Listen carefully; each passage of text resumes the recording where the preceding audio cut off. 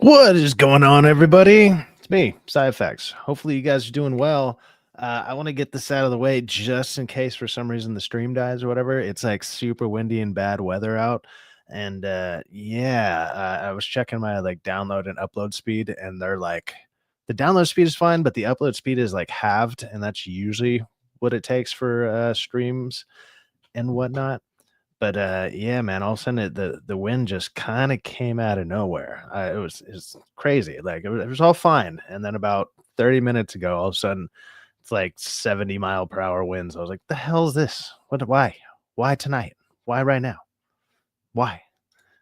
Just makes me just like I have to remove stuff. Whoops, remove.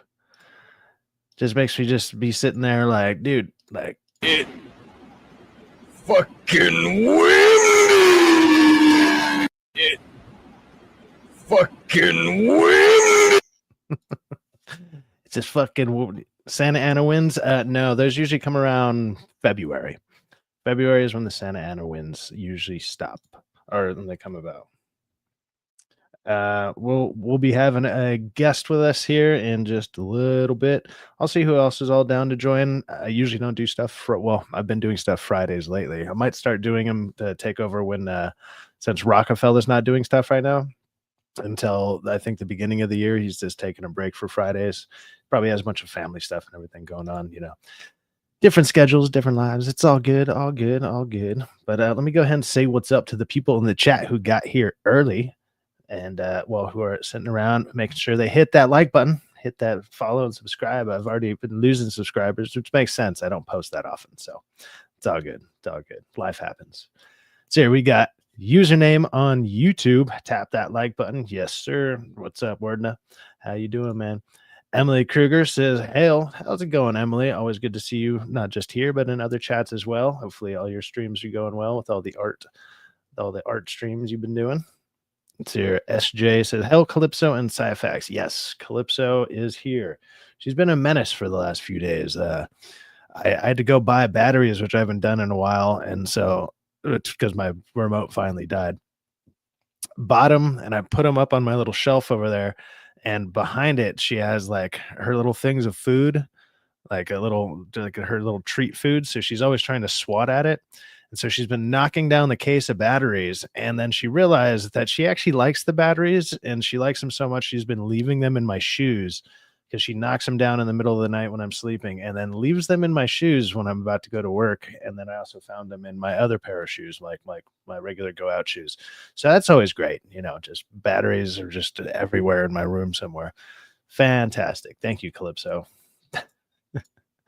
SJ also says hi to the other people in the chat. That's what's up. Debbie the Dog says hello all. Smiley face. What's going on, Debbie the Dog? SJ, smash that like button. Absolutely. Do it to it. Do it to it.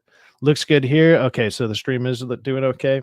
Yeah, my internet speed, like I said, it should be fine because I'm hard connected into it. It shouldn't be a big deal. But I did notice that half my upload speed is gone. It's usually like over 100 and it's sitting at like 40 something. But usually for streams, you only need about 20, 25 to have them run decently anyways. So it should be fine in theory. But we'll see. The Santa Ana winds, like I said, that actually happens more towards the beginning of the year, like February-ish is when those come around. Those are pretty brutal, man. Those will shake a whole house. 90 miles to 110, even higher sometimes. Pretty crazy. Rock and Kerpa have been slaying dragons. Yeah, I've been seeing that, but since Rockefeller's East Coast and Kerpa's far East Coast. He's out in like Sweden or whatever. And so when they're streaming, I'm at work. So I'd love to be playing. That'd be great. That'd be a lot of fun. Stacy Gardner, hey, what's going on, Stacy? It's been a minute since I've seen you, brother. Hopefully you're doing well. Hopefully the gaming streams and all that are doing well. And yeah, dude, good to see you. Miss Sparkles, hey, sexy man. What's up, lady? How you doing? What's going on with you? He is more connected into it. You mean my internet? Yes, absolutely. Yes. Real Plonk says, hi, Plonk. What's going on, Plonk? Good to see you, dude. Good to see you, man. Hopefully, all is well with your plonk and plonkingness. And you know what? Plonk to you. Plonk to you. You and yours. Just plonk to you and yours. Debbie Dog saying hello. And Stacy Gardner says, I'm doing good. Right on, right on. So I'm caught up with the people in the chat. Angel will be joining me here in just a little bit. He's on a phone call. Miss Sparkle says, I was trying to make it sexual. Didn't work. Yeah, I might have missed it. You know, sometimes without hearing somebody's voice, it's you miss the cues. Cue the Barry White music. Yeah. Gonna lay you down. Anyways, there's been a lot going on in the media lately. Like sort of. If you're interested in that kind of stuff. Like all the press again for Wicked. Wicked 2, Wicked for Good, or whatever. Cynthia Erivo and Ariana Grande out there.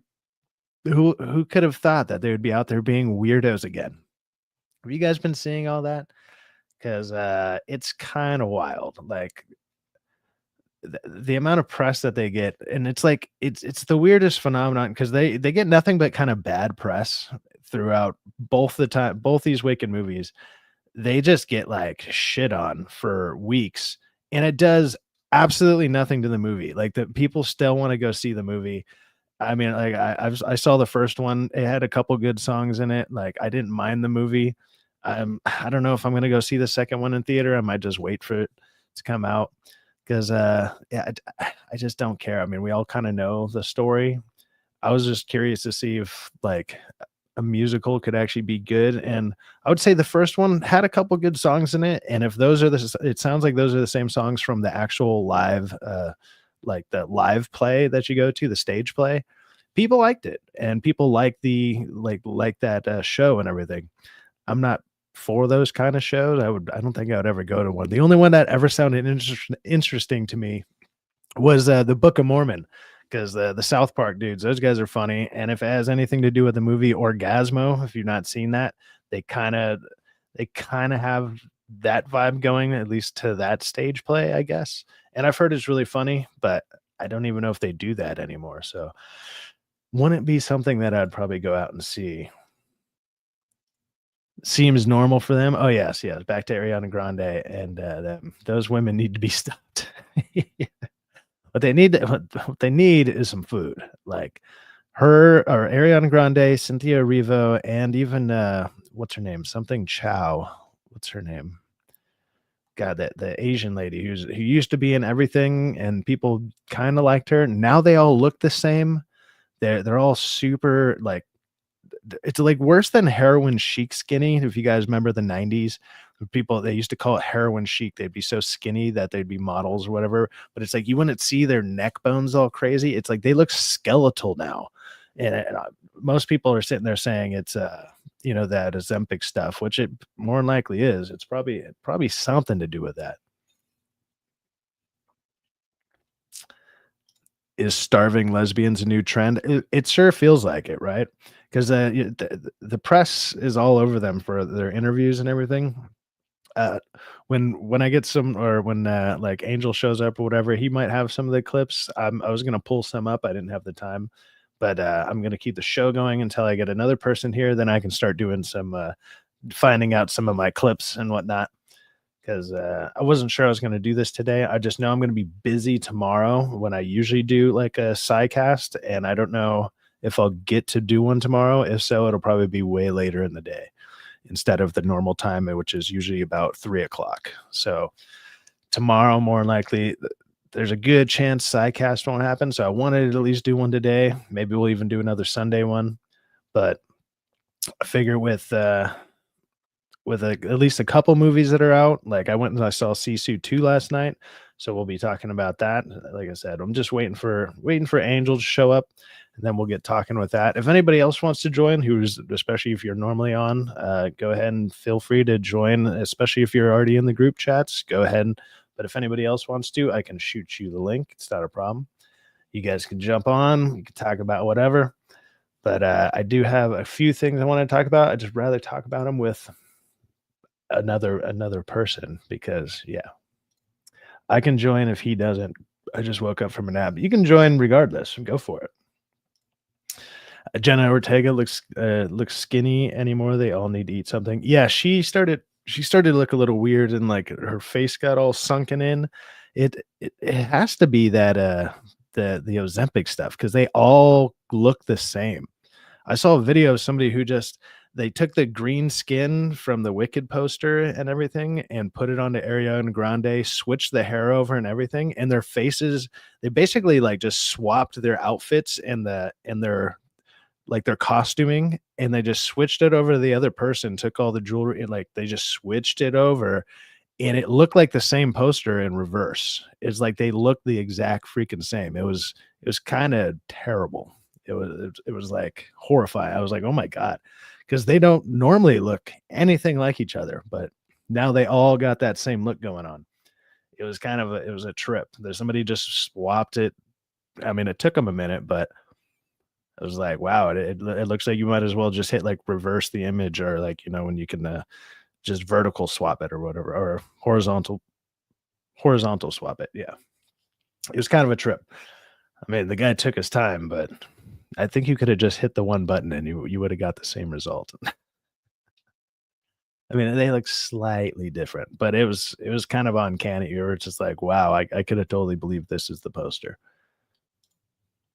Let me see here. What do we got going on over at X? Let's see here. I have some things bookmarked. Let's see what I got going on here. Oh, the stuff I have bookmarked is stuff I want to talk to with Angel. Damn it. Inverse. Yeah. Yeah. They like inverse the image basically. See, we got 91 Moon Knight says, "Hey, matey, cheers and mateys." Yes. What's going on, Moon Knight? Hopefully, you guys are all having a good Friday night, chill Friday night. I'm just relaxing, man. Long week of work, especially with the rain. Rain always kind of fucks things up here in California. It just nobody knows how to drive. It's like everyone just forgets for some reason. It's like, dude, it's just go like 5 miles per hour slower if you need to. You're fine. You're okay. They don't get it. They absolutely do not get it. And it's annoying because it happens every goddamn time. Every single time. Like the traffic out here makes zero sense. There's times where I could do something that should take 25 minutes on a drive, and it'll be an hour and 30 minutes just because it's raining. And it's like, why is it? Why? And you'd think, oh, well, more accidents. Nope, not even that. You can't even sit there and claim those. It just it's terrible. I mean, when Angel shows up, he'll be able to tell you because he had to deal with that shit too, and it's pretty damn annoying, man. But yeah, I think he should be. Shout out to my brothers from the block. Cause I got a Glock and it cost them a lot. Yes, they keep that strap for the enemies in case the enemies bring that too. They load up the chopper, let it spray. Okay. If the ops try to play, they gon' blow them away. Yes, they keep that strap for the enemies. When it's time for some get back, chopper it go click, clack, boom. Got Angel just showed up. I don't know if he's actually in the background or just waiting or what. Let's see here. There we go. I think he's still on mute right now. He'll be here in a second. I'm here. I'm what's going on, Angel? Doing some stuff in the background here, trying to set up some other live streams. Trying to put it up on X right now. Yeah, go for it, man. If stream it through yours too. You should be able to click the button, right? Where it just Yeah, I'm doing it right now. I'm just trying to set it up on both. Trying to test it out, see how it goes. See, 91 Moon Knight says, yeah, it's a good Friday night. Right on, man. It's raining here now. People just can't drive in the rain. Absolutely. I remember DA's rant about, oh, did he went off on one too? I'm sure every time it rains, you're going to hear anybody from California bitch and moan about it. And it's like, I don't get it because my driving's just fine in the rain. It's all good. It's all good. It's everybody else. everybody else. Angel has his own intro music. Pretty much everybody has some type of intro that if you're here long enough, I'll make you some type of intro. Usually they're ridiculous. I try to make them as ridiculous as possible because why not? When I need to make one for, oh my God, what happened? I guess this is how the stream works on X as well. Because I'm like I said, I put the X and the YouTube. I'm just trying it out just to see. Since I'm paying for the damn X as well. It put us in vertical mode, I guess. That's weird. Like on, I guess for X, that's how you could set it up. It's like what's recommended for X. Huh. It's weird. I've never, never, like I said, I'm just trying it out. Yeah, go for it. I've never seen it. I'm just seeing myself twice now in the background. I'm like, what is happening? What is this? Yeah, because we're on X as well. We pimping, dude. We pimping right now. What you talking about? We're all over the place. We're multi-streaming. That's what that $11 a month does for you when you know what I'm saying? Oh yeah, there you go. $11. Brutal. I'm telling you, that's what that $11 for that blue mark, for that blue check. I'm official. So I don't remember what clip how's everybody doing. I don't remember what clip this is. We're gonna play it anyway. I'm gay. I'm a lesbian. I am actually pansexual. I am transgender.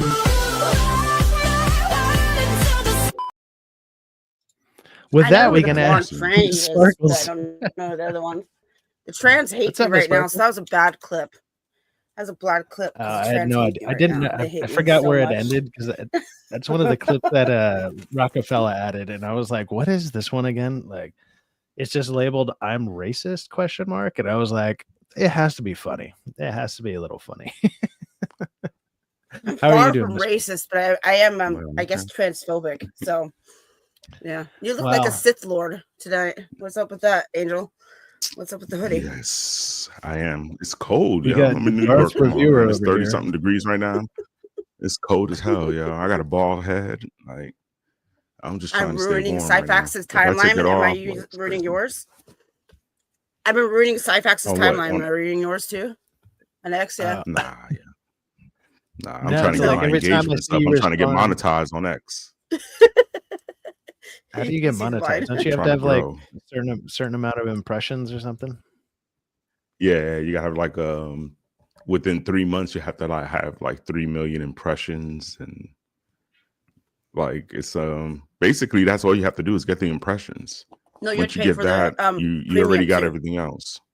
No, you have to pay. He's already paying. Well, I'm already paying for it. I'm paying. Okay, yeah, because I could get it. I could get monetized.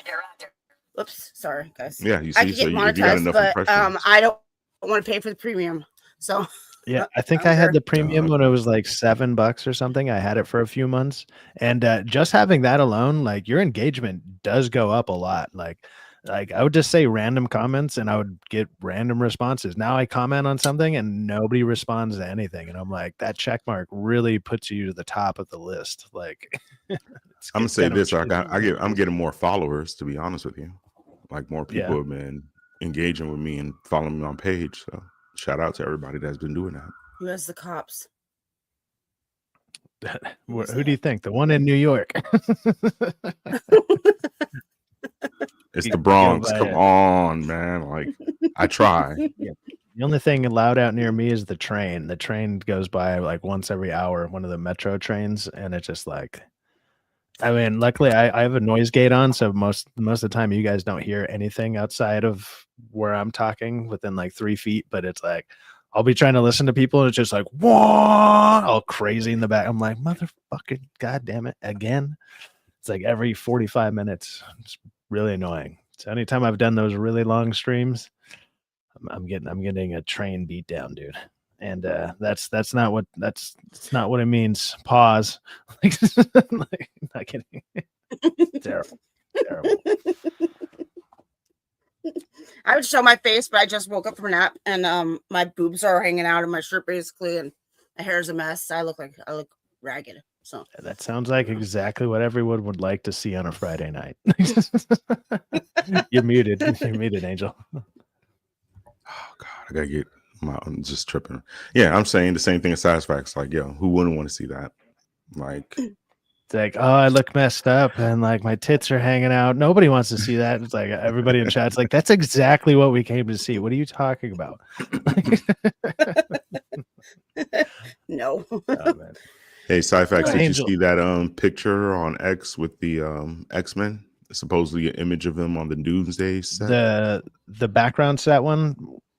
No, the one with the whole like the cast supposedly of X-Men, like Oh, they're all at like the makeup chairs and stuff, right? Kind of like I saw it for like a second, and I think Jeremy or somebody commented on it and was like, I'm gonna send you the link real quick so you can pull it up.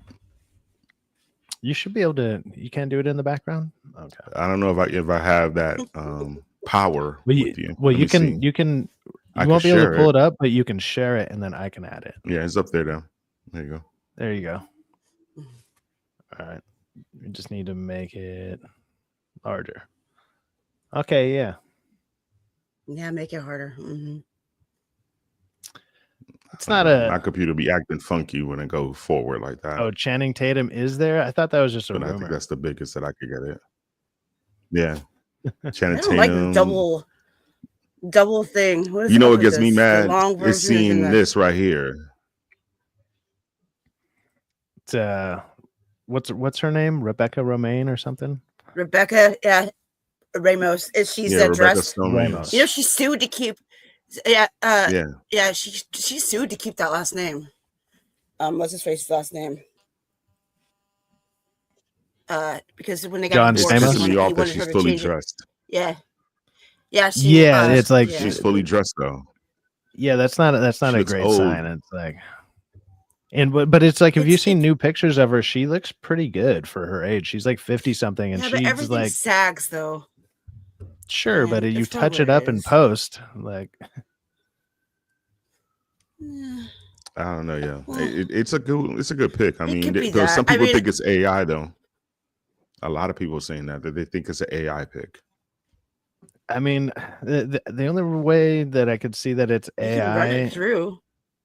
See if it is. You might be able to do that, but it's like, what is it? It's like all them on the same Gronk. day. Let's see. I got Gronk.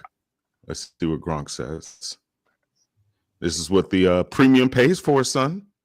There you go. Well, I can use Gronk. I just don't think I don't think I get the better Gronk. Yeah. I have it downloaded separately. Mystique is how I make videos. Although wonder how she shapeshifts with her clothes on. Do her clothes shapeshift with her? It usually seems like they do. Like at least in the movies. Yeah, in the cartoon. Yeah, the cartoon and the movies and stuff. It seems like whatever's touching her also changes, because she'll change it. Like even in the cartoon, the X-Men '97 one that came out, it's like she'll turn into like the Hulk and then into like Juggernaut or whatever. And it's like those people are totally different costumes, and they're I love X-Men. Let the Gronk decide if it's the father. I mean, if it's real or not. Yeah. Gronk be on it though. I like Gronk. He be on it. Me too. But yeah, what I do is I like to run images through it, and then it'll decide to make a video out of it. Like what kind of video it like does.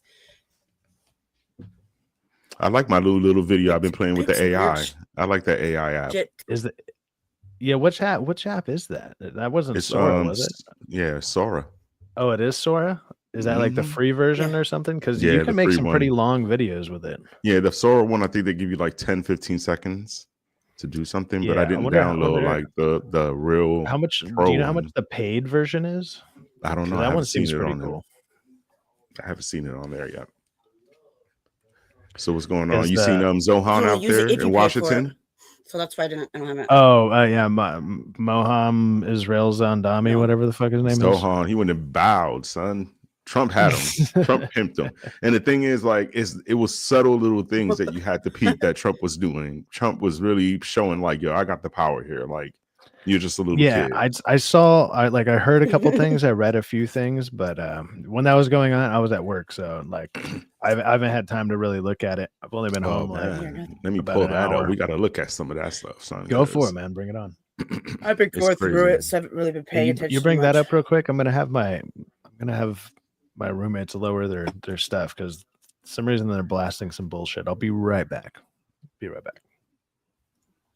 But here, If you right. pull up a screen that you want to share, I'll go ahead and Mhm. throw it on there so you can be doing stuff in the background. You just share your screen. on there. I got you. I'm about to pull it up right now. I'm just trying to get the best clip for him. You know, I wonder if I can add multiple administrators or whatever, because you're on I here think, more than Rockefeller is. I'm not sure. I think if you're paying for the regular one, I think you can only put one or the other. That's it. Like I was looking for that option as well. I was like, can I put on something more? He was like, nah. Like multiple people. Like I thought you could. You got to pay for like that real expensive one. Oh, okay. Because it's like I have him set as like he can do whatever that like he could just jump onto the account if he wanted to. And I was like, I wonder if I could do the next tier lower. Nah, because I think they only give you a choice of one person to put on there. Yeah, that's what I thought with the version that I have too. Yeah, I got the same one. Trust me, I was on it. I was looking to see if I could try to put both, but I had to delete him and then put you on there. So yeah, it is what it is. Because right now he's busy. Yeah, he's busy. He's been video gaming it all morning. Shout out to Rock, but I don't know how he does it. Anytime I'm on lunch or my breaks and stuff, and I just scroll through the YouTube. I'm just like, he's on there fucking playing Night Rain with what's his name, fucking Kerpa, all the time, just Night Raining it up. Dude, they be on it, yo. Like for 3 or 4 hours straight. I'm like, yeah, okay, well. All the groups I hang out with, they've all disbanded. Like they're not together anymore. All of drama. Not me. I haven't started nothing, but everyone's been drama lately. I mean, as far as like the people that we normally are streaming with, I think everyone's just busy for the holidays. Like there's nothing that happened. It's just like Rock's like, oh, I'm basically taking off until the end of the year. And it's like, okay. And he's just gaming it up. But let's go ahead and add that to the stage. I bought that Arc Raiders game. Back. I'm about to start doing that one. Yeah, I was going to talk to you about that. I'll talk to you when I'm back. I'll be right back. So yeah, look at this clip right here. This is when they're asking him basically about, what was going on in the warehouse. His country would risk. So let me start this from the beginning. Asked about your comment calling the president a fascist, and your answer was, "Both President Trump and I have been clear about our positions and our views." Mm-hmm. Are you affirming that you think President Trump is a fascist? I've spoken about. That's okay. You can just say yes. Okay. Okay. It's easier. It's easier than explaining it. I don't mind. And I wanted to ask you also. Like right there, that's how you know Trump is a pimp. You know what I'm saying? Like Zohan basically was about to say he was about to do a excuse my language, but he was about to suck dick. He was basically about to try to be nice and not say that he was a fascist. He was going to be like, well, Trump was like, you know what? Just keep it real. Say what you feel. You know what I'm saying? It's more easier. Like, stop lying. You know what I mean? But this is kind of the thing that Trump's been doing. Like Trump, yeah, like why are you explaining yourself? You feel how you feel, that's it. But Trump was owning this guy, like left and right. It was just crazy. Look at the pictures they were taking. He's like the dude in Europe area, right? New York? Yeah. Mm-hmm. Right? And he's the one that my mom was showing me about him, Yeah, and look at how he's standing. Like, this is another pimp move. How you going to have somebody standing the whole time and you're sitting? You know what I'm saying? Like, that's a sign of power. Like, you're having this guy standing up like a fool. You know what I'm saying? Like, he literally, anybody else would have been sitting on the side of that office, that desk, but he had him standing up. That's a sign of power. Yeah, and then his hands on him too, which really is had this too, guy like looking like an idiot. Look at this. Meeting. I think you're going to have hopefully a really. But look at the good things he was saying. This is another pimp move. He was saying good things about him. I feel very confident that he can do a very good job. I think he is going to surprise some conservative people. Actually, he said a lot of my voters actually voted for him, and I'm okay with that. He wants to have a safe New York. Ultimately, a safe New York is going to be a great New York. And we talked about Con Edison. We have to work a little bit on getting the prices because, we've gotten fuel prices way down. Trump took his stuff and is owning it because Madani barely is saying anything. If we're selling that fuel at a much lower price than it was a year ago, which is true. And the way he's holding his hands, that's like a sign of weakness. Body language wise. Yeah, it's also like him protecting himself. Yeah. I've spoken about self-soothing type thing too. Okay. It's easier. It's easier than explaining it. I don't know. We had patted him like, boy, go ahead. Conversation, and some of his ideas really are the same ideas that I have. And he said some things that were very interesting as to housing construction and He wants to see houses go up. He wants to see. Now, what I think that Trump did in back office, he did a background deal, like a back office deal with this guy. People would be shocked, but because Trump came out too nice. So Trump in the background let him know. We had a meeting today that actually surprised me. He wants to see no crime. He wants to see housing being built. He wants to My see rents state, coming though, my down, all state's things that I fighting agree with. He'd like to every see 'em come freaking down, thing. ideally, by building And all over additional Facebook, the housing. Bob That's Ferguson the guy ultimate way. He is agrees like with that, putting and down so do I, but everything. If I read the It's awful. Taxes newspapers so and the high. stories, I don't hear that, but I heard him say it today. What's and I think crazy that's is a very like positive Trump step. really I has this expect guy, to be not helping Trump, him, but not in hurting general, him. A big help. the system. This is what I Because love I about want New America. York No City matter to be what great. I happens, think this that people America think do some that things fearful that are gonna things be is going to really happen. We're no matter what a nation about checks and balances. Like Yeah, we I would. make sure that you Especially still after have the to meeting. go through Absolutely. so much We agree red on a tape lot to more than get I would have something thought. done. I want him to do a great And job. that's the issue And for we'll this help him guy. do He a has great too job. much red I tape have to a go very through. long drive. I'll stick up for you. You know, the plane takes you 30 minutes and driving takes you a little. Yeah, my state, they're trying to do, we don't have state tax here, and they want to do a state tax here. We've never had that. I don't know. My state's really bad. So which state you're in? Washington. I thought you knew that. No. I thought that's what you said. Washington. Oh, you meant Washington. This Washington. Yeah, I meant Washington, I thought you meant D.C. my or state. Washington I'm in State? Washington State. Yeah, I'm in Okay. Washington State. Yeah. But it's basically, I mean, this guy went up there because he's begging for money. He needs money. You know what I'm saying? Because Albany already said it, or the governor already said that she's not going to raise any taxes. So, and then they do not want to drive away any businesses. So this is what Trump basically, I think what Trump did. Trump was like, you know what? In order for you to get housing, what you want, you cannot freeze the rent.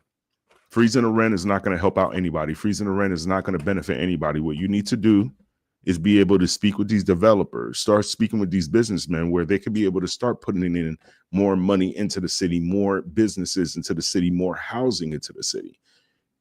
Mandani needs to understand, yeah, you want to be a communist and whatever you want to do, but even so, if you want to be a communist, be a smart communist.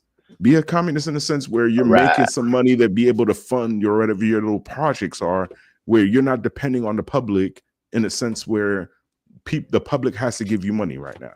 Yeah, the government is the one right now that like New York City gets 150, what is it? $150 billion every year from the government. Like they get so much money just from the government. Like New York State gets so much, and it's like he needs that money. It's like where's your money going to? And it's like, I mean, everybody saw him basically immediately backtrack as soon as he got in. Like he put out that video. It's like you could start sending us money again. By the way, you know, he knows that he everything that he wanted to do, he knows that he cannot do it, and now his supporters are pissed. If he was to go on Blue Sky right now, they are dissing the shit out of him right now. They're like, oh, we thought you was going to go in there and let him know. And we thought that like, that's what all these young kids thought that it was going to happen. I kind of thought it was going to be a shouting match, but Trump played it right. When you get the PDF files on against you, I mean, it must be rough out there. Those are your main supporters, man. Yeah, Trump played it right. I'm telling you, like Trump, he did a smart business move in regards to this. And what he actually did too, he pissed off the Democratic Party because none of the Democratic parties is trying to even fuck with this guy. Like they're not trying to even, back him in any way. They're not trying to support him in any way.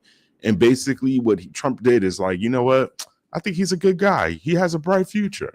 You know what? Mm-hmm. Like, hey, I may not agree with everything, but there's some of the things that I do agree with. And you know what was the player card that Trump did today? They basically asked him, "Hey Trump, you know what I mean? You haven't been in New York in years. If you were to live in New York right now under this guy's regime, would you stay? Would you move?" He was like, "No, I'll stay. I don't see anything wrong. I don't think anything bad is going to happen." Yeah, you know what I'm saying? Like Trump is like, playing this guy. Yeah, it's like good luck out there. It's such a New York funny move. It's such a business move. I've asked a couple people out here who were just like basically happy that this guy won, and I was like, why? Why would you want that communist stuff? And they're like, well, and they said the same thing that every fucking communist says, where it's like, well, we haven't really tried it out here. It could work here. It's like, do you not know anything about fucking history? Like, have you not seen what happened to like because of communist takeover. They have it like, what is it, 10 times the amount of people that died in like the Holocaust from like even more than that even. Like, do you not understand what happens with that when that actually becomes a reality? They don't understand. They do not get it. And it's like, you'll see it firsthand. But then the next argument is like, well, what if it actually works there? And it's like, okay, we'll see. Go ahead, go for it. Just fucking do it. You know, you're in the fuck around stage. Have fun. Go fuck around. It's what usually happens after you fuck around. You find out. I mean, he needs that. That's the thing. He needs it. Like, he needs the money. He knows he needs the support from the presidency. If he doesn't get it, he none of his projects is going to happen. None of them. So no, and the kind of people that he needs to stay there to help fund that, or if his taxes go through, which then he's not even high enough up in the food chain to actually increase the taxes, because they even said that, like, the governor was like, yeah, we're not doing that. Yeah. Right. It didn't that chick governor or whatever, she was like, yeah, we're not doing any of that. What are you talking about? And it's like, the person who could do that said no, but you're gonna believe this guy? He's gonna fucking make it happen? What are you talking about? Like, they don't understand the hierarchy. It's like, this guy, he's just saying nonsense to get elected. That's all he did. That's 100% what he did. Trump has been doing a lot today. And another thing he just did in the past hour, I don't know if you know about like Minnesota, how Minnesota has a big Somalian population out there. So in Minnesota, no, yeah, in Minnesota, there's a big Somalian population. That's where that other chick is from. What's her name? Elise Solhan or whatever her name is. But anyway, they've been doing a big like fraud within Medicaid in Somalia, in Minnesota with the Somalian population. So Trump is basically saying, like, you know what? Trump is like, you know what? I'm about to strip all of your temporary status in regards to temporary status as far as immigration is here. And then he's like, you know what? I'm about to start deporting all of y'all. Like, y'all about to go. It's over. Like, it's a wrap. And everybody's starting to get pissed off over there right now.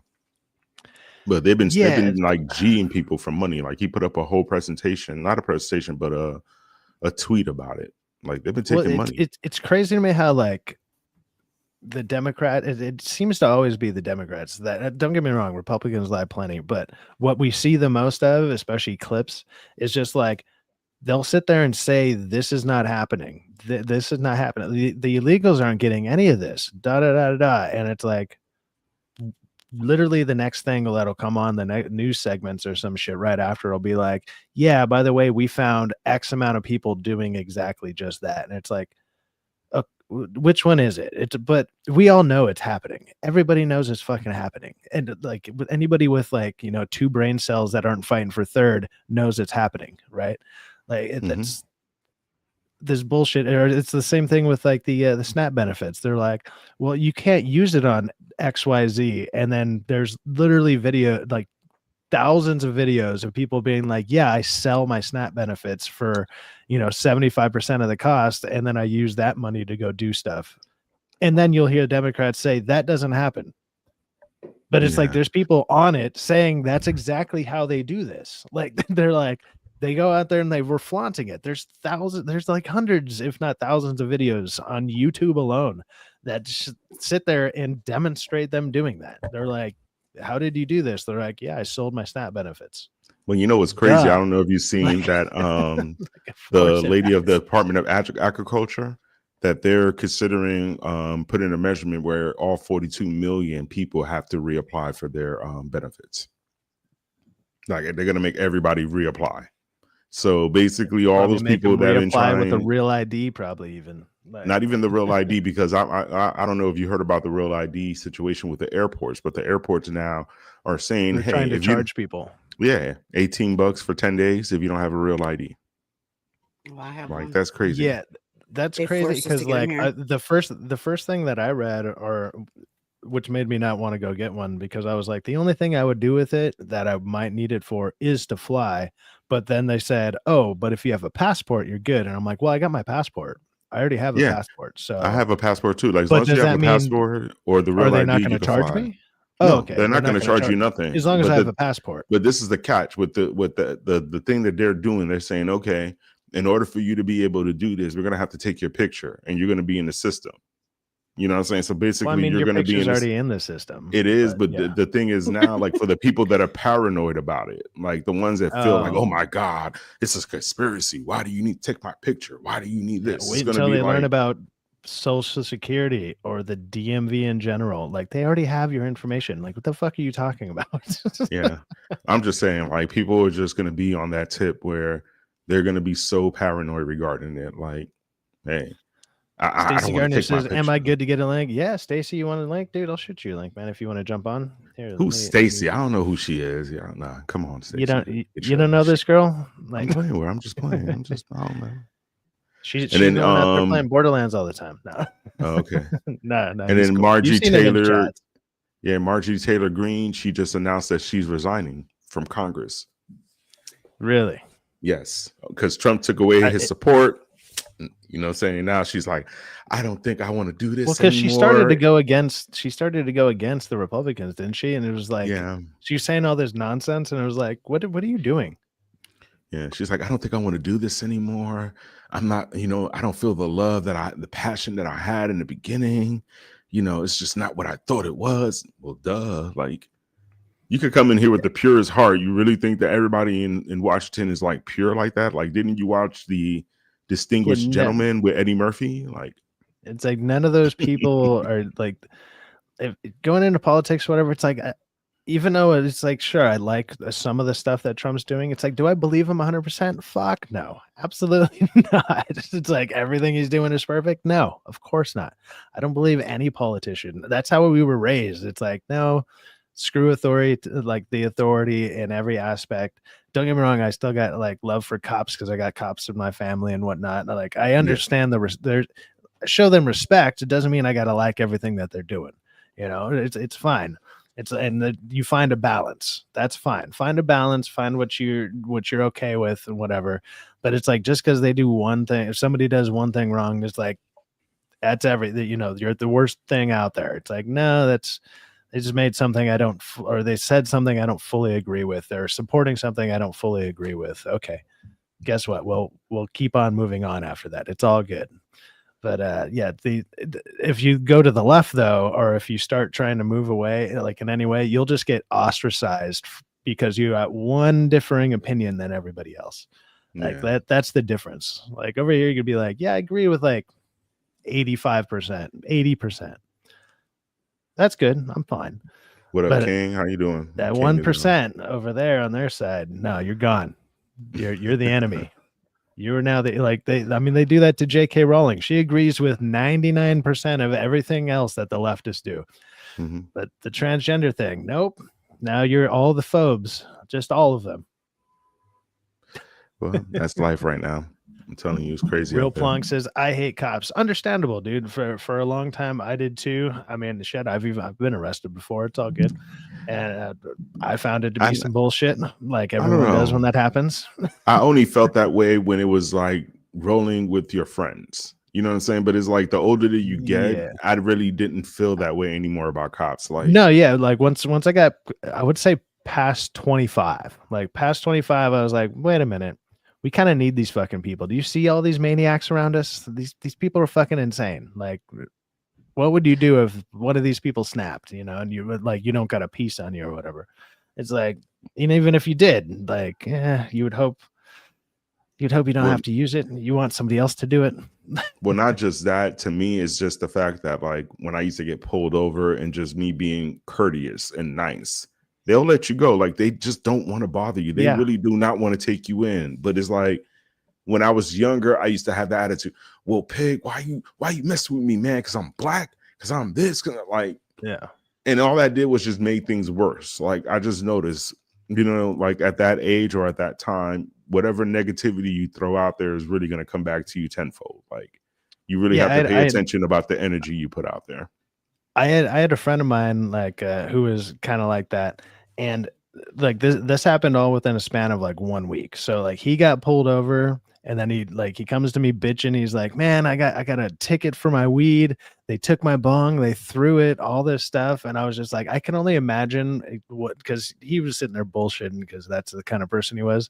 But he's like, man, I didn't do nothing wrong. Everything was fine. And I was like, it's your attitude, man. I guarantee you were giving him fucking lip and whatever. Because the week right after that, I got pulled over. And they were like, do you got anything in the car? And I was like, I got weed under my seat and there's like a plastic bong in the trunk. And they were like, oh, we don't care about any of that. And I was like, all right, dude. And they were like, can we search your car? I was like, here's my keys. Like, just go for it. They saw the 2 items and they were just like, because they passed the law where it was like, you could have a certain amount of whatever on you. And like they didn't care because I was just like, here, man, go for it. And I even remember before that law, like as long as you told the cop the truth, you know what I'm saying? Like they don't care. They really don't care. Like they'll sit there and be like, okay, just don't have that around you. Here's a ticket. You know what I'm saying? Like they want to hit their quota. But other than that, they're not trying to mess with you. They're not trying to bother you like that. People just like to make things hard for themselves. You know what I'm saying? They want to be rebels and show that they're rebels. I remember for mine, like they told me the place I left, and I wasn't aware of this. It was a friend of mine's house, but apparently his brother was like a drug dealer of like he either was selling like tweak or heroin or some shit. He was doing heavy shit. Like he was selling, and we had no idea. We all just smoked weed. Like my friend that lived there, but apparently his older brother was like having his house looked at. So anybody that left there, because we went there for his birthday and we left, and there was a couple of us that got pulled over because we all talked about it. Like the next day, it was like, dude, it was weird on the way home. I got pulled over, and they're like, so did I. And we kind of all had the same story. They were looking for heavier drugs, and we're like, whoa, no. We know the little brother. We don't know anything about that dude. Yeah. Whatever he's doing, I don't know it. And even if I did, I'm still not telling you, but I literally don't know. I've never even met him. So couldn't tell you. Like, so it was a trip though. So what's some of the topics you got lined up? Cause I was curious what movies did you see this week? Did you go see any? Nah, man, my AMC is on lockdown right now, dude. My check didn't come late, and honestly, I really didn't even feel like going. Even if I had the AMC, I didn't have that feeling like, oh, let me go. I feel you on that, man. You know what I'm saying? Like it was the only movie I was looking forward to was Sisu 2. How was that? And I saw it last night.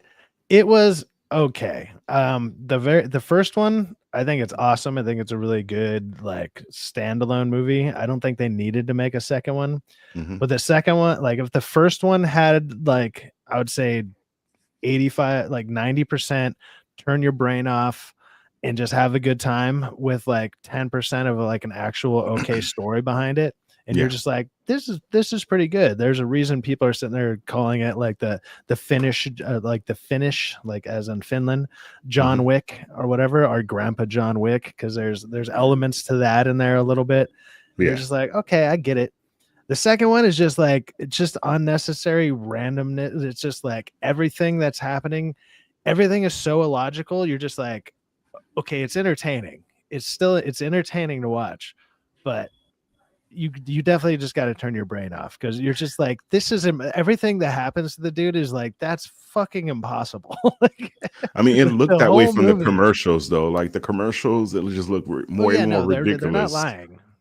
Like especially with the airplane flying off the back of the truck, and I was like, what the hell? And the way that he pulls that off, and like there's scenes that happen in it to where it just like, so the movie's told in chapters. Even the first movie was, so it'll be like chapter 1, boom, and it's like done in like 10 to 15 minute segments, and it's a little under an hour and a half, so it's very quick paced, whatever.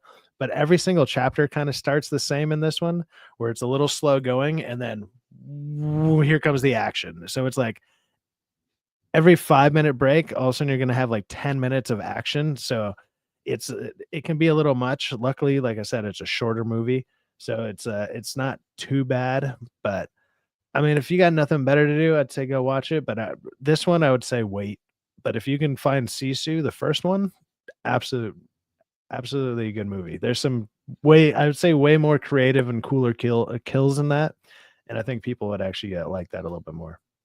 With that being said, we got Stacy Gardner in the background. What's going on, Stacy? What's up, guys? What's going on, man? How you doing? I'm doing good. Just enjoying my day off right now before hell starts.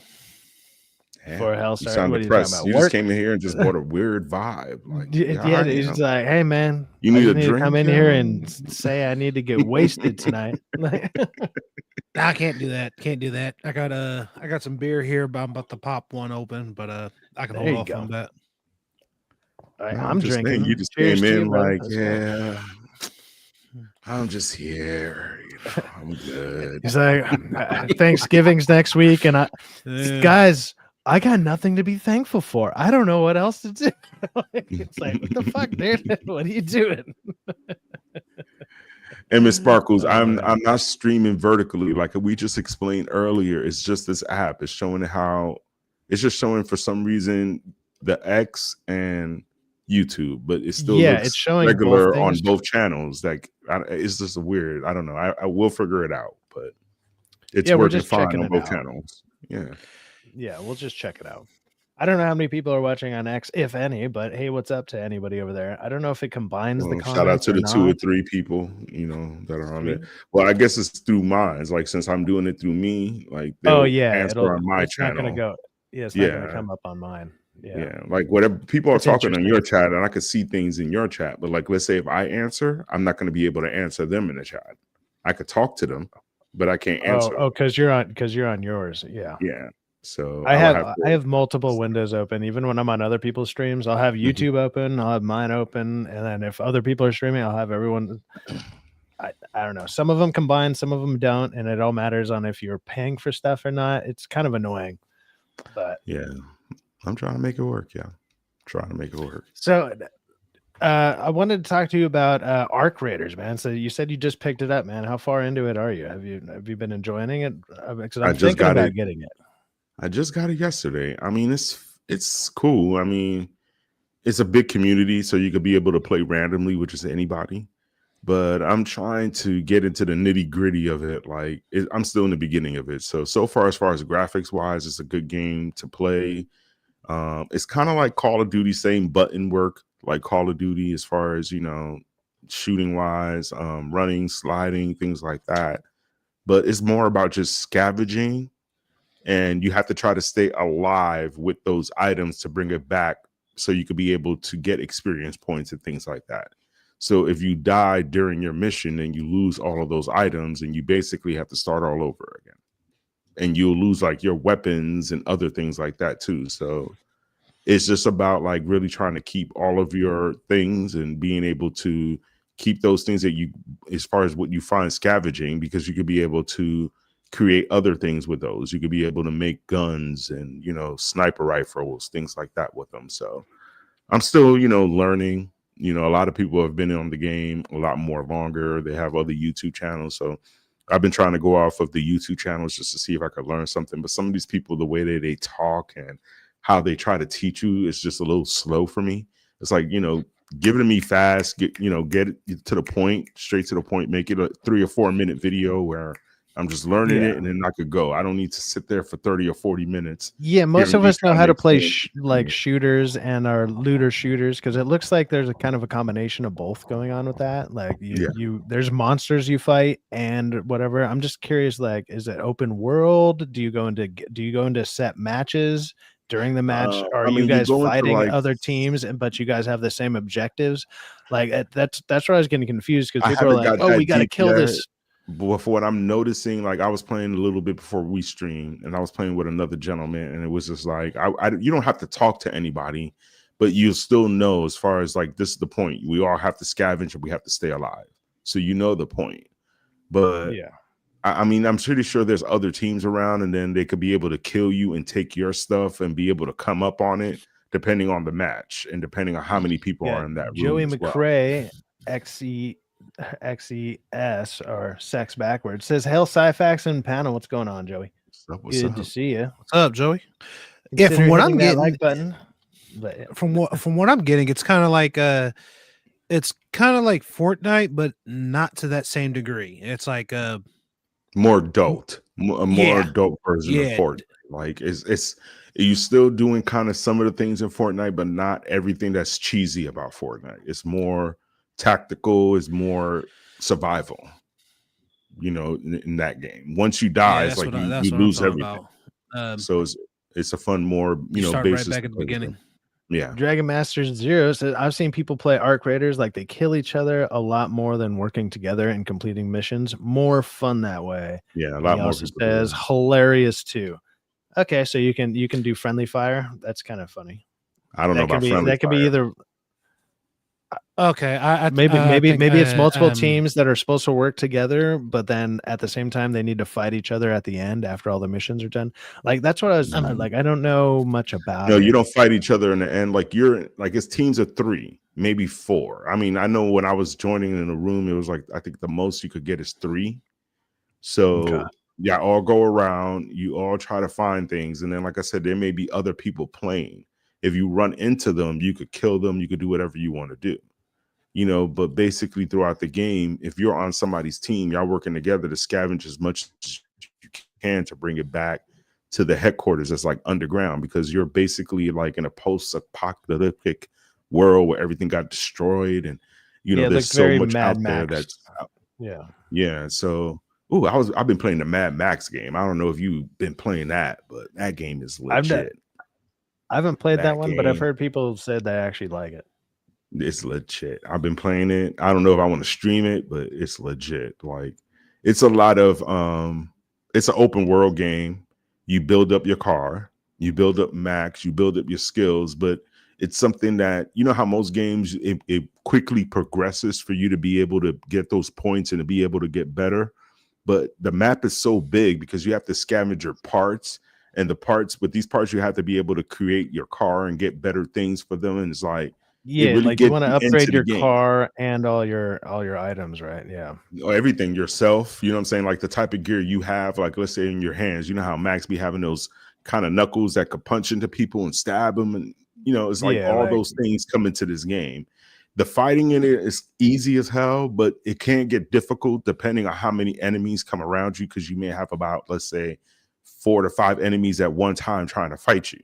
So you got to be able to block, punch, block, punch. You doesn't have like the Batman thing where you can just spam Y or like spam triangle and you're just countering everything. Like, well, it's just Y you could counter, but it's not as quick as Batman. Like how Batman is real pap ninja, and he could hit 4 or 5. It's not that type of a quick moves, but you could go from one. You got to be a little bit more strategic or something. Yeah, you have to. Okay, so basically have either of you played Street Fighter? Because I'm getting what. Which one? Yeah. The newest one or no? I would say you can either say 3 or 4. In the arcades, I have, but I never played like the story mode or nothing like that. All right, so basically, from what I'm getting from what Angel's saying, it's kind of like Dudley. Dudley has this move where he'll look like he'll do the one sin a boxer should never do. He'll put his hands down, stand completely still, and the minute you touch him, he counters you. That's what I'm getting from it. Well, I mean, that the feel of what you're saying is like that, but he did in Mad Max, he's still boxing. Like he still has his hands up, and let's say if another guy's about to hit him, the Y will come up where it'll give you a chance to be like, okay, block it. You could block it, and then when you counter, that's really the only way that you could be able to hit these guys. You have to counter first, and then you could pat, beat them up. Because some of these guys will come at you with knives. They're fast. They're very tactical in the game. Like I said, the more you progress in this game, it gets more fun. And especially with the car, because once you start building up the car, you're in an open world. So you're out in the desert, you're out, on cliffs, things like that. And then you'll have those other cars out there in the open world chasing you. So they're trying to, blow up your car. They're trying to destroy you. And then you have like a mechanic riding with you on your car. So like, let's say if your car is about to blow up, or if you feel like you got too much damage, you could just jump out the car real quick, let the mechanic fix it up while you're out there trying to fight other people. Then you could jump right back into the car. Like you have options with the car. It's like survival. And then even with your health doesn't regenerate on its own after missions. You still have to go out there and find water.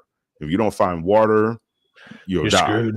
Yeah, and then you be eating like other things they do in there. You'll be eating like maggots. You'll eat dog food out of a can. Like they just be having you just survival out there. It's crazy. I think it's a game that you should be like. If you have Xbox Game Pass, is on Xbox Game Pass with it automatically. I don't know about PlayStation, but I know on Xbox they have the game straight up like it's cheap. Even if you wanted to buy the game on its own, it's like about maybe I would say the most $15. Okay, I'm gonna look into but that. Right now on that Black Friday deal, they're selling out everything right now. Right now, literally, I bought. I mean, the Arc Raiders game is $40 on its own. But tell me why they had MLB 2025 already. Matter of fact, no, 2020. Yeah, 2025. They had that for $10. At one point, that was like $69.99. They got it for $10 now. Yeah, you know what I'm saying? Yeah, because it's almost the end of the year. They're trying to get rid of that game, especially since next year, I think, right before the spring, they're going to try and get MLB. I mean, the show 26 out. So yeah, they trying to get a jump start. NBA 2K already, they have it down to $30. That should started off at like 60, 70. Madden, they got that down to like $30. They have even Assassin's Creed is down to like I think $40 right now on Xbox. The newest Assassin's Creed that just dropped. So that kind of makes sense because like when it comes to sports games near the end of the year, especially like ones where the end of the season's coming, they will drop that price like a brick. So that makes sense there. Well, the basketball season is different because that just started October. That always starts in October. You know what I'm saying? So for their game to already drop down by Thanksgiving to $30. Well, which studio owns that one again? That's 2K Games. Yeah, 2K Games. 2K Games. That's not the one that's being bought. That's not the one being bought by the Saudis right now. That's right? EA. No, that's EA. Okay, that's EA Sports. Okay, so that's like baseball and shit. From what I heard when it came to that deal with the Saudis, they're literally going to be like, look, we are not taking any chances. Any game you come up with, it has to make money. If it does not make money, not only will we not do any more in that entry, we will basically shut your studio down if you work for EA. They are literally on the chopping block, especially with that what was it, $20 to $40 million debt they already have on there. Yeah, they can't afford to take no chances. Yeah, that's why they're making more of their throwback games, because you notice at one point they weren't even trying to deal with college football. They're already dropping college football back again. Now they're about to drop college basketball. You know what I'm saying? And those were games back in, like, for me, those are nostalgic games. So those are games that I remember when I was young, 15, 16, playing those games. And it was fun to play them because back then, I remember playing one of them on like Nintendo 64 back in the day, where it's like, I used to play the basketball one all the time. Like, basketball was fun back in those days, because I remember back then that's when EA used to have that game. Let's say we used to playing that game, you used to be able to break the backboard. Like, that's breaking the backboard. Yeah, I remember those. Popular. I remember those. You know what I'm saying? So you will go in there with that EA thing. I remember even getting NBA Live 95 when it first came out. I had the first like couple of copies. I remember I was dating this girl. I made her come and get it for me. Psh, man, that was like, I had all my friends over. We were playing that for like maybe 3 or 4 days straight. We was up all day. Live, we got to play live. But I mean, the only thing that pisses me off is just the fact that these games try to really upcharge like $70. And it's like, I already know this is like a freaking car. It's going to depreciate in value. So why am I going to buy it as soon as it drops on the lot? I could wait. You know what I'm saying? Like, these games are going to be around for a while. It seems like a lot of the sports games too, they do that whole like it's almost like a gamble to like get certain players that you want, and then they drop a new one every fucking year. So it's like, well, if you finally got the character you want, you build your team you want, by the time you probably got all that done, the next game's already out. Like, but yeah, that's why I don't even waste my time too much with that. Like, normally when I get the basketball game, I'm a big person. I like to play the errors. So I will go back and I'll get, like, let's say some of my throwback teams that I like let's say, for example, the 89 Knicks, just as an example.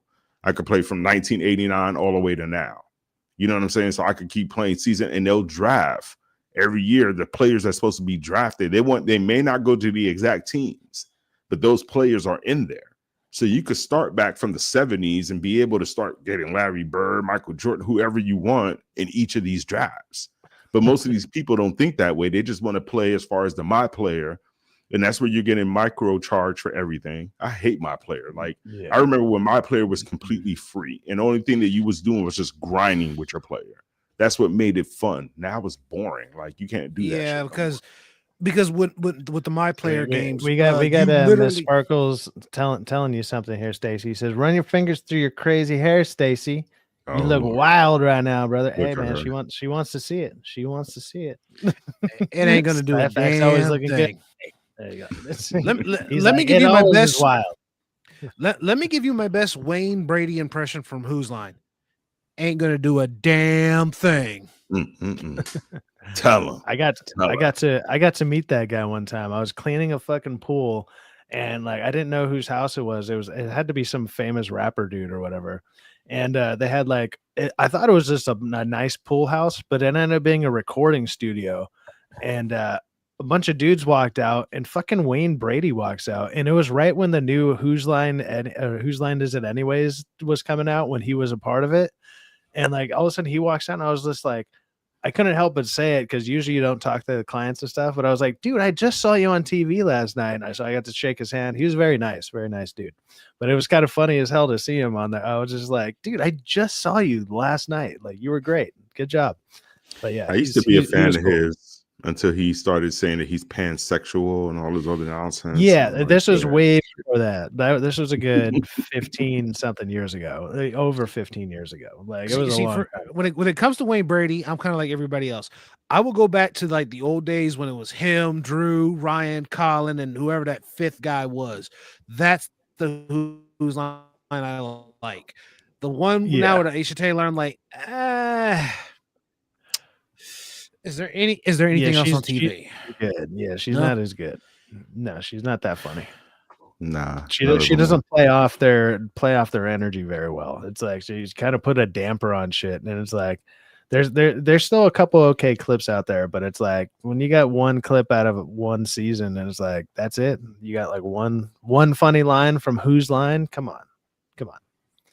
That doesn't work like that. I don't know. I'm not. I stopped watching it like after I think once I moved to Cali, I really just stopped watching that show. It wasn't interesting anymore. Yeah. Once Wayne Brady got on the Dave Chappelle show, it was like, what's the point of watching it anymore? I really watch it for Wayne Brady. He's gangster on the Dave Chappelle show. So that one episode he had that made him black for a few months. So I do have a topic. Wayne Brady gonna have to choke a bitch?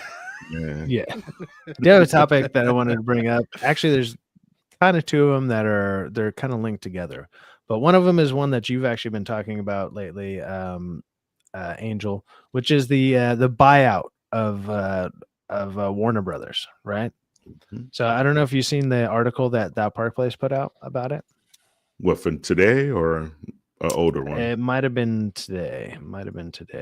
Let's see here. Let me see. It's Warner Brothers. Let's see here. What's the actual title of it? New Warner Bros. Bid reportedly undercut Zaslav's $30 goal. That's $30 per share, by the way. Have you seen this? I seen a WDW Pro video today that was covering that. Yeah, he covered this article just a bit, but I was like, I actually listened to it. I was like, really? Because I was kind of with David Zaslav because I actually have a couple shares of that, and I'm like, oh, please let it go to 30. Please let it go to 30 because I could just take that and just roll with it. But then when I heard about that, I was like, well, where's the gun? That just shot me in the foot. Well, I'll go through this real quick since more than likely you guys have seen some of this or heard about it. But see here, it starts off with the first round of Warner Bros. Bids has officially landed, and the early numbers reportedly don't come close to the $30 per share that CEO David Zaslav hoped to command. According to the On the Money, offers were delivered at noon on Thursday, and insiders say the winning figure will likely fall far short of Zaslav's target. Hey, it doesn't sound good for you, Stacy. Now that the real contenders have stepped onto the field, the picture of who's actually in the race is much more focused and much smaller than months of online discourse suggested. 3 real bidders. The New York Post report confirms the bidding war centers on just 3 major players: Paramount, Skydance, Comcast, and Netflix. Those are the ones that we've been talking about lately. Those have been I mean, even on this report here says, now that the real contenders stepped in, those have been the real contenders. Like who else was the bigger contender in that? Like there's speculation, but I think these have been the three main ones, right? Yeah, those have been the big three. It's the other thing is like people have been trying to play with the speculation, saying that hey, there may be more, there may be some. I'm sorry, when I'm hearing this from both DA and Pro, I'm like, there ain't no other three. It's just those guys.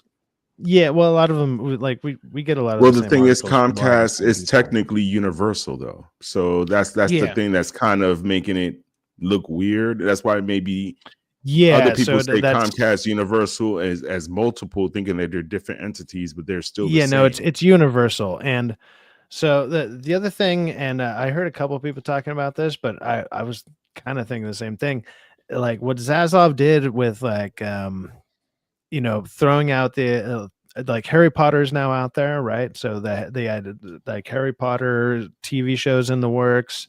You got stuff like the different DC movies that have been announced, but they're not really getting ready to film. Like some of them, like Supergirl's already been filmed, but Superman 2 has been announced. They announce all this stuff to make it seem like everything is going well. So Zaslav was hoping to boost that number up, and people are realizing like actually there's not a lot of good word of mouth about WB. Other than this year, they're one of the few studios that's actually been profitable. Like they've actually been profitable in their movies this year. Like because even the stuff that even like Superman didn't really make a lot of money, but it was still profitable-ish. But it's like stuff they do a lot of stuff like weapons and other things like that, where it was like smaller stuff that still made money.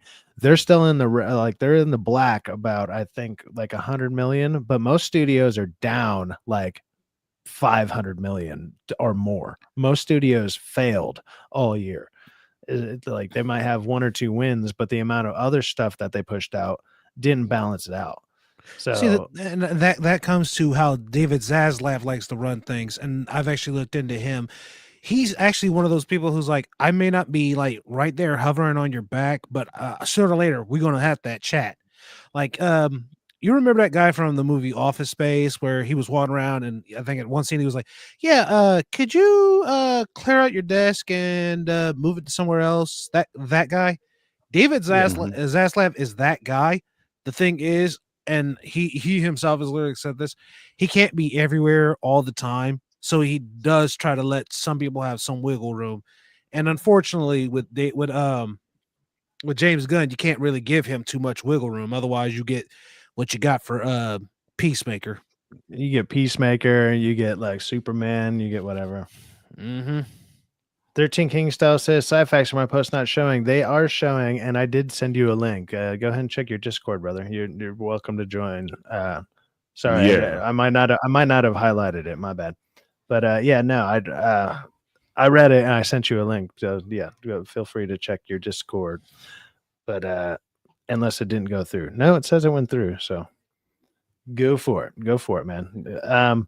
But yeah, no, Zaslav's definitely that guy. Like people were saying this about him when he first joined. Is like he's gonna be the one to like chop all the fat. Like he's just getting rid of all this loose stuff. He's the one that cut like Batgirl and stuff like that.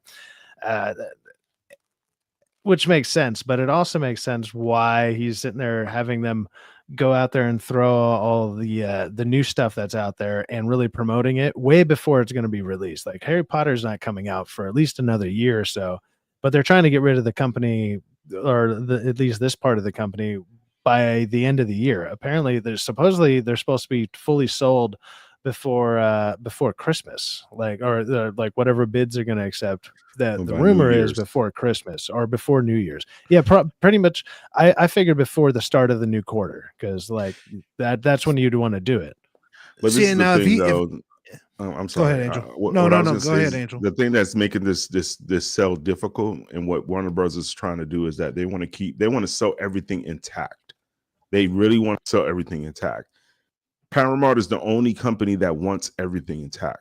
Comcast and Netflix does not want any of these entities that Warner Brothers have intact.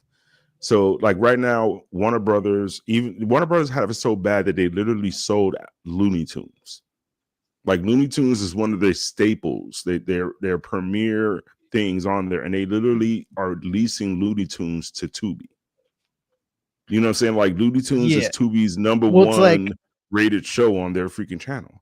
So it's just like the reason like say Comcast would be a good contender because Comcast has Universal. Universal has a bunch of Harry Potter stuff in their parks. So if they get it, they'll have like all the rights to Harry Potter and they can do whatever the fuck they want and they get all the money for it. No, well, they have a deal. They have a deal that they're still probably paying people to use. They're probably licensing it. They're probably licensing it. Universal, but if they own it, yeah. But the thing is, Universal owns the theme park. The thing is, when J.K. Rowling was shopping around as far as the rights for the theme park or anything theme park wise, she went to Warner Brothers first, but Warner Brothers didn't want to deal with it. That's why she went to Universal. So Universal has sole rights in regards to just theme park stuff. They can always do anything. I mean, I can't imagine. Well, I can't imagine why they'd want anything else other than to, maybe be able to start throwing superhero stuff into their parks. Which I mean, that Universal. Yeah, Universal, whatever. I mean, they don't have to because I mean, when I used to work for Universal, I never recall them really trying to throw the superheroes. They're more about nostalgia, so they're trying to throw out more of their movies, their there's TV shows. There's a lot of nostalgia in I'm not saying that there isn't, but name a Universal superhero movie that you could think of because they really haven't created that many.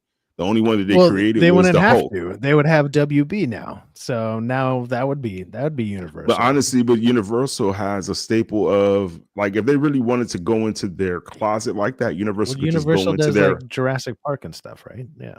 Yeah, but what I'm saying is that Universal has like a perfect example. If you was to go to Universal's theme park right now, if you was to go to Universal's theme park, they have the Dark Universe, which is Frankenstein, the werewolf, you know what I'm saying? Dracula, all of those staple monsters, they own those monsters. That's their creations. So it's like people could play around with those other things and do Dracula things, but they're the original content creators in regards to horror.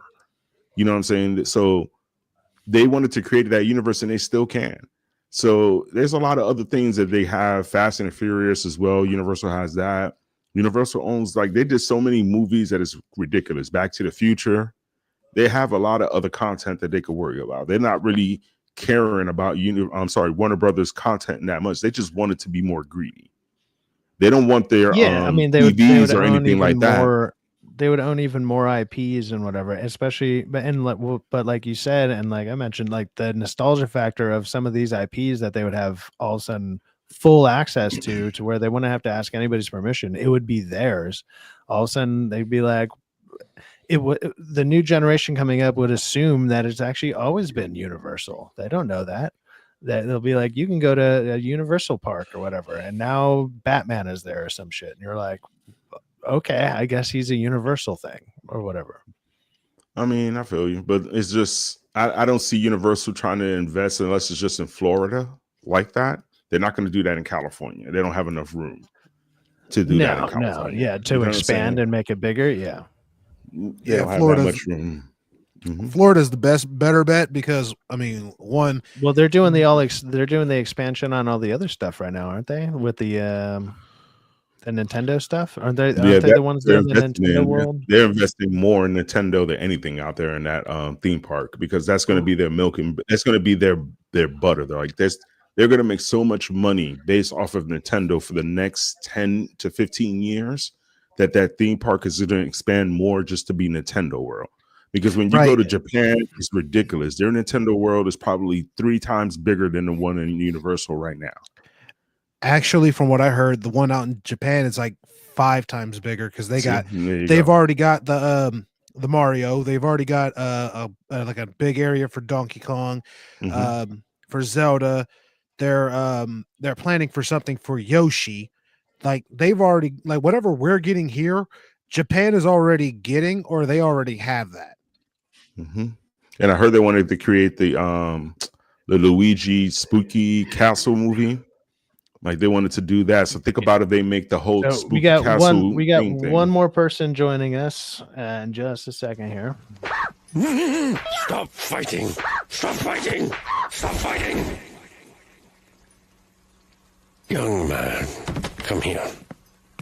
I can see you eyes scour our bosoms. I'm king of all animals. Sure. We got King of all animals, King style here, man. What's going on? I should probably trademark that nickname, the King of all animals. King of all animals, King style. There you go. Do an Egyptian How you thing or a doing, man? Native American thing. I'm doing good, man. Good to see you. Good to see you. Right on. Other than the Well, cold weather over here in the East Coast, it's fine. dude, it's Oh, cold my out God, here. That means I'm Agree. wearing a hoodie Cold out here, everywhere. and they're like, they don't even understand how cold it Yeah, is. we got Yeah, Darth Reviewer. We got Darth Reviewer here. We're good. Like, Oh, well, Yeah. here's the Yo, thing. it's I 30, use- 30-something It's degrees. cold. It's cold. It's damn cold. Okay. I prefer Yes. wearing, like I don't like wearing jogging pants inside. Like I want to wear shorts, like jogging shorts. But I'm like, it's so cold. I have to put on my sweatpants. Seriously, yo. It's Holy brick, yo. shit! It is brick out here right now. King style is just he's trying not to say Pokemon pajamas, but we understand, dude. No, I'm literally wearing stripes. It makes sense. Makes sense. Hey, so you've been hearing anything about this this takeover? I mean, I'm sure people have been talking about it, or this selling of WB. I heard the rumor that the Saudis are participating in this. I think that was one of the rumors that they might have mentioned at the beginning of the article. Like they didn't mention them specifically, but there's been a lot of rumors in general. There was like 5 or 6 different people, but as this article says, it's come down to the 3, which is Well, it's not that the Comcast, Saudis are Netflix, and they're Paramount. backing one of the entities. I think they're backing either Universal. I think it was they're Comcast, backing actually. Universal and Comcast. So they're backing them in regards to money wise. I think they're and backing they're going to be able to Paramount participate. and Netflix, if I'm not mistaken, because they want a piece of the action, but they legally can't because they're a foreign country. And you know how American Well, I don't trade know law about works. Netflix because Netflix got their own money. They got billions. I Yeah, don't think they but need any Saudis. why not get free money right and back. free connections, right? Like I get what you mean, Angel, but like think about it from their standpoint. They're like, wait a minute, we're getting free money by a foreign country, by a crown. Fuck yeah, let's do it. You, but I think the Saudis are just there just in case if the price goes a little bit above what Paramount or Universal wants to buy, purchase that company for. That's why they lowballed them first in regards to the price. That's why they was like, okay, you know what, you want 30? We're only going to offer you right now $22 to $23 a share.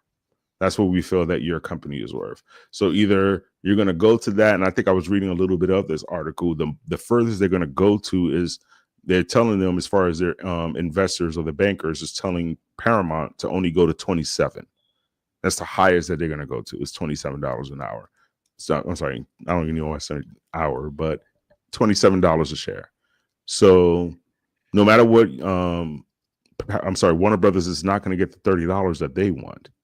So that's what I'm saying. They're going to have to go probably the lowest, or they're going to go in between to like 25 a share. I think Paramount is going to get this because Paramount, like I said, they're the only ones that want everything. They want all that IP. They want everything. The TV shows, they want everything. Everybody else, they're going to buy it. They're only going to buy the movies. And then what's going to happen is that Warner Brothers is still going to have to try to sell all of their TV entities, all of those shows, all of those other things to a whole other company.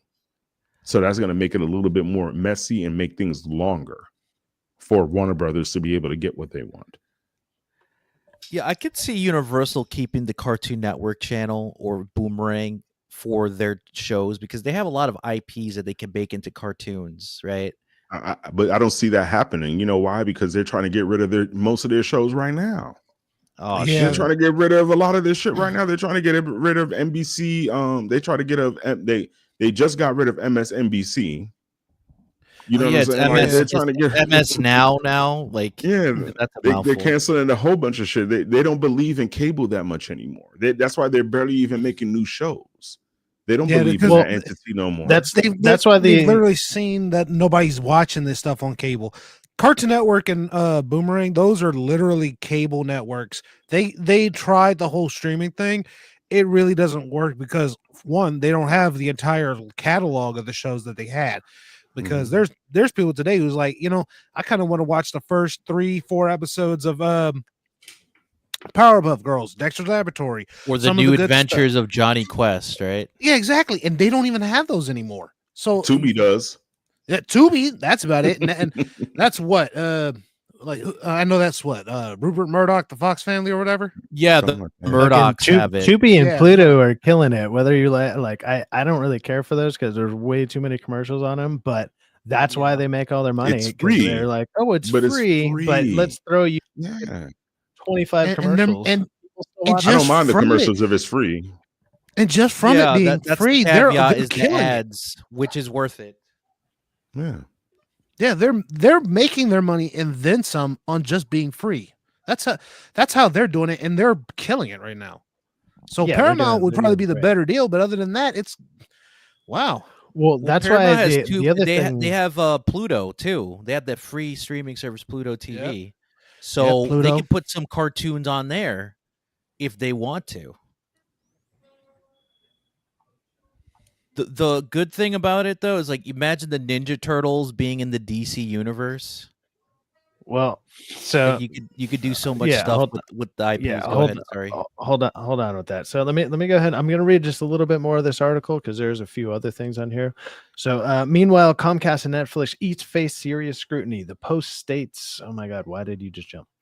Post states outright that both companies face significant regulatory hurdles from the Trump administration, hurdles that could drag their approvals out for years. And in Comcast's case, debt concerns complicate the equation even further. Zaslav may want a price with a 3 in it, but their early round simply isn't supporting that. The Saudi rumor. Here's the twist that anyone following a saga online will notice. Recently, some corners of social media and certain industry personalities repeatedly floated the idea that Saudi Arabian Public Investment Fund, PIF, was close, even a signature away from buying Warner Brothers Discovery outright. The speculation was loud enough that it became an ongoing talking point among fans. We obviously just talked about it. But now that the formal Warner Bros. Bids have actually arrived, something stands out clearly. The PIF isn't mentioned in any of the real reporting surrounding active bidders, not by sources, not by analysts, not in regulatory chatter. Yeah, it's pretty much there's some more stuff in this article. But what I kind of wanted to point out, and what they might talk about it in the article later, but I was wondering, I was like, what if they just start splitting off the different properties within this? Like that would obviously take a little bit longer and whatever, but it's like there's certain things that are definitely worth some money that could be worth money. And there's probably just a lot of fucking fat in these companies that are like in the WB company in general, where you're like, I don't really want this. Nobody's looking for this. Obviously it'll come with a catalog because you bought the company. Well, but remember if they split it up, because some of that stuff is strictly like you guys were just saying, and that's why I wanted to bring it up, is it's television content, and television content is out the window. Like nobody's looking for it. Nobody wants it. It's all streaming. It's all whatever. It's all free stuff. And it's like, why would you buy something that has television networks attached to it? It's like, if you do buy it, you should immediately just get rid of it. Cancel the whole fucking thing. Well, because it's useless. For Paramount, I could see them acquiring the Cartoon Network brand so they could put more cartoons that they can't put on Nickelodeon, or like say they have Adult Swim, right? They can't put certain things on Nickelodeon because it's too raunchy, right? So they can use the Adult Swim brand to, if they want to make a mature cartoon. Well, Paramount did like a mature freaking Star Trek that was terrible. And so it's like they're willing to put that shit out there regardless. Like, they'll use a brand that everybody knows, and they'll put some like adult rated version of it out there that everybody will hate because it shouldn't be that. They used to use MTV, but MTV's pretty much dead now, so they can't do that. And Comedy Central is a comedy network. Well, there used to be regulations on TV and stuff where it would be like after a certain amount of time, or after certain times of the night. Yeah, after like 11 o'clock at night, you can do slightly spicier stuff. Like it was never like nudity and stuff on MTV, but it was like, we're going to get it was as close raunchy. as we can. I'm from the era where BET used to have BET Uncut. And you used to literally be able to see raunchy videos where girls were asshole naked in some of the videos. You used to be able to see every Luke video, and Luke was the raunchiest rapper. Duda Brown and all that. I'm telling you, and I'm just talking about in the 90s. That was in the 90s. So think about when it hit thousands, when it was Nelly and all those people. Now because every time is every time. And what I mean by that is when you put it on streaming, anybody can see it at whatever time they fucking want. So there is no after midnight show. It's whatever time you can get to it. It's just there. So that idea is out the window now. Like you can't just be like, well, after 12 o'clock, these like they kind of do that on streaming. After 12 o'clock at night, these shows all of a sudden become available for 4 hours at night, and now you got to turn it off. It's like it doesn't work like that. They'd be pirated. It would be they could, but it's like it would be pirated. It would be whatever, and now it's available on a free site somewhere. So might as well just leave it up anyways. Like. So none of that would matter. It wouldn't work. It absolutely wouldn't work in today's era. If they wanted to do that, they would literally have to put like all kinds of filters and like some kind of. You'd have to pay extra for it. That too. Like you have to have a premium version of the. You get a premium version and then put a parental password on it, and then your kids couldn't watch it or something. So it'd be extra steps. And then they don't want to upgrade their system like that. They're just going to leave it on there. So. I'm just being blunt about this. Paramount is going to get this because Paramount is the only company that wants to buy everything intact. Yeah, I think that would be the smartest one. And everybody else that's going to try to buy, even if they buy, they only want small parts of the company. Now, the reason why I think Paramount would thrive with everything is because Paramount is right now trying to recultivate their TV programming. I thought they were also trying to recultivate their movies as well by producing more movies. Yeah, movies. Yeah, too. And that's the thing. David Ellison literally is like he wants to maximize what he's doing in the proper way. He's even cited the Sonic movies as basically saying, what we did with the Sonic movies, how we're basically making millions, if not billions, off of those. We want to do with other things. That's why we're going to go in that direction. For example, when he literally got the script, when Paramount basically had the script for Sonic 3 with Shadow, there were like small tweaks here and there, but he literally said, overall, I have no problem with this. This looks good on paper. It's just going to see how it flies when it actually hits the screen. And that mindset actually led Sonic 3 to make almost what, a Billy? Yeah, almost a Billy if it wasn't for Disney fucking them with the fucking Lion King prequel, Mufasa. Yeah, they took it. If it wasn't for, they would have made $1 billion. They would have made $1 billion. Yeah, because they did release that movie around the time. So yeah, they literally stronghold the theater. If they took away the IMAXs too. They took away the IMAX. Well, that was the reason, because they had more IMAX theaters, and Sonic wanted to put it in IMAX, and they were in less IMAX theaters.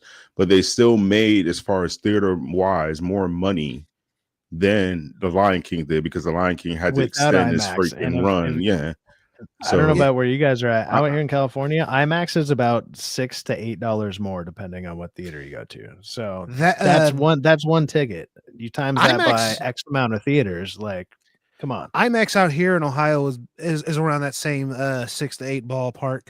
But yeah, I've actually seen Sonic 3 in IMAX when it was in theaters. That should have got way more theaters than what it had for IMAX. Like literally. Watching it on IMAX and then watching it just like on the regular screen, both are good, but the IMAX one really blows your mind. Like it really blows your mind. Yeah, and then I don't know if you guys got Dolby out there. Like some movies I like better in Dolby because they have slightly more they have a better, deeper sound. They have a more bassy sound, so it really rattles the theater when shit happens. So I don't know if you guys have Dolby out there, but out here in California, like we got IMAX and Dolby. Usually they're kind of compete. They're about the same. They're the same price. Just also Dolby theaters. I have like recliner seats, so you're just having like a better time. In general, you're just like, okay, I can sit back and relax on like a glorified lazy boy, and just watch basically an IMAX movie with better sound.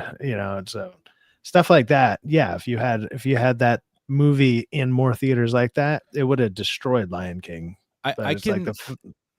I could see Paramount acquiring certain, Cartoon Network properties, like for example, like Ben 10. They want to bring in kids right? More kids. You could do that with the Sonic, but it's not going to work that way though. Like, that's what I'm saying. Like, if you're buying Cartoon Network, you're buying the entities that's associated and everything. Like, they're just not going to chop it into little pieces of peanuts and say, okay, here's one peanut. You could grab that for $3 million. Here's another peanut. You could grab that for $2 million. Like, you know what I'm saying? Like, the Cartoon Network, I understand that people, I don't think that the Cartoon Network is going to be as popular as it used to be, regardless, because what made it popular back in the days was the rare cartoons that you were able to see as far as anime cartoons. Right. You know what I'm saying?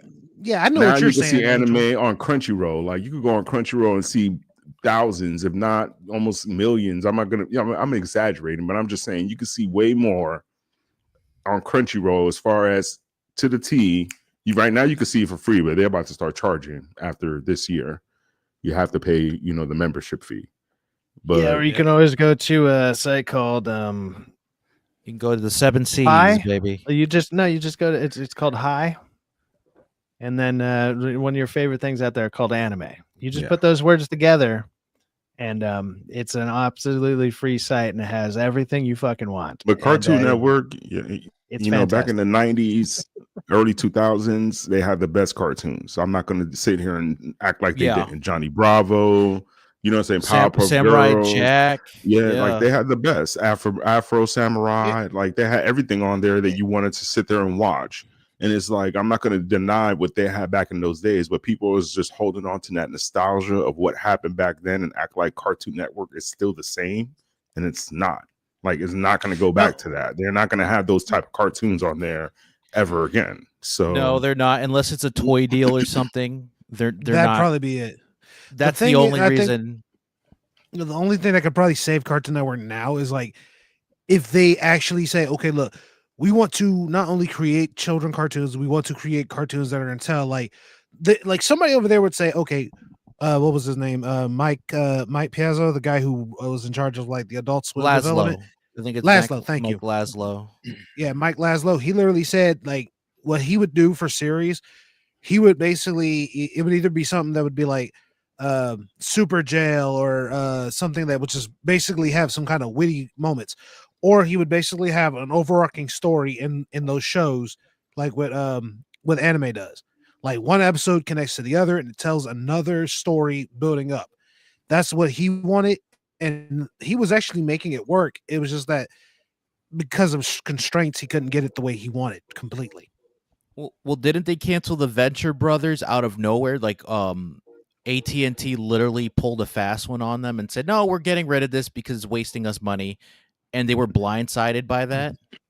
It probably costs a lot in production, though. You never know how much production. It was in development for years. Like certain seasons would take 5 years. So I understand from a cost cutting perspective. Like, dude, we're wasting 5 years on something that's only going to come out every blue moon. Yeah, that one that always tripped me out about like Cartoon Network and Adult Swim stuff. It's like they would take forever to make their shows, and it's like some of them would only be like 10 minutes long, and it's like, why is it taking you so long 10 to do episodes when it should be like 30 or 40 episodes? Like, dude, South Park could make less episodes time wise. They literally have a bunch of seasons, like 4 seasons for like 20 episodes each. Meanwhile, it's taking you 5 or 7 years just to get a new season of Venture Brothers. Yeah, this is how I think Cartoon Network could be saved, and I'm just going to give you my opinion on this one. I think that they don't need to even really worry about being on TV that much. I think they need to create themselves more as an entity that travels around the country and reminds people what they had. You know what I'm saying? As far as pop-ups. How do they do that? Amusement parks. They do right? that now. They do it now with parks. certain pop-ups. I don't know if you follow them like that, but they've been doing that forever, where they have pop-ups. They'll have concerts.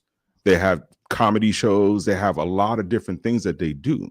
Well, I remember they did like the Metalocalypse stuff for a while. And that's what I'm saying. Like certain things like that, where they could be able to do just for nostalgia, a Johnny Bravo, club night. You know what I'm saying? Where everybody could come in and dress up as a favorite Johnny Bravo character, or just show Johnny Bravo clips while you have some music dancing where people our age that remember it. And you can still have the young kids that don't know nothing about Johnny Bravo that could hear the type of music that they want to hear, some trance or whatever that it is that Or- is popular Or to them. that Samurai gets Jack them there. kendo classes. You could have a professional kendo guy who knows how There to you do go. samurai swords, teaching the youth or people who were fans of Samurai Jack back in the day how to use it. And it's literally classes with Well, I mean, the we don't want Samurai them with Jack real music. stories, but The something like problem with that. that is With I the think most music people score that in the were into that are background. too out of shape for that now. Like I don't want a bunch of they're killers I'm out not there doing neither. I'm not doing no kendo right now. And like, Yeah. I actually, the only actually can know do a is be guy. like, hey, it'd be like, hey, do you want this beer? And be like, can do, man, can do. I can do this beer right now. I actually know a guy who runs his own sword training business. I would recommend him only for the fact that if you want a really good cheap laugh that you're gonna remember, this dude would be perfect for the Samurai Jack stuff. I'm just saying, you get somebody that can do theatrics. You have the Samurai Jack music from all the scenes because there were bangers, dude. Those background musics were like new age / like electronic or like mystical like themes. Like you could literally practice to that. But I'm Yeah, just a lot of saying, but those old it's shows just had great now, soundtracks and stuff. yeah, and those cartoons back then were just well written. You know, like this is what I mean. Like nowadays, you're just not gonna have cartoons like that. Now you're gonna have cartoons where everything has an agenda. They taking Transformers and making transsexual Transformers. I never thought that was possible. But Well, look you at know, Steven Universe, Angel. I'll give you as an example. That came out like almost 10 years ago, maybe 8 years ago. That had an agenda behind it. Literally, it had the trans ideology / lesbian / gay ideology, and the way that they got around it, right, was they aired it on prime time. They aired it at 7 or 8 o'clock at night, and they made it PG, so that way nobody told them, "Oh, you're airing this to kids." No, well, we're I mean, not. We're airing this there late at was a night, lot and of cartoons that started like that. I'm not gonna say back. I say early. I would say mid 2000s. That's when a lot of cartoons started having more agendas. You know what I mean? Like they started pushing it. But I would say even in my time, there were certain cartoons that had those agendas, but they were not as vocal. They were maybe in the background of the cartoon. Yeah, it'd be like a side story in the background, like, oh, this person's trying to be an authoritarian, whatever. But then it was like, yeah, let's cut to the funny stuff. Like even racism back in those days in the cartoons was mild. It wasn't that big. Like, oh, Jimmy is different. Well, we don't care. Jimmy is our friend, and he's gonna be cool with us. And that's it. I remember that on. Static Shock. That'd be Richie's dad was a racist, and he was like, and Richie was upset at his dad for like talking about Virgil. So I remember I talked to the creator of Static Shock. I can't remember his name right now, but he was Dwayne at this McDuffie. yeah, so like he was at the comic shop that I support around here, and they do like a little get together thing once a year. They shut down like half a street. They throw like a giant like carnival type of setting type of thing. They get a wrestling ring. They get all this stuff. They get a bunch of vendors. They get all this cool shit. They get like the Ghostbusters cars and all this shit. And he showed up there, and it was, I want to say it was 2022 or something like that. So it was about 3 years ago.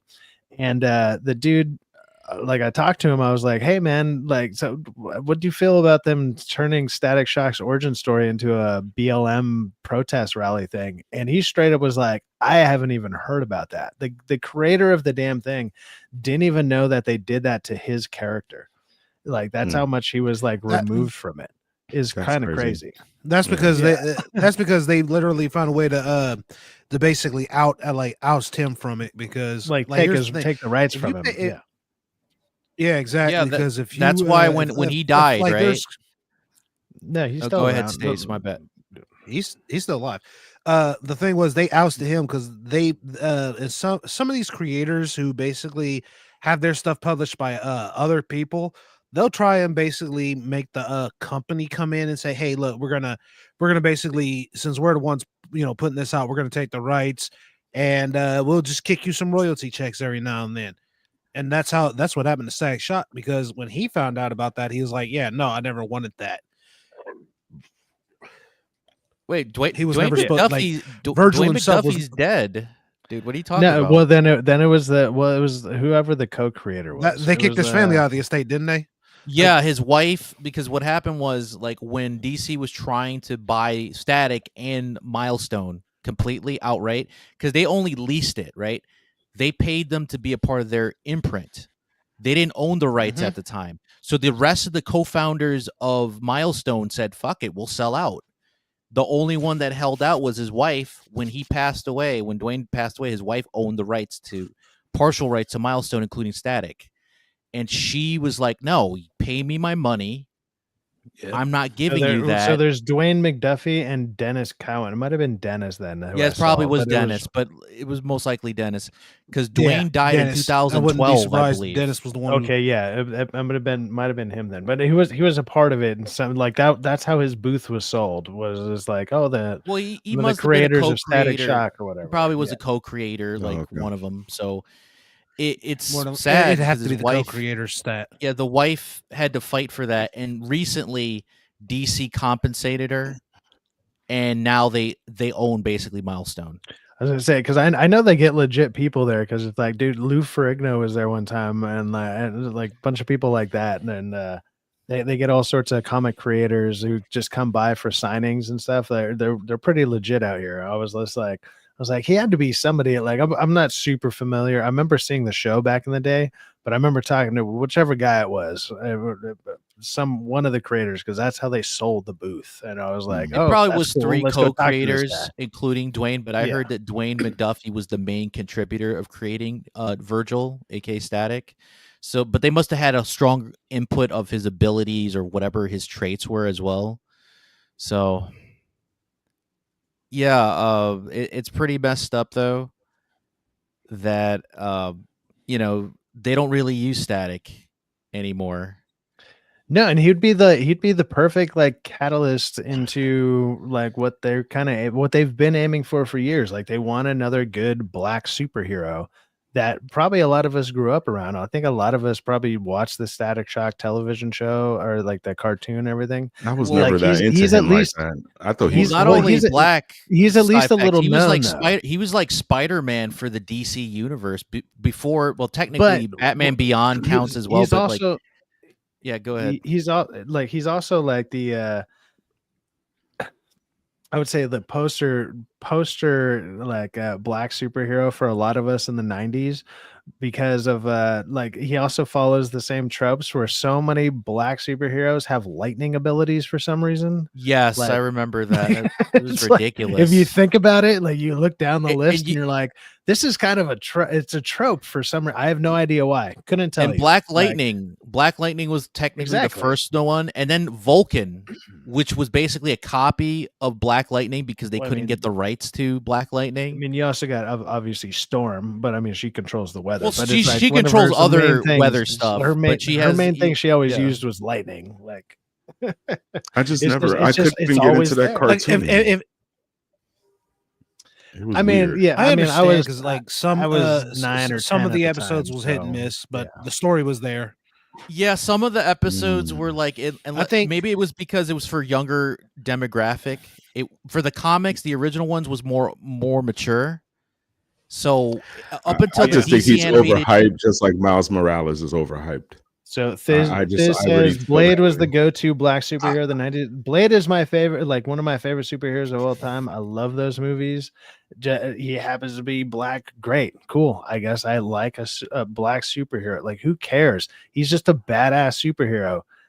Like, he was awesome, man. Blade was he's amazing. Shit. Dude, that was one awesome. Of my I can still rewatch those movies. I can even rewatch the third one.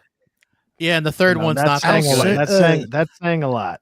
Like Al Simmons was a great superhero, and a great anti-hero, and I love what Seth MacFarlane did with him, brother.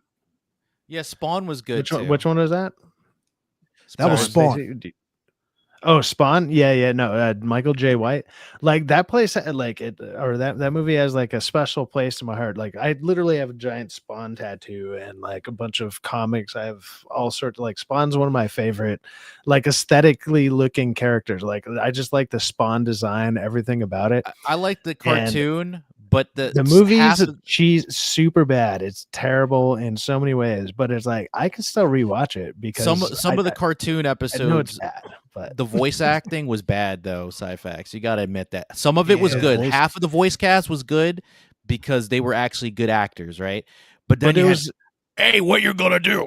hey, we better take care of this before the boss finds out. Yeah, Like, but it was also horrible. done in No, it wasn't like completely animated in the way that we were used to animated stuff. Like it was done in a much like slower version. Like I felt like, and even slow for the Claymation. time. Because if you look at almost claymation, it I was think slow. that was it. It was just like it was a slower design, but I liked it. It was like more aesthetically pleasing. Like it looked good. Also, Keith David did a good job as Spawn. He was fucking awesome. Sergeant Giratina says, "Is the DA live tonight?" I don't know if he's doing. He does his.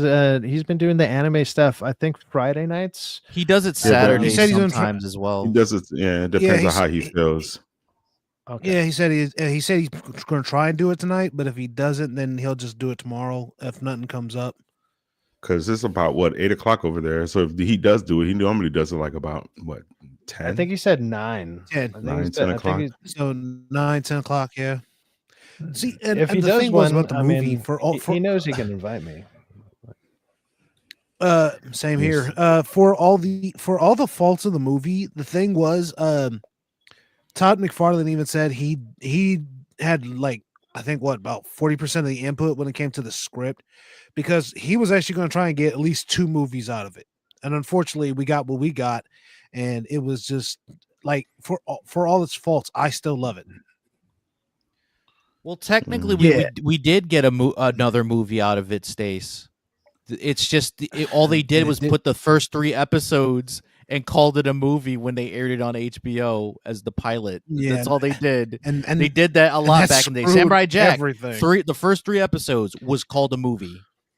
That's how they marketed but it. Then and then they broke it up to basically try and make it like a true TV series too. Yeah, that's how they screwed over Todd. They're like, "Hey Todd, we'll make you another movie." They just put the first 3 episodes together and called it a movie.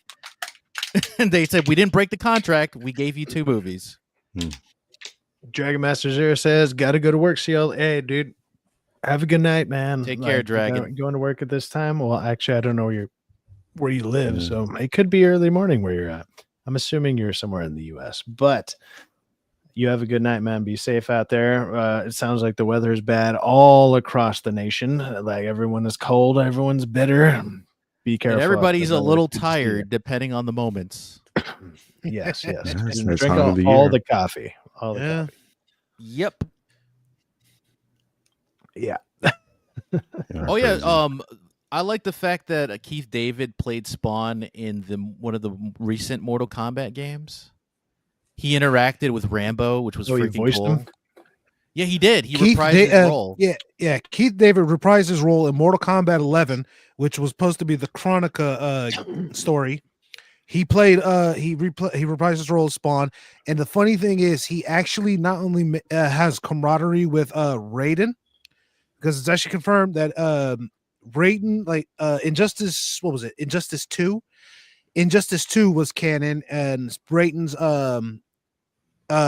time in that, Raiden and Sub-Zero's time in that was legitimate. That's considered canon, but it's also considered that he's really good friends with both Scorpion and Sub-Zero. And the thing is, like, if you play the game and beat it with Spawn, he actually takes the Netherrealm for his own. It makes sense because that would be his own hell, right? So it makes sense he would be the king of the Netherrealm in that aspect. Well, the thing is, from what it's basically saying, if you actually pay attention to what he says, it's like the Netherrealm is one of 9 hells. So he's basically talking about like the 9 rings, basically. Yeah. It makes sense though, because they had Kratos. Remember that? They had Kratos in the original PS3 of Mortal Kombat 9, and he interacted with the other gods over there like it was nothing. Dude, imagine that. Imagine they did a canonic God of War game where he's fighting like Asian gods. That'd be cool. It'd be cool. They just, I don't know, did what we all want any of these studios to do, and is take these games that we love. And when you do either a live action, especially if you're going to do live action, just do the story we all know.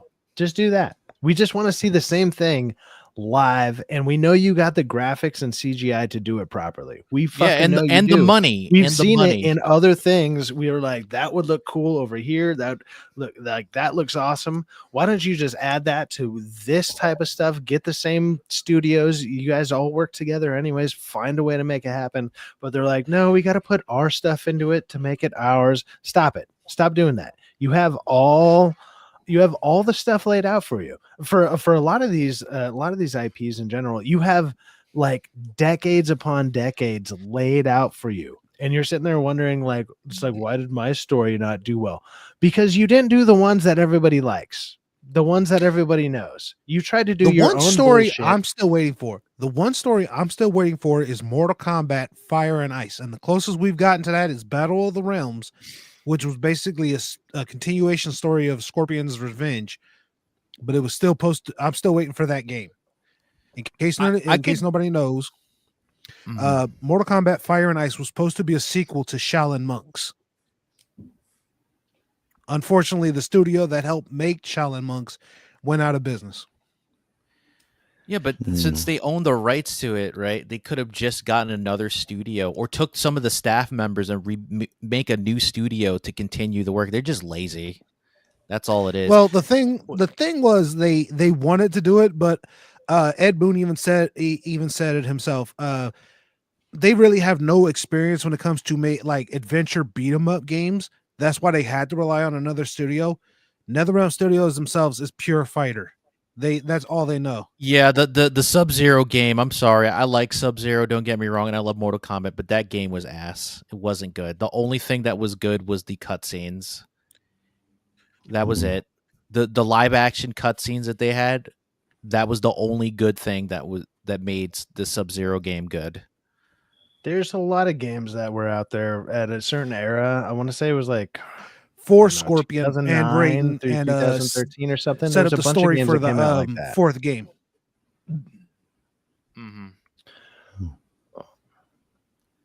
Didn't Jax had his own game too? The Though Sub-Zero game was unplayable. So first Demon Lilith is apparently a Mortal Kombat fan. She's been talking about it for a minute.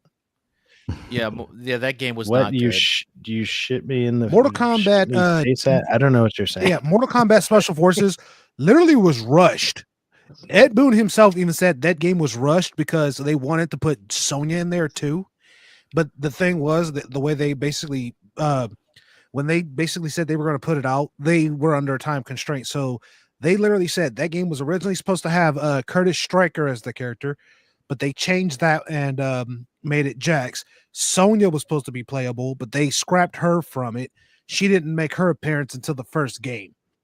So that would have been her second game canonically. Also, DC versus Mortal Kombat, or vice versa, Mortal Kombat versus DC universe. No, Mortal Kombat would have been her first. Mortal Kombat was her. Yeah, I know, but Mortal Kombat, like the first game, that was her canonical first one. The story wise, the tournament would have been her second game if she had made it into Special Forces. I'm not disagreeing with you with that. I'm just saying that they Mortal Kombat, the lore, they consider that crossover game between DC as canon, even though they shouldn't. I'm kind of curious how much better off we would be if all these studios actually like talk to each other the way that fans talk to each other, like, because we like these crossover games, right? It's like, absolutely, dude, yeah, I would love to see Marvel versus Capcom or whatever, like Marvel versus Capcom or DC versus whatever. Like they have these video games that intermingle these characters and they're all fighting and stuff.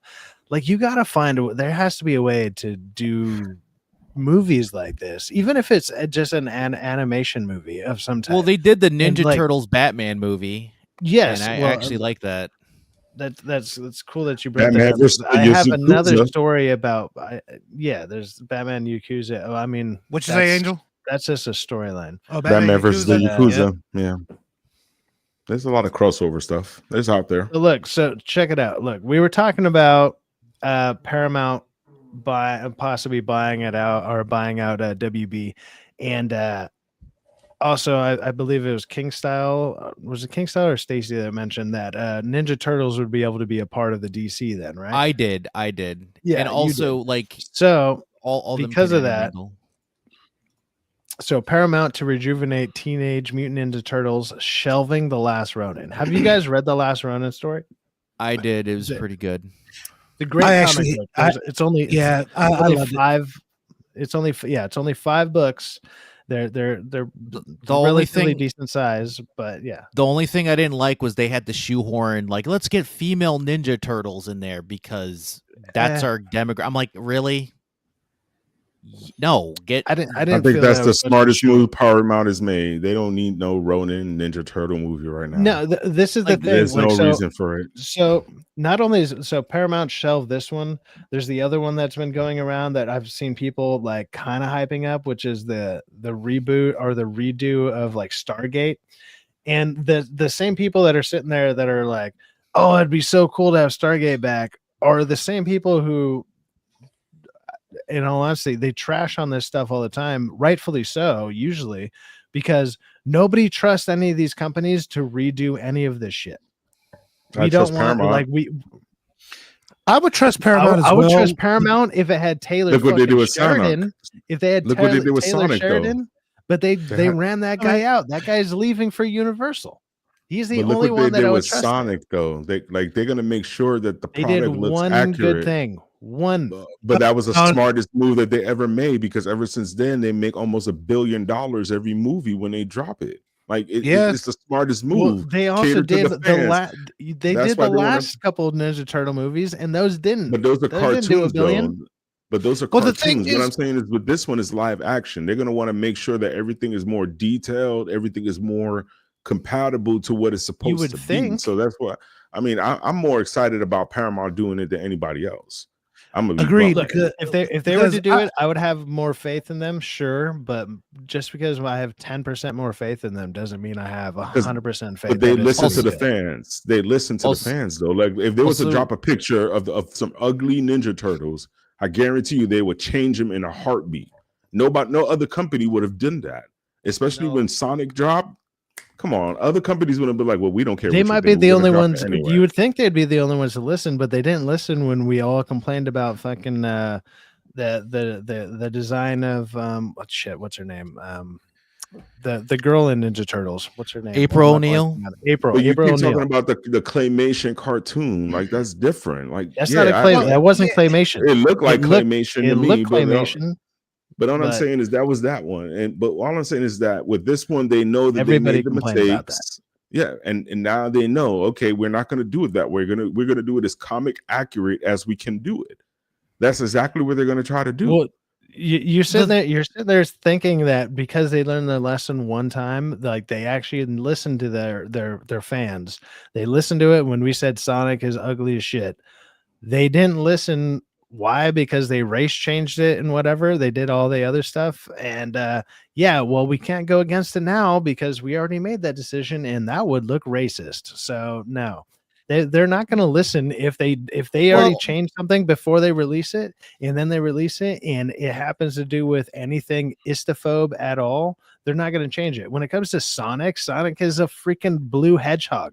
Of course, they can just change the design. They're going to listen to that. If it comes to race swapping a character or anything like that, give me a break. When have they done that at all? When have they listened to the fans at all other than that one goddamn time for a cartoon character? A cartoonish character that's a freaking hedgehog. Like that's it. That's the only one they've ever done. And yes, we will give them credit for it. We can absolutely do that. I can Absolutely. praise them for that. But everything else, they've never done it. They won't do it. Yeah, They but you have to absolutely will understand not with do those it. other. But the thing is not Paramount that pictures that was dealing with those other things. It was Nickelodeon movies. So Nickelodeon was the one that was doing all that nonsense. It wasn't like Paramount was like, okay, well, we're going to tackle this as a movie as far as our production team, our Hollywood, everything. This was just Nickelodeon's bullshit. You know, Nickelodeon always does some nonsense. Like Nickelodeon's always going to go on their own. And it even said it was produced by Platinum Dunes, a Nickelodeon movies. Like they were in partnership with Paramount. Paramount was just probably distributing the movie, but they probably didn't really have a whole bunch of insight in that way.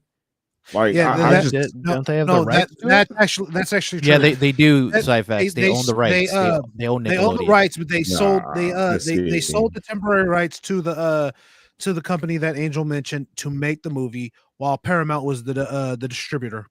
That's why April O'Neil looked the way she did in the show.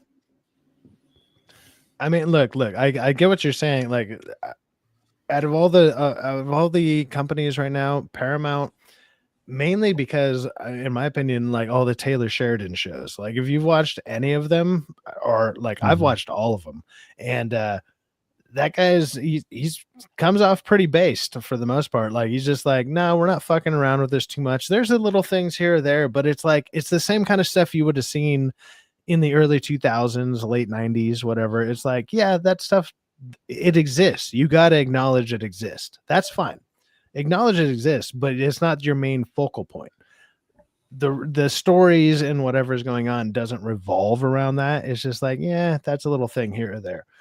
But I get what you're saying with that. Like they would be the ones to maybe have the best shot of doing something a little bit more accurately, especially because, like, yes, you are mentioning the Sonic stuff and everything, and it was good to see that, hey, they seem to be the only company that of any company has actually listened to the fans even once at all.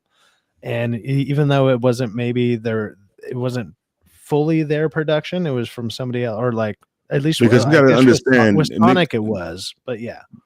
Because you have to understand, other than that, before Paramount even bought Nickelodeon was their own production company, and they had the rights to Ninja Turtles on their own. You know what I'm saying? So it wasn't like Paramount had them forever.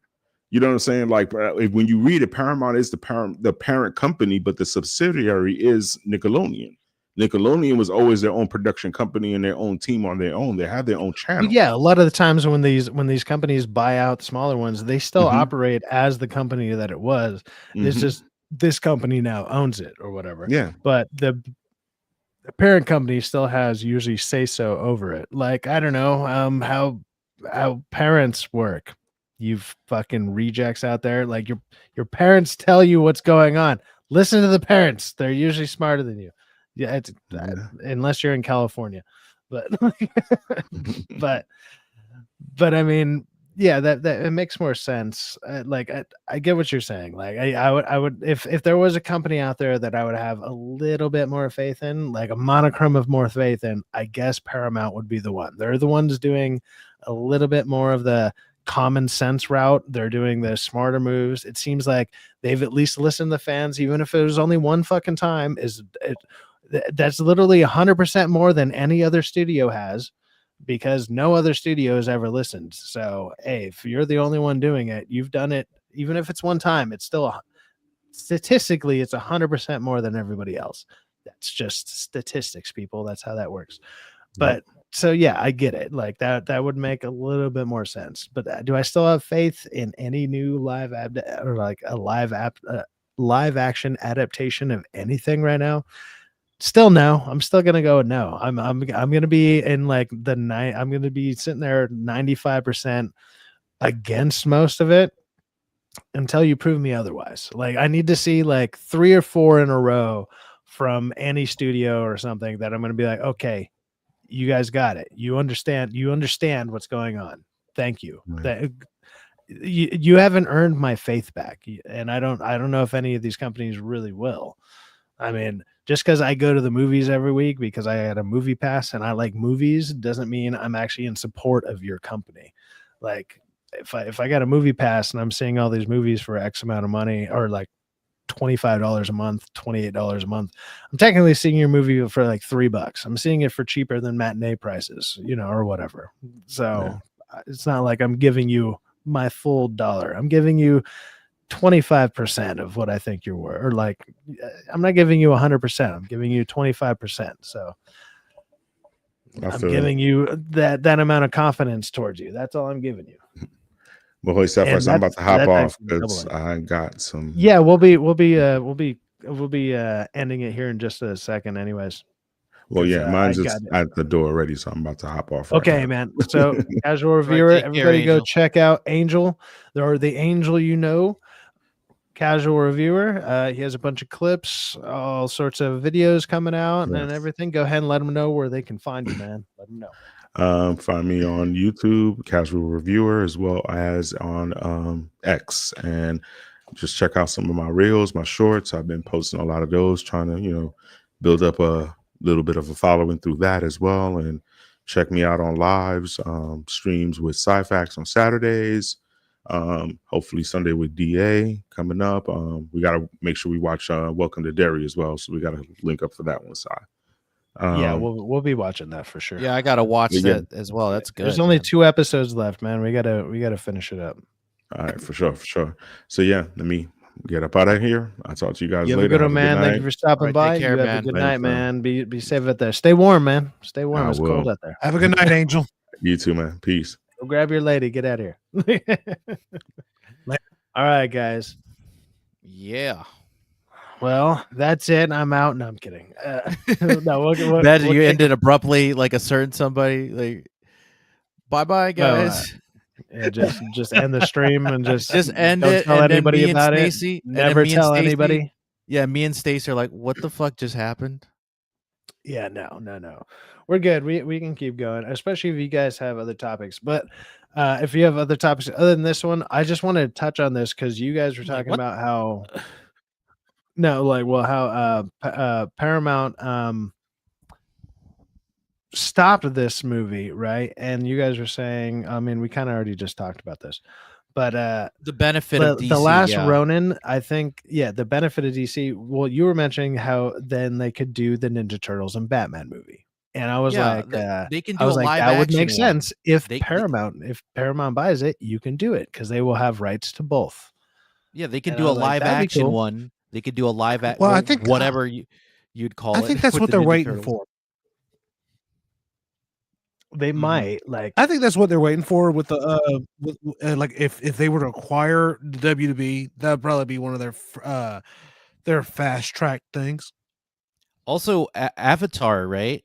They can make more mature content on Adult Swim. They can make it because, dude, all that lesbian shit with Kyoshi and all that stuff. It's like, guys, just fucking do Adult Swim then. If you're gonna try to do something like that, don't put it in a children's show. Come on, Nickelodeon, don't do that.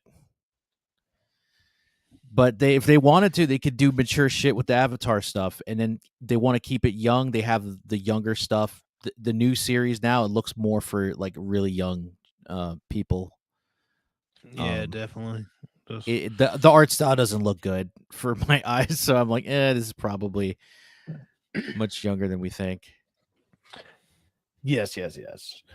So if Paramount were to buy WB and whatever, we could get those kind of crossovers. That could be interesting. I don't really actually want to read through this article because all it's going to say is they canceled it. Okay. Well, I think they we know canceled that because they're scared. That they don't want to have like this big holy shit. This was great, and then everything else is so like wait. So it's basically a prequel. We're going looks backwards. like a new person. Valkyria. Oh, Valkyria Winter. I've heard your name before. Hail all, Futa Time, and Skal. I'll drink to hell all, but I don't think I'm down with the Futa Time. I'm not down with the Futa. You can you can have all the Futa I'll pass Time on to that. yourself. You can drink to that on your own. I'll drink to the hell to everybody. If you mean Muda as in Great Muda, the wrestler, I'm for watching his pro wrestling matches. Yeah, Muda time, absolutely. Oh yeah, especially with him and Sting going at it. Oh, that was Sting with the miss. I don't think with that PFP that's what he meant. Yeah, but I'm gonna take the F out and put an M, so I'm not gonna accept the F part. No. Oh man. Well, shit, guys. So let's see here. Have you guys all Val, my friend? Oh, okay.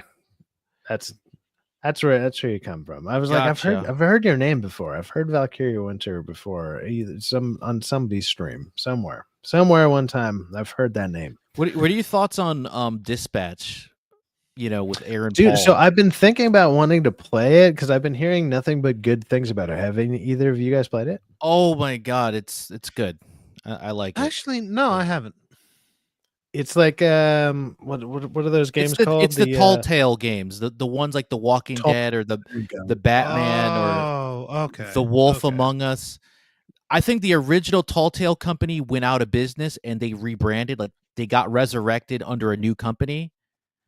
And then Dispatch was it's former employees that used to be a part of it, and they came back to finish The Wolf Among Us too.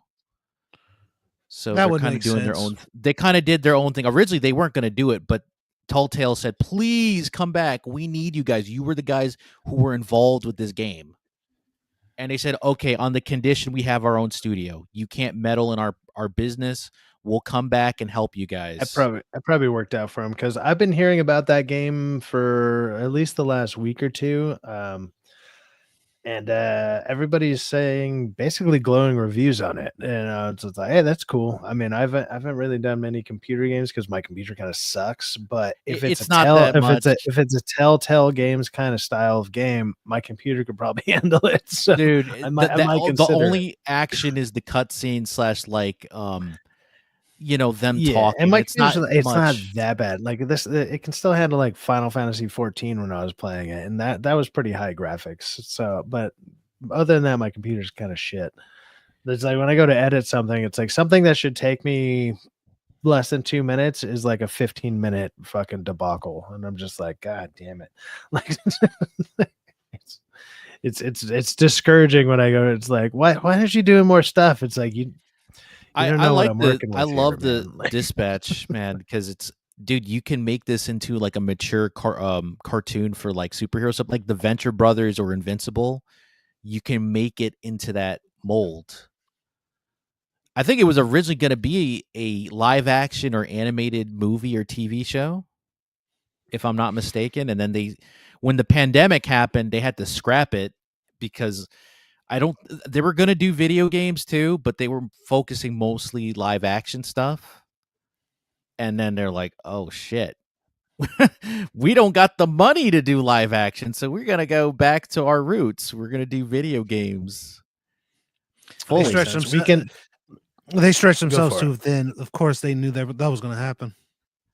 Yeah, but that's why you have backup plans. Like they could still do live action, like Dispatch or whatever in the future. They can get Aaron Paul to play the dispatcher. Well, I feel like they did. I mean, I don't know what the game exactly looks like, but I remember there was a movie that came out not too long ago. I mean, they've done a few like this to where it's done from the perspective of like a call dispatcher, usually 911 or some shit. And it's like, I think like Jake Gyllenhaal did one to where it's like, it's all focused on him, but you hear what's going on the other end.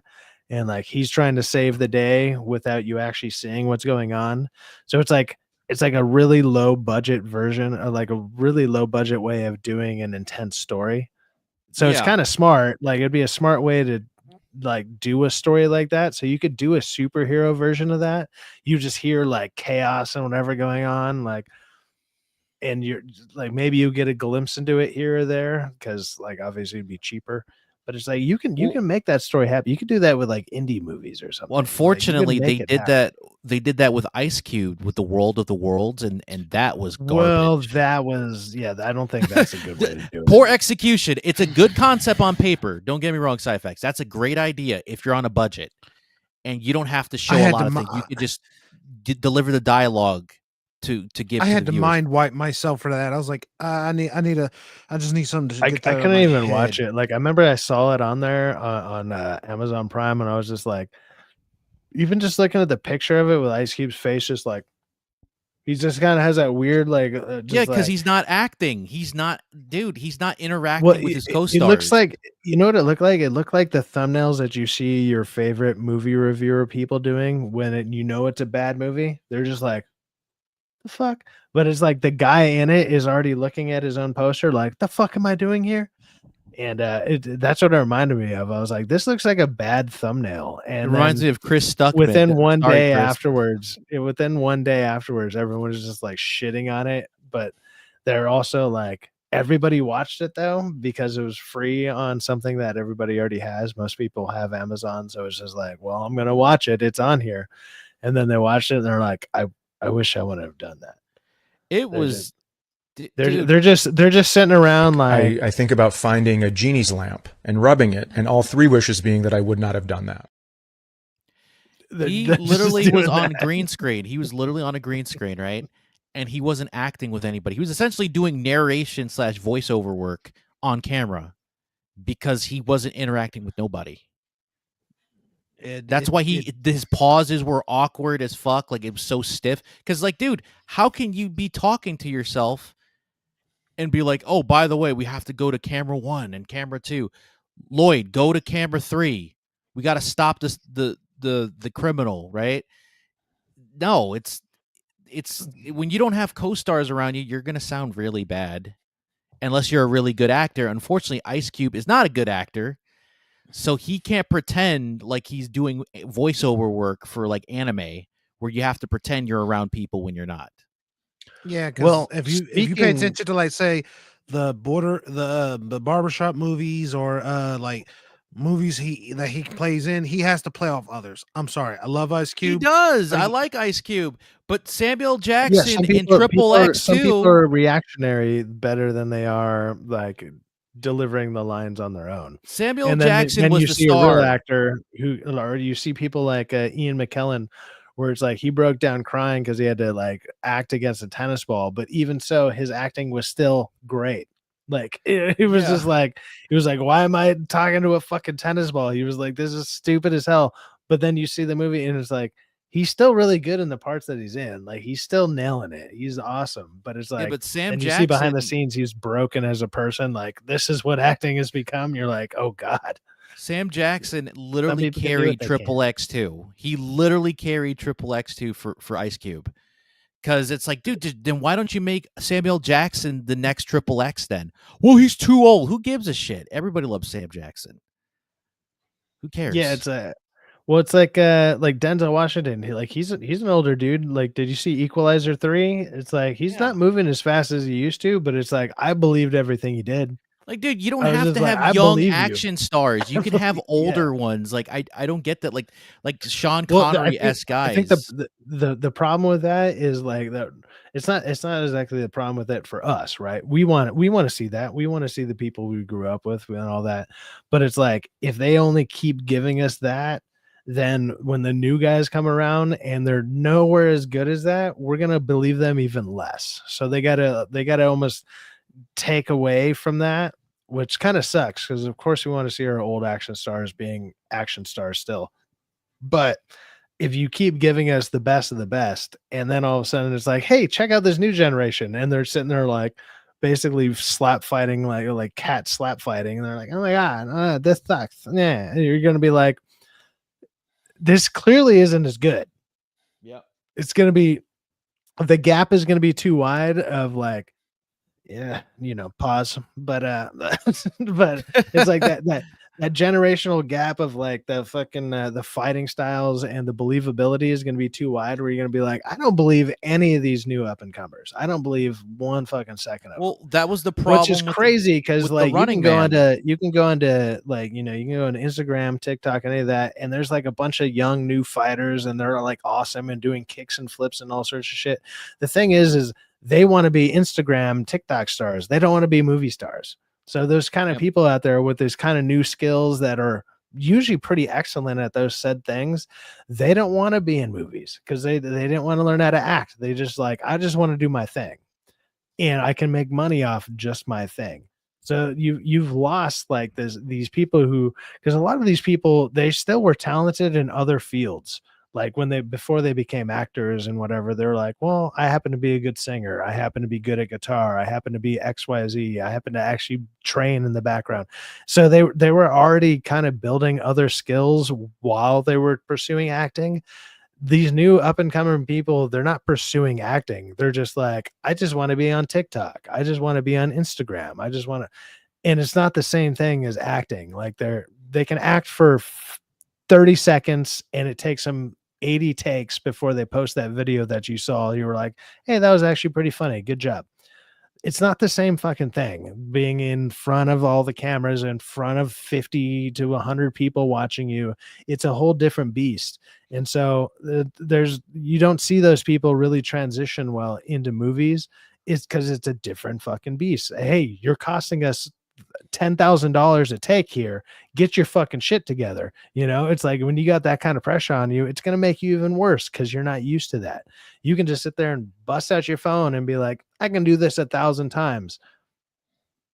There you go. Well, And agreed. that's the difference.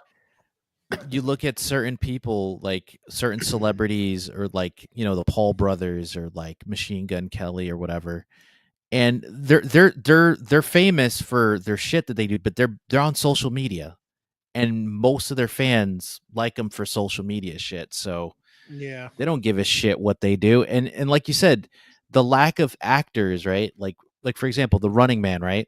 The guy that they put as the lead, he's not a lead. He was trying to be a lead, and they're pushing him as a lead. Like he's the male. I don't want to say he's the male version of like Zegler and stuff like that, but he's clearly being pushed, and he does like a lot of people like Glenn Powell, and I mean I like him for the most part, but he doesn't have that lead quality. There's certain dudes that just don't have that lead quality. He'd be good in probably a TV show. Like he'd be a good lead in a TV show. He's like Pedro. He's like Pedro Pascal. Pedro, look, people can shit on him, and he deserves some of it, right? I'm not going to say he doesn't. He's still a good actor. But he's a good actor. But he's a good lead only for television. He's not a lead. He's a supporting guy for movies. For movies, he's a supporter. That's it. He's not, or maybe the villain. He's not the. There's certain people who transfer over well from television to movies. But it's very few, and you can usually tell, especially if it's their first movie or whatever. It's like you actually kind of don't work here, man. Like I liked you and everything else I saw, but when I see you here, you're not bringing it. Like something about it. Like I don't believe you. But if it's like I see you in a TV show long enough, you can sell your character. Like you're good at selling a character, but it's going to take you a season to sell that character. And now I'm like, now you're that character for life. Like you're that character always. Like there's few people who transfer over good from television. Like what's his name? The dude from Firefly, and he's in a bunch of James Gunn stuff. He's in The Rookie. What's his name? Fucking jeez, why am I blanking on his name? Yeah, like, Firefly, dude. That's been that. Like to be fair, I was like really young when Firefly came out, man. Okay, so he was in Castle. He's in the show The Rookie. I know his name in The Rookie. His name is Nolan, but it's like that's not his fucking name. Why am I blanking on his name? Just look for it quick though. Yeah. Rookie actor. Because I know what you mean. Like Nathan Fillion. Fillion, right? Nathan Fillion. Yeah, Nathan Fillion. So like he's a great TV actor. He's done a ton of stuff on TV. He's great. Yeah, but even when he's put onto into movies, he's usually not the lead in movies. Like Firefly movie is probably one of the few things I can think of him being a lead in. And he's good in that because he's playing the character from the television show. So you know him from that. He's built up that character. You believe him as that. Yeah, it's like William Shatner. Usually he's like a side. He's like a side person in movies, and he's fine in that role because you're only going to see him for like 30 seconds, maybe a minute and a half or something, and you're like, okay, yeah, that character gets offed or something. Like, and he still did a good job for his little bit of screen time. But it's like, would you want to see him as that character for an hour and a half, 2 hours? Absolutely not. No, like he's a good television actor. Now it goes the opposite though for movie actors. When movie actors have started to do like television roles, like a great example would be Sylvester Stallone in Tulsa King. He fucking destroys it in Tulsa King. Like he's absolutely believable as like a mob boss gangster type dude.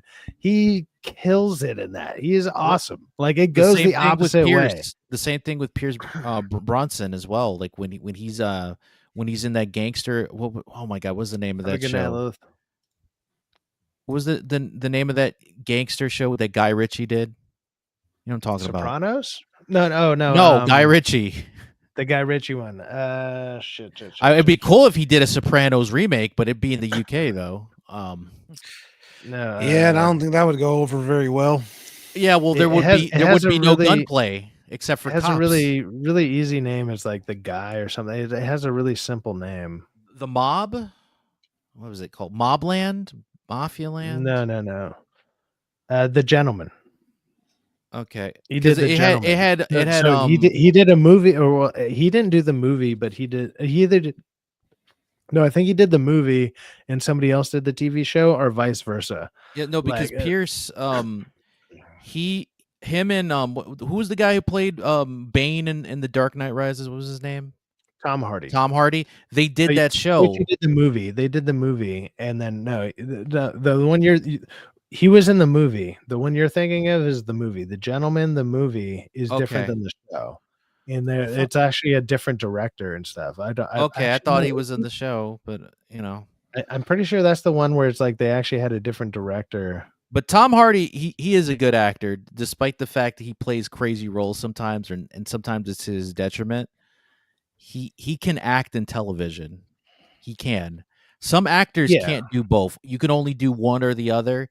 It's a rare exception. Like the theater actors, right? They can do both. So, like, for example, what's his name? From Patrick Stewart. He could do both. He could do movies. Okay, he did. He actually did both. There's a show and movie that came out. It wasn't this one, but no, Guy Ritchie did both. He did the movie and the series. And okay, so that makes sense. But there was a show that came out not too long ago. I can't remember what it was, but somebody did the movie and somebody did the show. There were two different directors basically, and actually I think both of them ended up being pretty decent, but it was like a different creative minds behind it.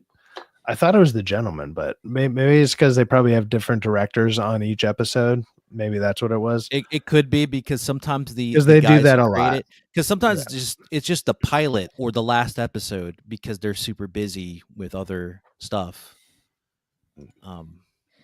That usually is the case. I'm gonna use the restroom real quick, grab a couple man. more beers, and then when I come back, I was thinking, since you guys I know are both anime fans, maybe we could talk a little bit of anime and then start wrapping it up after that. Yeah, sure thing, dude. Yeah, let's do it. We can start talking some anime. Start thinking about some of the stuff you guys want to talk about. I'll be back in a minute. Obviously, talk amongst yourselves. Say hi to the chat. Say what's up to everybody. I will be right back. Alrighty. So, what are your thoughts on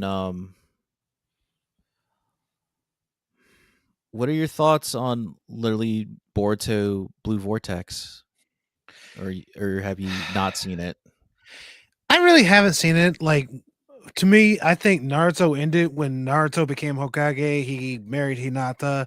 I was like, okay, that's me. I was like, that's it. I understand that. To me, I see it as a continuation. Like, you know how like Dragon Ball Z was supposed to be Gohan, like after the Cell Saga? Yeah. It was gonna be the Busai was literally gonna be a Gohan centric thing, and it wasn't. And then Akira Toriyama said, no, let's introduce Goten and Trunks. And then it's like, no, let's go back to Gohan. You know what? Fuck it. The Japanese fans want Goku. Let's give them Goku. Yeah. And it's funny because, and people still debate this, right? Was Goku stronger than Ultimate Gohan? It's like, yes, he was. According to the writing, he was. He is stronger. It's not just according to the writing. It's actually according to the like how their lives went, because if you pay attention in basically Super GT, both stories basically tell the point where Gohan literally hanged up his fighting gloves and basically went full-time a scholar, yeah. Which is unbelievable. I'm sorry, that is so unbelievable that a fucking like 12 mommy, daddy, I want to be a scholar when I grow up. I'm like, no. See, I think that was Chi-Chi. She got him early and said, yeah, this is what's going to happen to you. I'm basically going to take that Saiyan part of your father. I'm going to take that out of the family. I'm like one, I bet she didn't even know about that. And two, I'm like, how are you going to just nerf his fighting ability from birth? And it doesn't make sense because her dad was a fighter too. People forget that the Ox King was a warrior. Yes, and to an extent, Chi-Chi kind of was too because of her dad's training. Well, what if she was actually a source? she was a sorceress because most of the time she was seen in like first off in Dragon Ball, she was using magic from her helmet. It She isn't was, until but I'm talking about the 21st tournament. Go ahead. What if she was using what if she was looking at it like, look, if you can apply that kind of same physicality to your kind of growth, what if you applied that to your mind instead? And you could be a scholar to influence everyone else based on your words. What if they were thinking that? Maybe it didn't come across that way, but there's a possibility of that.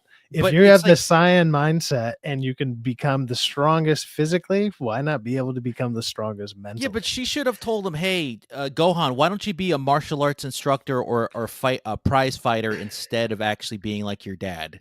It would have been more believable to be like Gohan's. It doesn't work for the show because the show is obviously about being the strongest fighter. But Gohan can have his own arc, kind of about. But yeah, if you're gonna do that, you should explain it. I could see them going for that. It just didn't come across right. Well, I kind of blame Akira Toriyama for this, and he even before he died, he even said, "Yeah, this was basically something that I basically dropped the ball on because if you pay attention in the first few episodes of Dragon Ball Z, like in Dragon Ball, nobody knew he was a Saiyan because it was never really expounded upon, right? Then comes Z, we get like the first 3-4 episodes of Z." Raditz shows up. He goes, "Yeah, I'm your big brother. You're not from this world. You're from another planet. You're a Saiyan." Now, at that point, if you pay attention, Chi-Chi doesn't know that. And she doesn't even get the hint. She doesn't even give the hint that, oh, okay. I mean, they had to know he was different. He has a tail. He has a fucking tail on his ass. What do you mean he's not like, I get what you're saying, Stacy, but it's like, dude, they knew he was different to a degree. Like they knew he was different. They knew he was different, but they didn't know how different. It like the only one who even gave a hint that he possibly knew something more was Master Roshi, and that's with only that's turned into a giant ape. Yeah, exactly. That's only when Raditz basically said, "Hey, did you ever suffer a hit to the head?" And that's when Roshi was like, "Oh yeah, Goku, you remember? Do you remember growing up as a kid?" He's like, "Yeah, at one point I was like a little punk to my grandfather, and then something happened, and next thing I know, out of space or some shit." Exactly. Also, Kami would be Kami and Popo would be the other ones that would know about him. Kami and Popo. No, yeah, Kami actually gave a hint. He's like, "Yeah, Goku, I knew about you before you even landed on the planet. I knew that one day you would come here, and I was willing to let it all happen." Kami, it made sense to. Yeah, so only certain people knew that he was different. Like even Grandpa Gohan, he didn't know exactly why, but he's like, no, he has a fucking tail. Yeah, he's in the same boat as Roshi. They know something's up. They know he's different in a vast number of ways. They just don't know how different. And everybody else was like, oh, this poor kid was born with a fucking monkey tail. What a poor bastard. Yeah, exactly. And that's all they thought. Check it out. So why I wanted to bring up the anime stuff is to see if any of the new ones that are out from this year that any of you guys would actually recommend. Because I know one that I've been talking about, like Gachu Gatu or Gachu Guta, whatever you want to call it. I would recommend that one. But is there any others that are standing out, or if even that one, if you guys wanted to talk about it, just so we can end on maybe some recommendations for some people and whatnot. Have you seen My Status as an Assassin obviously exceeds the heroes? No, I don't think I've seen that paragraph anime. Like you gotta love Japan for their long ass titles. It's exactly gotta love it. The story is it's very similar to some of the isekai that I watch. The thing is this, like everybody is basically summoned. They're all told, yeah, you could be warriors of some kind. The class president, my shield hero or whatever. Something not like that. What's it called? My Hero Academia, you mean Syfaxx? No, there's one called like Shield Hero or whatever. Yeah, Shield Hero is different because if they all get summoned and they're all supposed to be one specific thing, and then but the funny thing is this: they are actually summoned from the writer. I gotta give the writer credit. She literally said, "Yeah, the way I told the story was there's 4 different Japans, and they were all summoned from each one of those 4." And I'm like, "Oh, so this is like one story where there's different universes that are colliding." For Shield Hero. Yeah, Well, for that's Shield freaking Hero. cool. Yeah. Yeah. Well, that's kind of shown through the show because they all have different interpretation. Like it's all Japan, but they're all different universe Japans.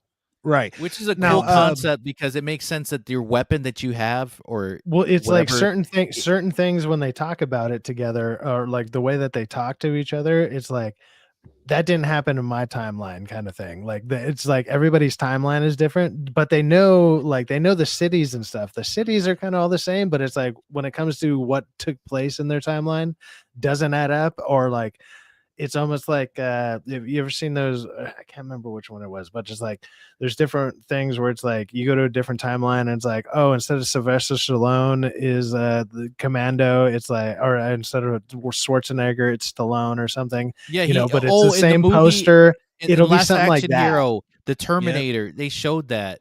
Yeah, exactly. Sylvester Stallone for Terminator. It's kind of that 2. idea, but times 4. Like like. Oh yeah. Speaking of which, we should talk about this later after we talk about this other anime stuff. But Dragon Ball Super might be coming back soon. So yeah, I heard there was supposed to be like another batch of the mangas coming. Because the guy who was helping Akira Toriyama with Super, after Akira Toriyama died, he took over. Yeah, Toru. Yeah. Yeah, I heard a producer behind the anime of Super died, so I'm kind of wondering what's gonna happen there. He did the Brawly movie, the recent Brawly movie. He passed away. It's like, dude, the stress is real, man. Definitely, but yeah, it's like my status as an assassin is like it's kind of like Ari Ferretta and Failure Frame, where like a whole classroom of students is summoned.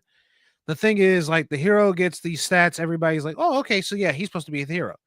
The thing is, the stats for the assassin are basically like 10 times his stats. So he's like, I'm an assassin, but yet my stats are like 10 times greater than the heroes. And like when they're all summoned, okay, they're getting training, but the assassin's like, oh, I can just basically disappear. Or which one is this again? Sorry, I missed. My status as an assassin obviously exceeds the heroes. Now the funny thing is this: he can just stand still and nobody would notice him. He could literally stand right next to you or right in front of you. You would never notice him.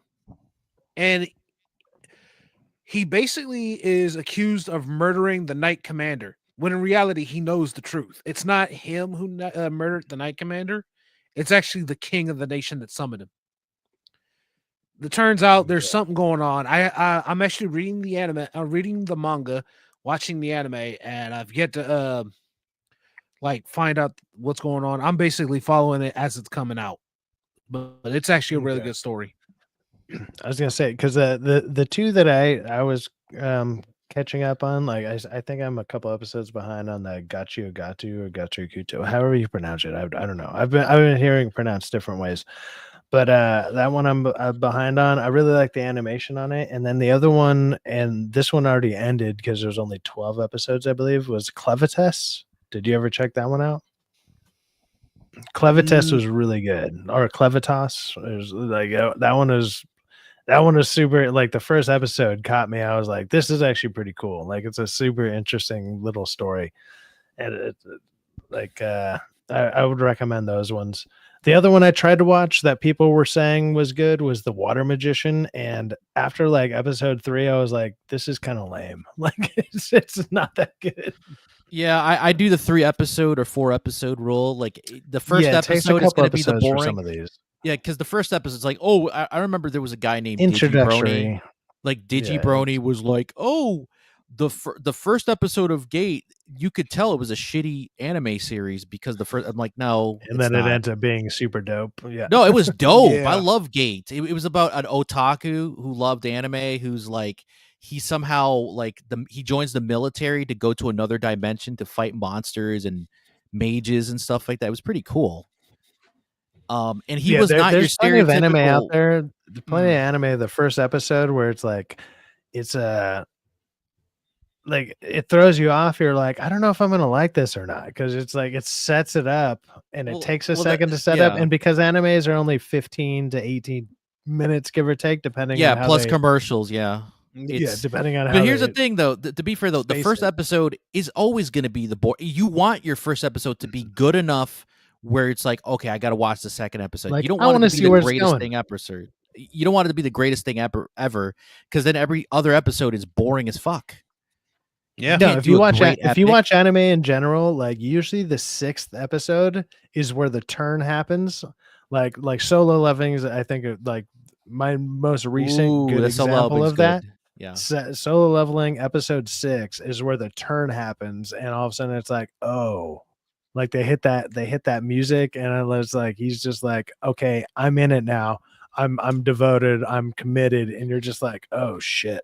Like that, it gets real after that. After that, it's like, okay, this is no joke anymore. Like, no, I'm actually killing people or whatever. It's like you're just like, oh shit. Like you I'm not saying you could see it coming, because I don't think I saw that coming, but they do lead up to that throughout the episodes. They're like, well, this is a possibility, but it's like you think your protagonist is going to be the one to be like, I'm going to prevent this. And it's like, nah, I'm going to partake in some of this. It's like, all right, go for it, dude. Oh yeah, the another anime series that I would recommend is the Appraiser.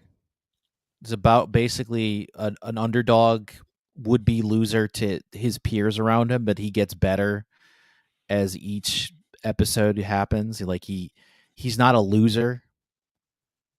He's using his appraisal skill to basically not only help himself but help those around him. About it. Yeah, he becomes a warrior from this, which people were doubting him. They're like, "No, you're a fucking loser. All you do is have this one skill." Dude, I love that. I love stories like that. Like you doubt this somebody. One's a little bit more mainstream, and the only reason I'm talking about it is because my friend was just rewatching it, and he was showing it to like his kids they're high school age, so it's appropriate for them, whatever. But it was Blue-Eyed Samurai. Did you guys check that out when it first dropped? I saw the first episode on Netflix. Only. I want to watch it. I want to watch more episodes. So I would say, like, if you watch just even the first episode, it has so many callbacks to basically every kind of anime you've ever watched. Like if you watch Naruto, if you watched Dragon Ball, whatever, it's like, or Samurai Champloo, even there's like even one of the first scenes is it's almost a ripoff of it's like a ripoff of so many other animes, but it's done in a way that you're like, this is kind of cool. Like you like it because you're like, I've seen this, but it's done a little bit differently. And maybe because it happens to be, I guess you could say, girl boss, but it's not. It's just but it explains it. And this, I think it's like a great representation of what we are talking about with regular movies. When we think, like, look, if you're going to girl boss it up, do it this way. Explain it. You know? Say that she has a special ability or some shit. Like she got if you're doing Marvel stuff, explain it, whatever. But it's like, dude, with that's this, what it's the way that she trains. It's the way that she trains and the way that she uses like the heavy weights and whatever. So she's smaller, quicker, faster, but she also trains with weights that are more heavy than everyone else. So when she takes, like, she does the drop scene where like Goku did that when he was on the planet and he runs around the planet all crazy. And then they also did it in Naruto when what's his name, Lee, what's his name, something Lee, Rock Lee. He drops the weights, and all of a sudden it's like, dude, you had like 800 pounds on you, and then all of a sudden he's just fast as fuck. They did that. And they also combine that with like a samurai type of thing. And it's like, so she becomes super fat. Like she's just like, yeah, I was holding back, by the way, in case you didn't know. And then she just, fucks the dude up. They did the same thing. It's a smart move, and it explains stuff, and it gets people past that idea of girl boss. It's like, no, you explained it. You explained it in a visual way. Like, here's a visual cue to tell me why you're as good as you are. And we're missing that in so many movies in general. I'll tell you one character. Go ahead. I'll tell you one character who basically exemplifies the right kind of girl boss. Revy. No, dude, no, that's crazy girl boss. Okay, I love Revy. I got her tattooed on here somewhere too. But there, like, in case you ever want to give this a chance, Syfaxx, the series is called Black Clover, and there's a woman in there. Oh no, I've tried it. Oh, okay. So I don't know if you know this character or not, but she is literally Girl Boss explained properly. Her name is Mara Leona Vermillion, and I'm like, at first, Okay. I'm like, I think I saw up to that point. I'm like, this girl, this woman's kind of nuts. She thinks she. Then I see how she fights, and I'm like, oh, okay. She makes the other men actually go. Maybe I better approach her with caution. Even Yami Sukihiro looks at her and goes, "Yeah, I would normally joke with people. I'm staying away from her." I'm like, yeah, she's a savage. She's a savage, dude. Like and she backs it up. So I've been trying to catch up on Black Clover because the first couple times, and whether I've watched it like I've tried to watch it in dub and sub, because the first time that I was able to find it was the dubbed version, and that the main character's voice is terrible. They say it gets better later on, like whatever, like they say it gets better a little and bit. they also say it gets better in the subbed version.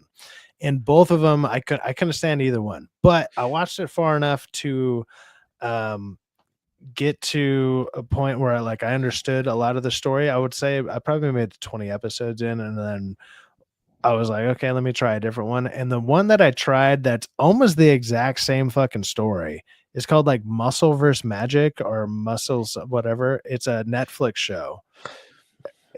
And it's almost literally exactly the same fucking story, like almost verbatim. Well, I look, was like, and they I watched it copy right after on complete accident, but it's almost the exact same goddamn thing. And it was kind of a trip. I was like, but I mean, I like the other one. I like the Muscle. I think it's called Muscle vs. Magic, or it has a really simple name like that. Yeah, I think I know which one you're talking about. Yeah, it's literally Harry Potter meets JoJo Bizarre Adventure. Yep, basically, is that one. And I was like, but when you watch it, if you were to watch them back to back, you're like, it's the fucking same. It's the exact same goddamn story, like almost beat for beat even. And I was like, I just watched this because I played it right after. I was like, let's go to something else. And then I played that one just by random happenstance, and it was just like, I just fucking watched this. What is happening? It's just like different characters with the same name. Did you guys ever seen Sakamoto Days? That's actually pretty good. I've actually seen season 1 of that show, and it's actually really good. I actually want to get around to season 2, but I'm like so busy right now. So I like the fact that he's a fat Japanese dude. He used to be but fit he's like, and he handsome. still has the spirit of like, yeah, being he's young still and he fit. could still kill. He could still like run. Well, it's as like your fast. reflexes are still there. It's like I've literally been through that. I've been like 260, 70 pounds. I've been down to 185 after that, and now I'm sitting around like 215. And it's like, I still got reflexes. I still can play my guitar like I used to. I can still do pull-ups. I still have like my strength and whatever. Like, but it's like, I'm definitely not as in good shape as I once was, and I'm not in as worse shape as I ever was. So I'm like in this weird, not quite middle spot. I'm still in better shape than I ever was at 270, but it's like, I understand. Like, so stuff like that, I'm like, it kind of resonates very well with me.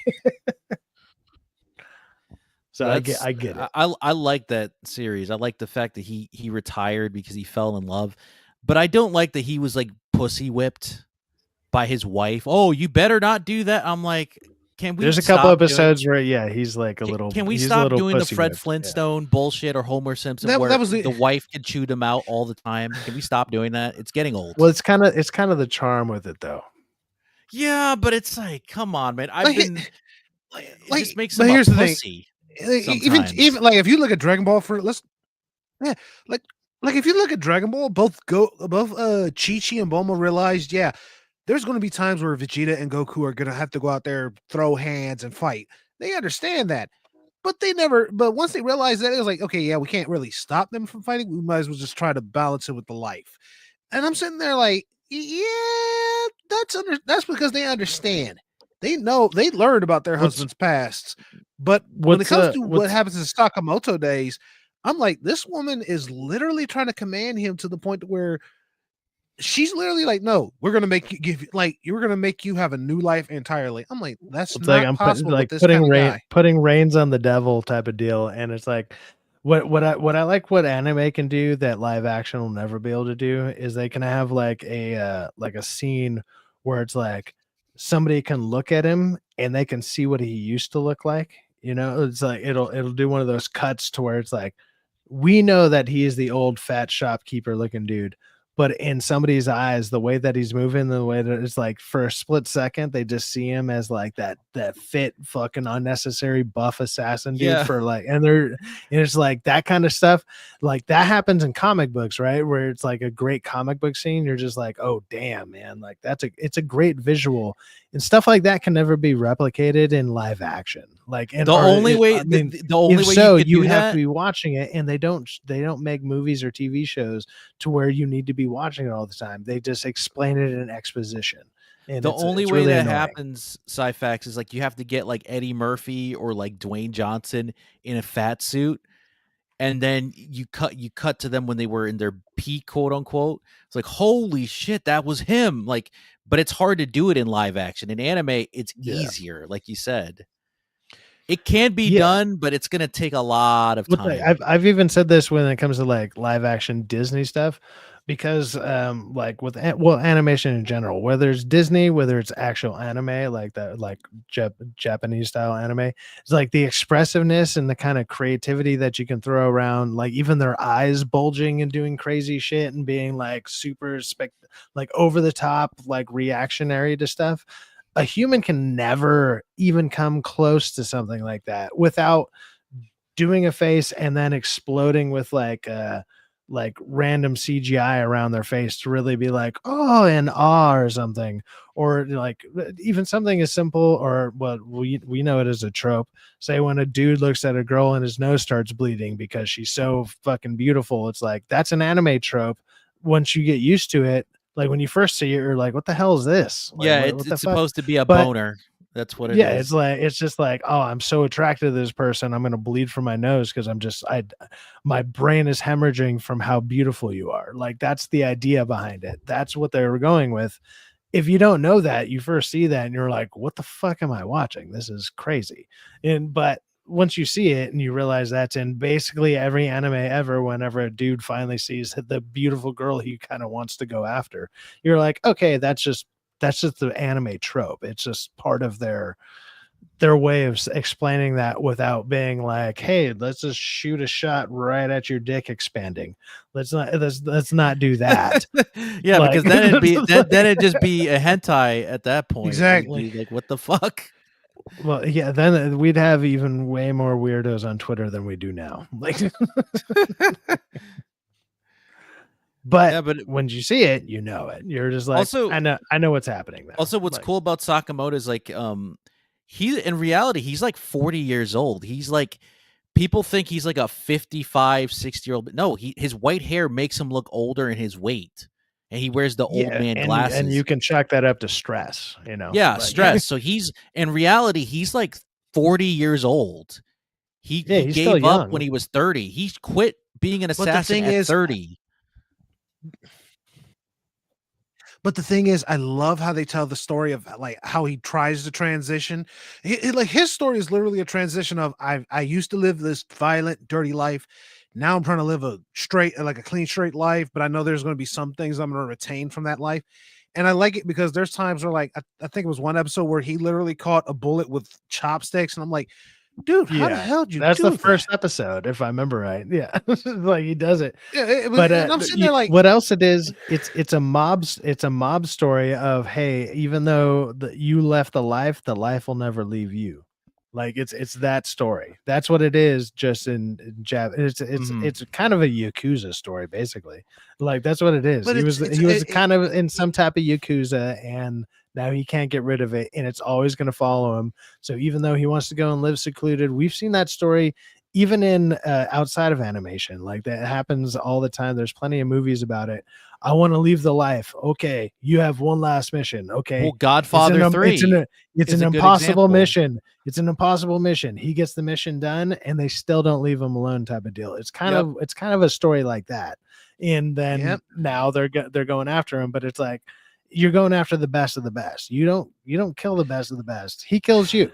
Yeah, I never understood that in movies or TV shows. Like, why the fuck would you want to kill the best of the best when literally if you just leave him alone and let him seclude to whatever the fuck he wants to go, he's not going to mess with you or she's not going to mess with you. Was like the only one that did that in kind of the opposite direction was like John Wick, which I think resonated with like Americans a lot because it was like, hey, he got out. He actually got out. He was technically out.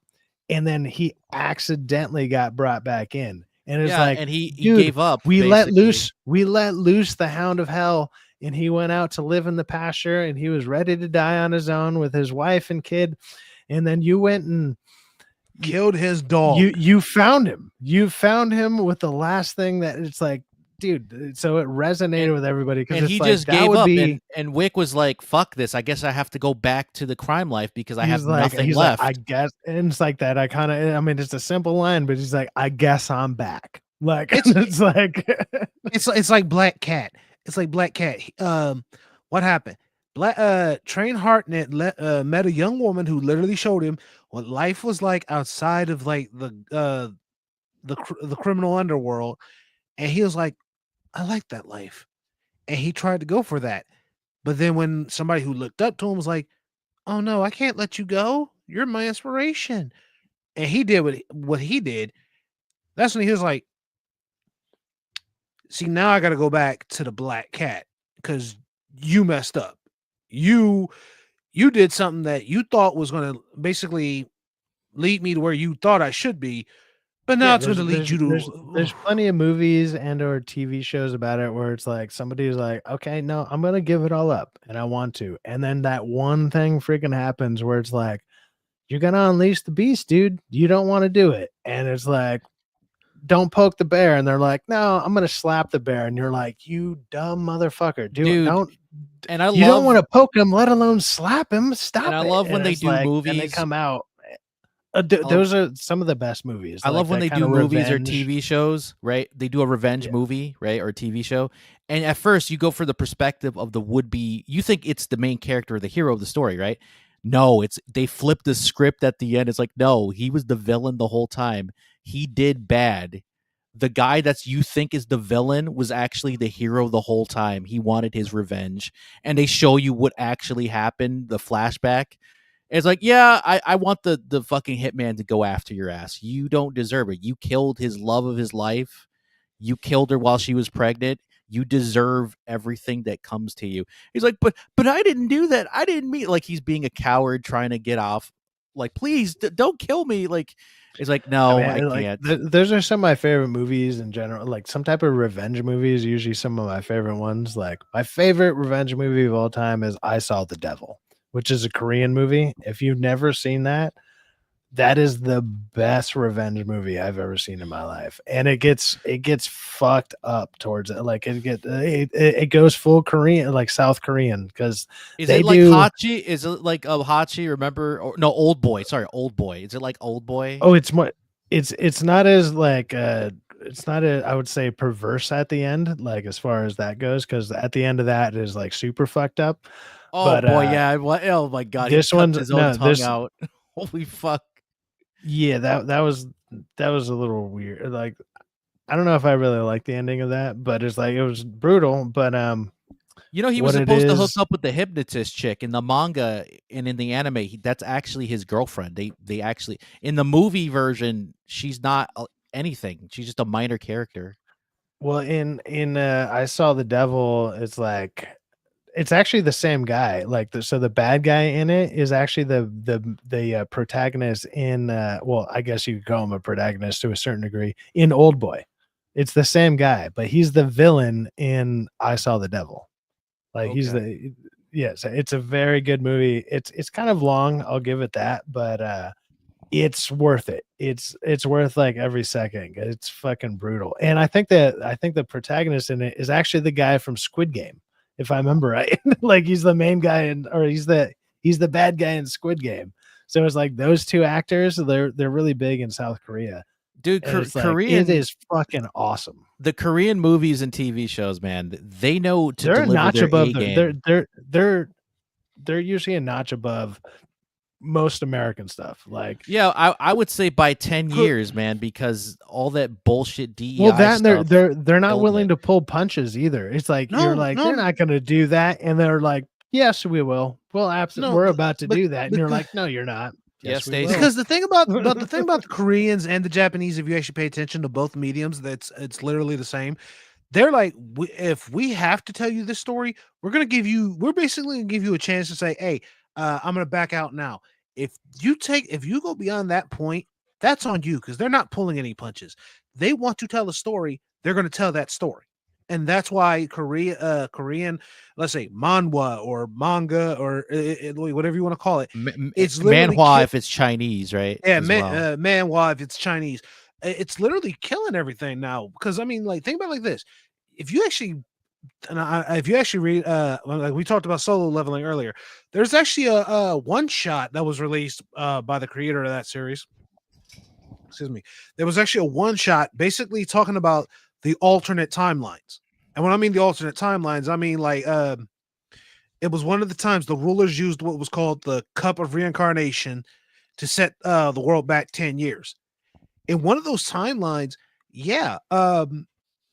we know how Jinwoo was like the weakest hunter, right? And Cha Hae-in was basically one of the strongest hunters in Korea.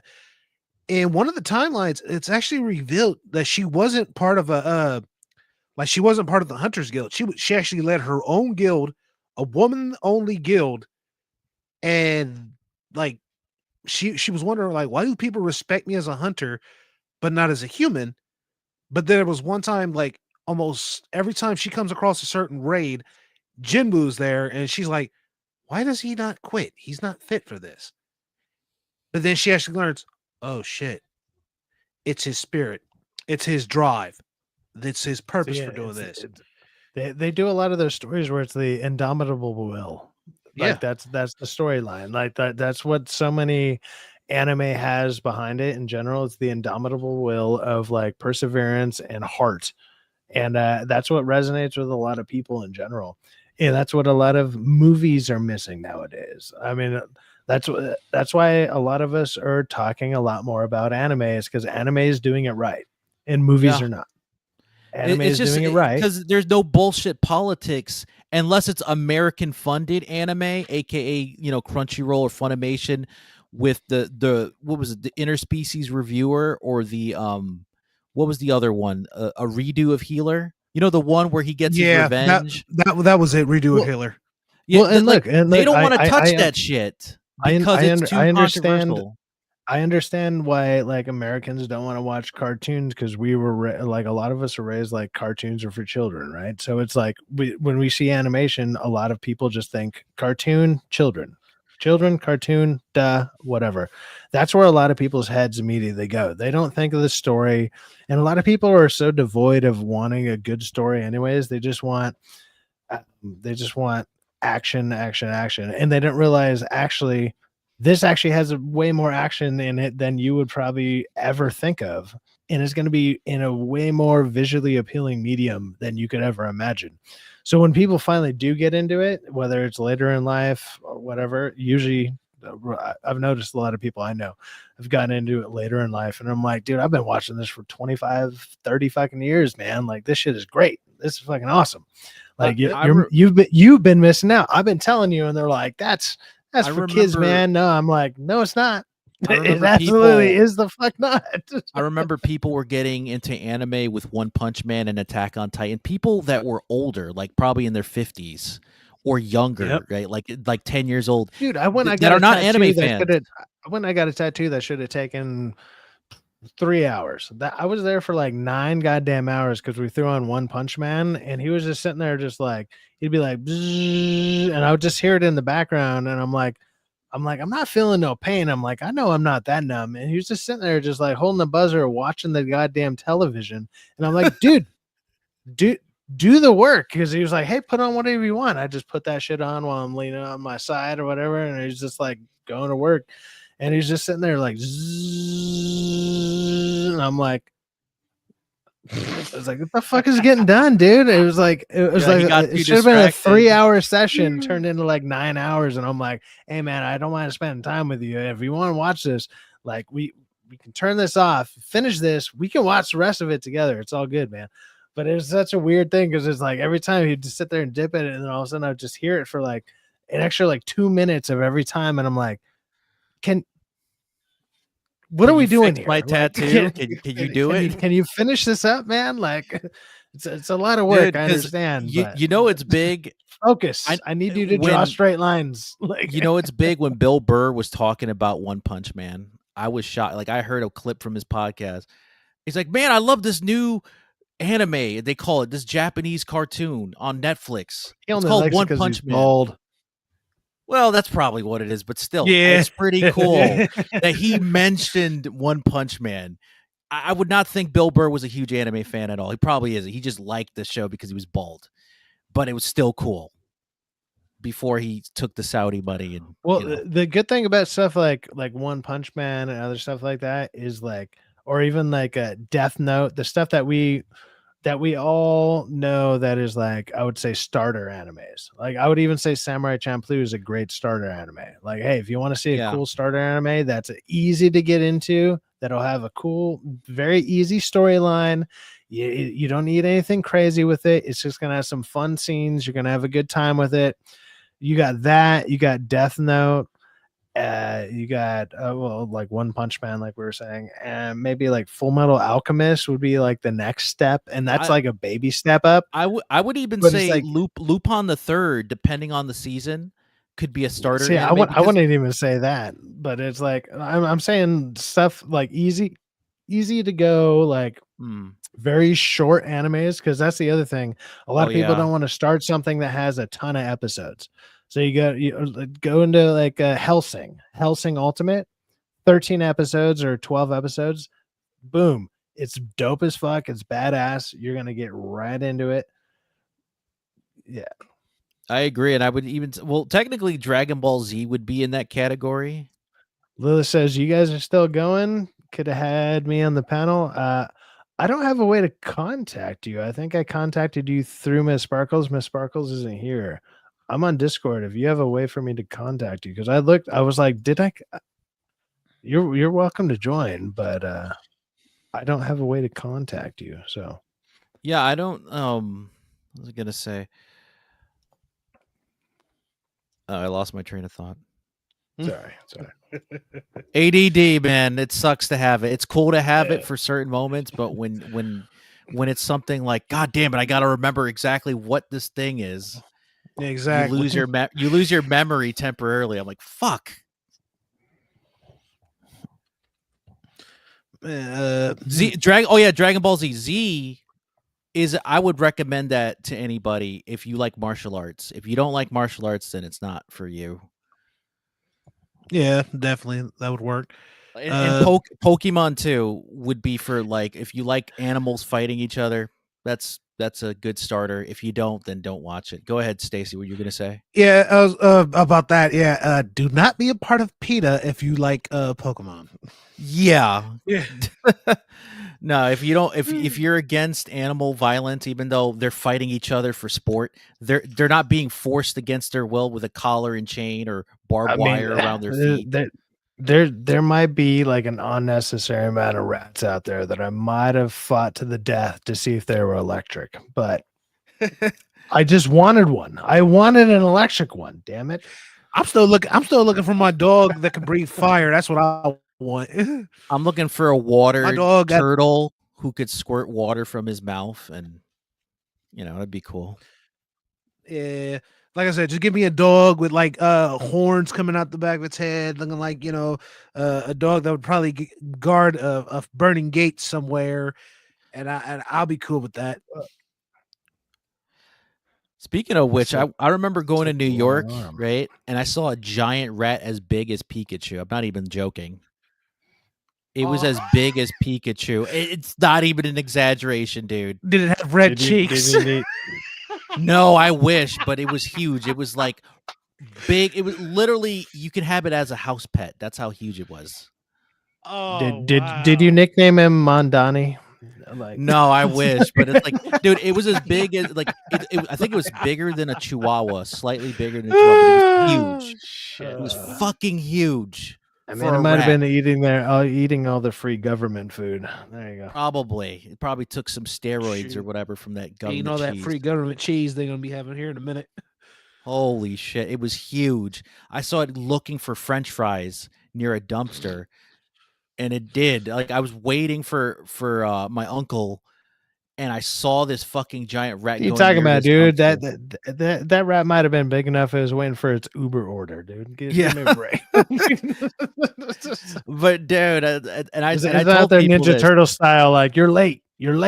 I told people we get a free pizza 30 minutes. Like this rat was as big as Pikachu. That's how big it was. And you could say classic Pikachu when he was fat, or like modern Pikachu when he's like thin. But oh my god, it was big. It was like it was the size of like a Chihuahua or like a cat. That's how big it was. Like holy fuck. I had a girl I was hooking up with once who had like a bunch of rats as pets and whatever. They were all super cool and like actually smart rats, but it was just like a weird thing to have like a bunch of cages around while you're doing your thing, and it was just like, this is weird. I was like, I feel like they're learning.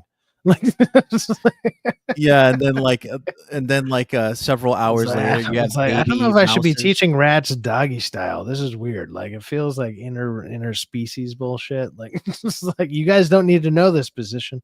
No, I'm kidding. Yeah, and then like 10 hours later, you have great grandchildren, mices running amok, because mouses, they don't have a long lifespan. They kind of live. They live for like a couple years and then they die. Yeah, they live like 2 years,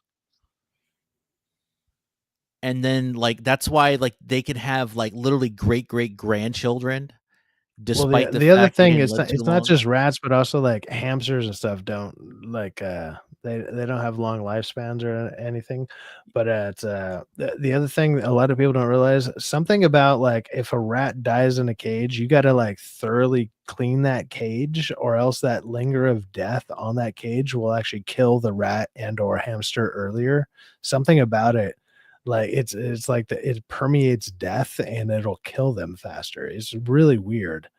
Like I don't know how true that is, but I've seen it happen because I might have been one of those kids who definitely cleaned their hamster cage, did all that stuff. I felt like I did everything right, but it's like they would die very fast, and I was like, I don't think I should have hamsters anymore. Yeah, they don't live. My hamsters are great, dude. Yeah, like to them, like one day is like a week or a month for them. A month is like it was super year. weird. It's somebody not told me that long. they might have told me that to make me feel better when I was a kid, and I just still believe it to this day. Like, it's like you should hit that with like all of the bleach, and it's like I feel like that would be worse. Also, speaking of which, because we're talking about Pokemon kinda earlier, you know that in Japan, Pal World won against Nintendo. I heard about that. Yeah, they said no, you can't fucking do that. You can't a concept where you capture animals in a container. You don't own that idea. You don't own that patent. No, there were other games before Pokemon that had it. Even Digimon technically has that ability. The Tamagotchi, they put it in the Tamagotchi thing and they release it. Yeah, they actually. Yeah, but Digimon basically got rid of the Tamagotchi thing later in the series. They replaced what was originally called the Digivice, and then they came up with so many types of Digivices then. So they just said, fuck it, we have the internet now. We're just gonna make it basically it's internet only, because before it was just the Tamagotchi thing. And then they just said, "Fuck it, we're moving with the times. We don't have to do the Tamagotchi container thing no more. Everything's in the digital cyber world. We're just gonna fucking do that because that's easier to be cheap." And that's what happened. So yeah, Pow World won. The Japanese courts were like, "No, you can't do that." I'm surprised people are still playing that. Like that's one of those games that I felt blew up for like 2 months, and then all of a sudden never heard anything about it. Well, again. because Nintendo stole their thunder. They literally they gave them a cease and desist, and it killed their popularity because of that. And Nintendo knew that. The moment that they had to switch. Willa says her favorite Pokemon is Melodic. See, my problem with Pokemon is my love for Pokemon died when I had all 151 plus the Mewtwo movie card first edition, right? I had it in a nice little folder. I had everything. I even had multiples of a bunch of them. And they were into storage. And when I asked for them from my mom, she was like, "Oh, I sold those for $500." She sold all of them. Fuck. And I had multiples of some that were worth that would be one thing if it was just like if I was also poor and whatever. And don't get me wrong, I've never been like super well off, but it's like if she wanted me to buy them from her for $500, I would have given her $500. The other thing on top of that is she was somebody who like dealt with like she does eBay stuff, so she knows how to look up the worth of things. So I'm like, how did you not look up the worth of just any of these cards, just one of them, and realize why is this random fucking stupid card worth $100? Why is this one worth $3,000? Why is this one possibly worth $8,000? And why is there like 6 of them? And you're just like, what is happening? So when I talked to her about it, and I mean, this was technically it was before they really blew up. So I mean, they probably weren't worth as much, but they were still worth money. They're still worth a decent amount of money. I would definitely say worth way the fuck more than $500. So yeah, I agree with that. Because Logan Paul at WrestleMania, he came all out first with editions. I'm pretty sure I had a first edition Charizard. It might have been a little beat up, but even so, it was. I think it was a probably still worth the Charizard, money. or was it a Pikachu, Stacy? No, the one that he bought. Yeah, the one where he had a necklace of a fucking Pokemon card. And it I'm was like, just what a the fuck? sticker. Yeah. Yeah, I think it was a Charizard. Yeah, I thought it was a Charizard. He was wearing a Charizard necklace that was like one of the rare Pokemon cards, and he wore it to WrestleMania like it was fucking nothing. No, Nestor says I had a whole Pikachu. binder. I had a whole binder of like all first editions. And I even had the next set, which was like the fossil ones. I even had a bunch of first editions of those. I don't know how much those are worth, but it's like still, I had all of it, man. And I was just like, "Hey, where'd those go? Like, can I get those back?" And she's like, "Oh, I sold them." I was Yeah, like, that's "For how why. much?" 500. That's why And I I was hide my like, shit. "I would have given you $500 to give me it back." Fuck.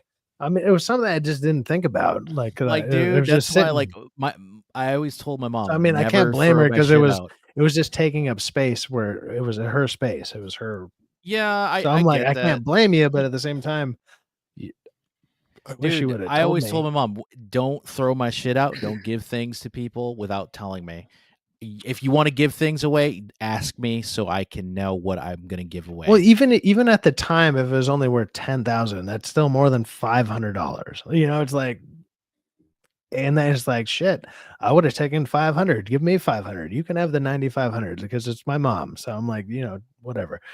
It was my stuff, kind of. I mean, technically, you bought it, so I understand. You bought it because I was a kid when you bought it for me. So it's hard to sit there and like make a good argument against it because it's like, I mean, I guess if that's what you thought your money was worth back then, okay. But here's my when you look at it, look at it now and what it's Mm. worth now, it's like, dude, it's almost a down payment on a house that you might have got rid of for $500. Like, Yeah, like if you if you had the whole, like, here's the thing, if you had, let's say, a hologram version of the first Venusaur, Charizard. Oh, they were all no, Squirtle. they were all holograms. That's what I mean. They were all hologram first editions. Dude, And that's like paying off. That's like paying off a like 3/4 of a house with just one of those three. With just cards, yeah, with just stupid shit you just saved in the background, yeah. It's like they weren't. I mean, they were in a binder, so maybe they had some dust on them. But it's like, okay, let's even take 25% off the price. Like, okay, let me get 70 for it, whatever, for the whole thing. It's like, and I mean, 70 grand, not $70. Like it would. I wouldn't have doubted that thing was probably worth at top dollar if you got everything out of it, probably 100. You know, and it's like, damn, man, that was a rough blow. Where I was like, when I was thinking about it, and I would ask for it, and I'm like, oh man, like I was low on money. I'm just like, man, can I make this work? Maybe see if I got something to sell. Hey, mom, you got these? She's like, no, and I'm like, why the fuck not? Like, no, yeah, that's terrible. That's a terrible thing to hear. You know, I always wondered, what is Mew/Mewtwo? Are they mouse or mices or gerbils or ferrets? What are they? They're like an amalgamation of like a bunch of Pokemon combined, aren't they? Yeah, because weren't they supposed to be Dittos? They're just like DNA like infused together, aren't they? No, isn't like a Ditto like a failed experiment? was the DNA Digimon. Okay. Ditto was a fail. I think supposed to be a failed experiment. I'm not quite sure about that, but Mewtwo was actually created because somehow, some way, they actually.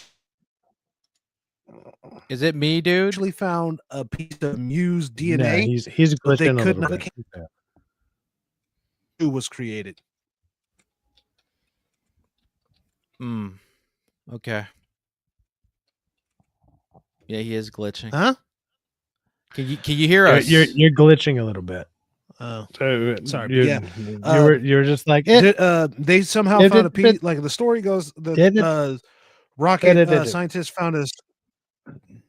Sorry, I'm just letting you know what you sound like. Can you hear me now? A little bit better. Kinda.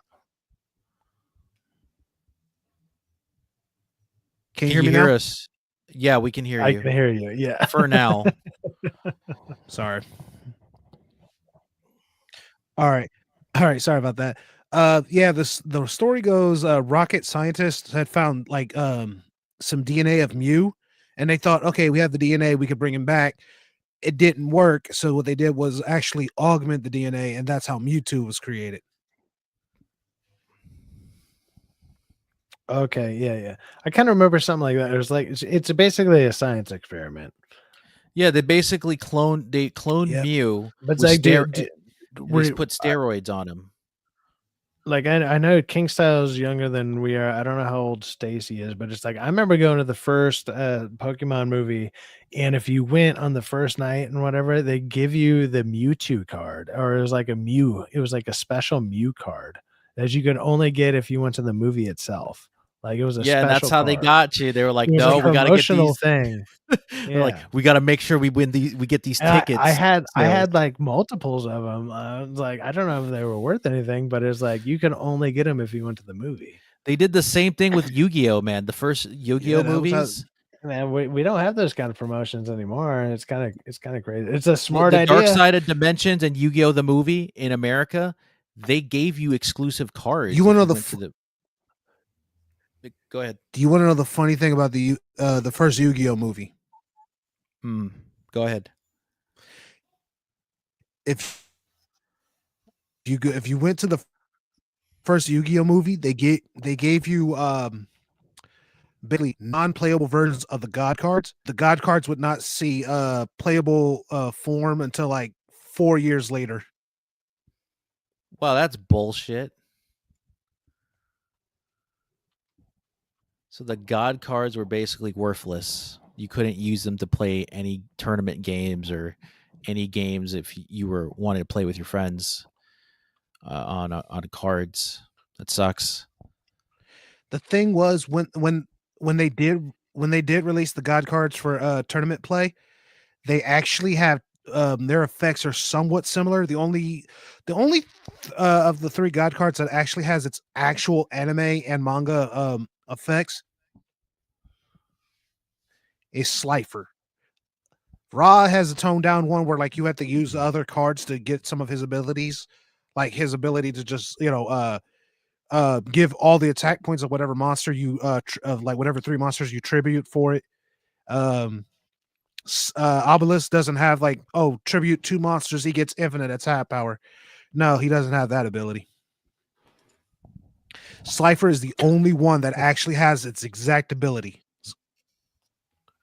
Well, he was like the weakest one, did right? any of you guys actually play Pokemon the game? Like actually? Yeah, I played the card game? games. Yes, Yeah, the card game. So, Yeah, so I played the card I don't know and how it video was. games.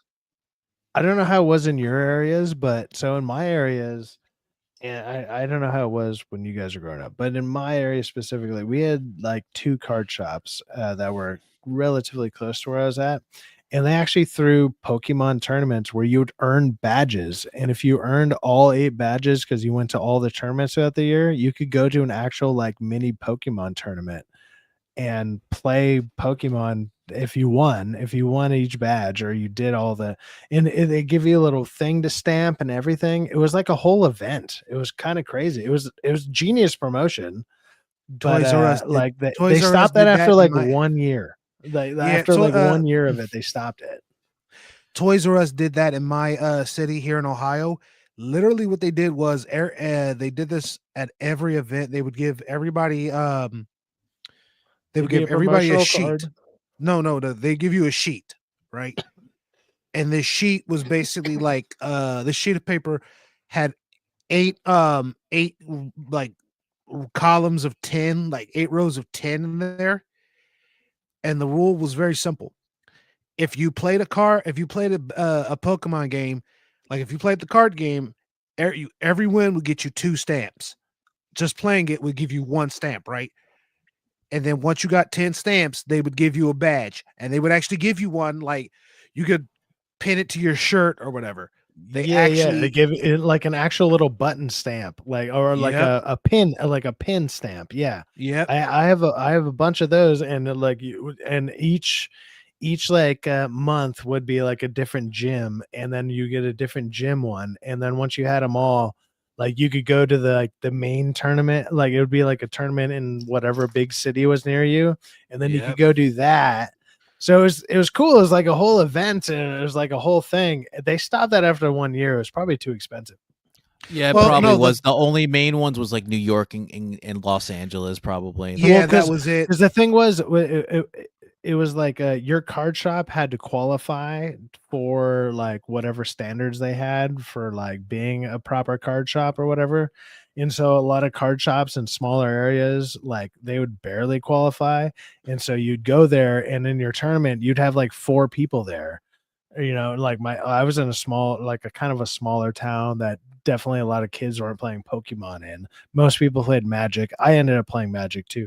And it's like I played a bunch of card games growing up, but it's like I'd go to the Pokemon tournaments, and there'd be like 4 or 5 people there. And it's like, well, you can't really fight 10 people. I mean, you just play against each other a bunch of times, and they would just sit there and stamp your shit. And you're just like, okay, yeah, whatever, go on.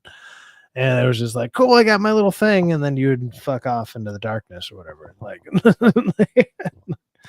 it was just, but it still was like a cool, like event type thing that they had going on with these card games back then. They don't have that nowadays. Like, they don't have any of that. Yeah, I felt bad for my cousin because he wanted to go to those tournaments in New York or California, but his parents didn't want him to because it was too far away, quote unquote. Even though it's like, he could have just taken the bus or a train, but you know how parents are. Like, if it doesn't benefit them at that moment, they weren't going to go to New York for a stupid card game tournament in their minds. So sucks for him. Yep. But it is, it's like, I get it. They're like, for a card game, you want us to go to New York? Yeah, like I that get would be pretty crazy.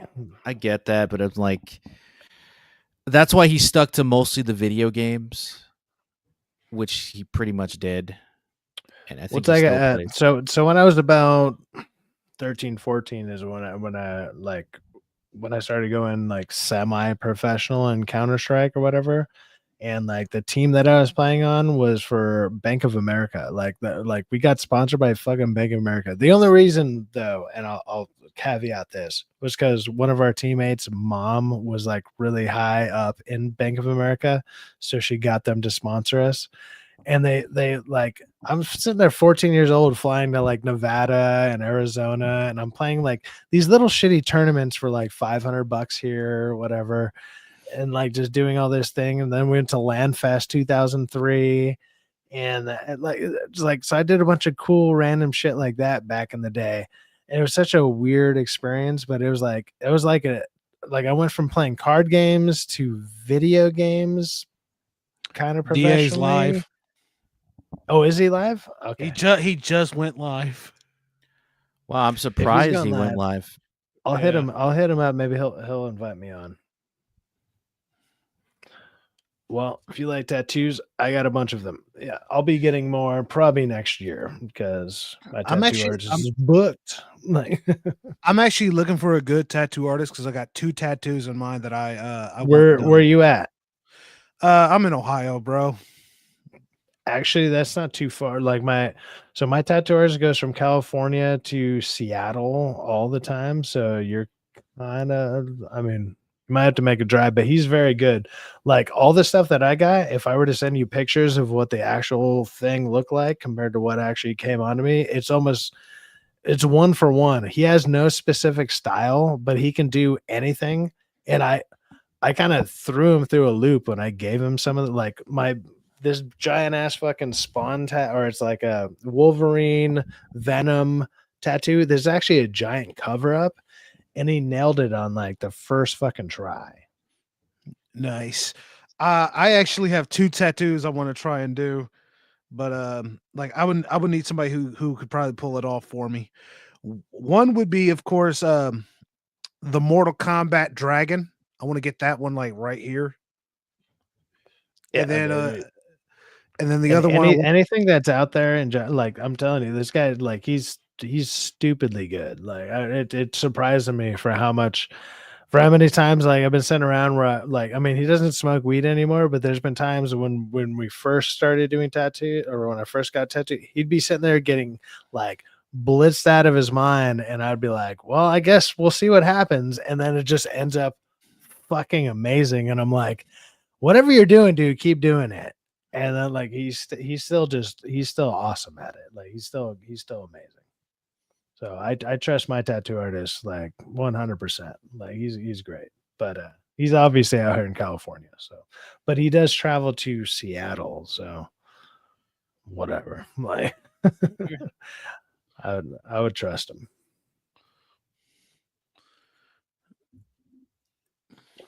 Let me hit up DA, see if he wants another person on there, because we might switch over to DA. If he's doing stuff, then I'm down to go onto there. Well, he's already got Brandon and name on there. Yeah, he usually has like an intimate setting for that, but you know, he might accept one more. I don't know. Yeah, he might. Let's see.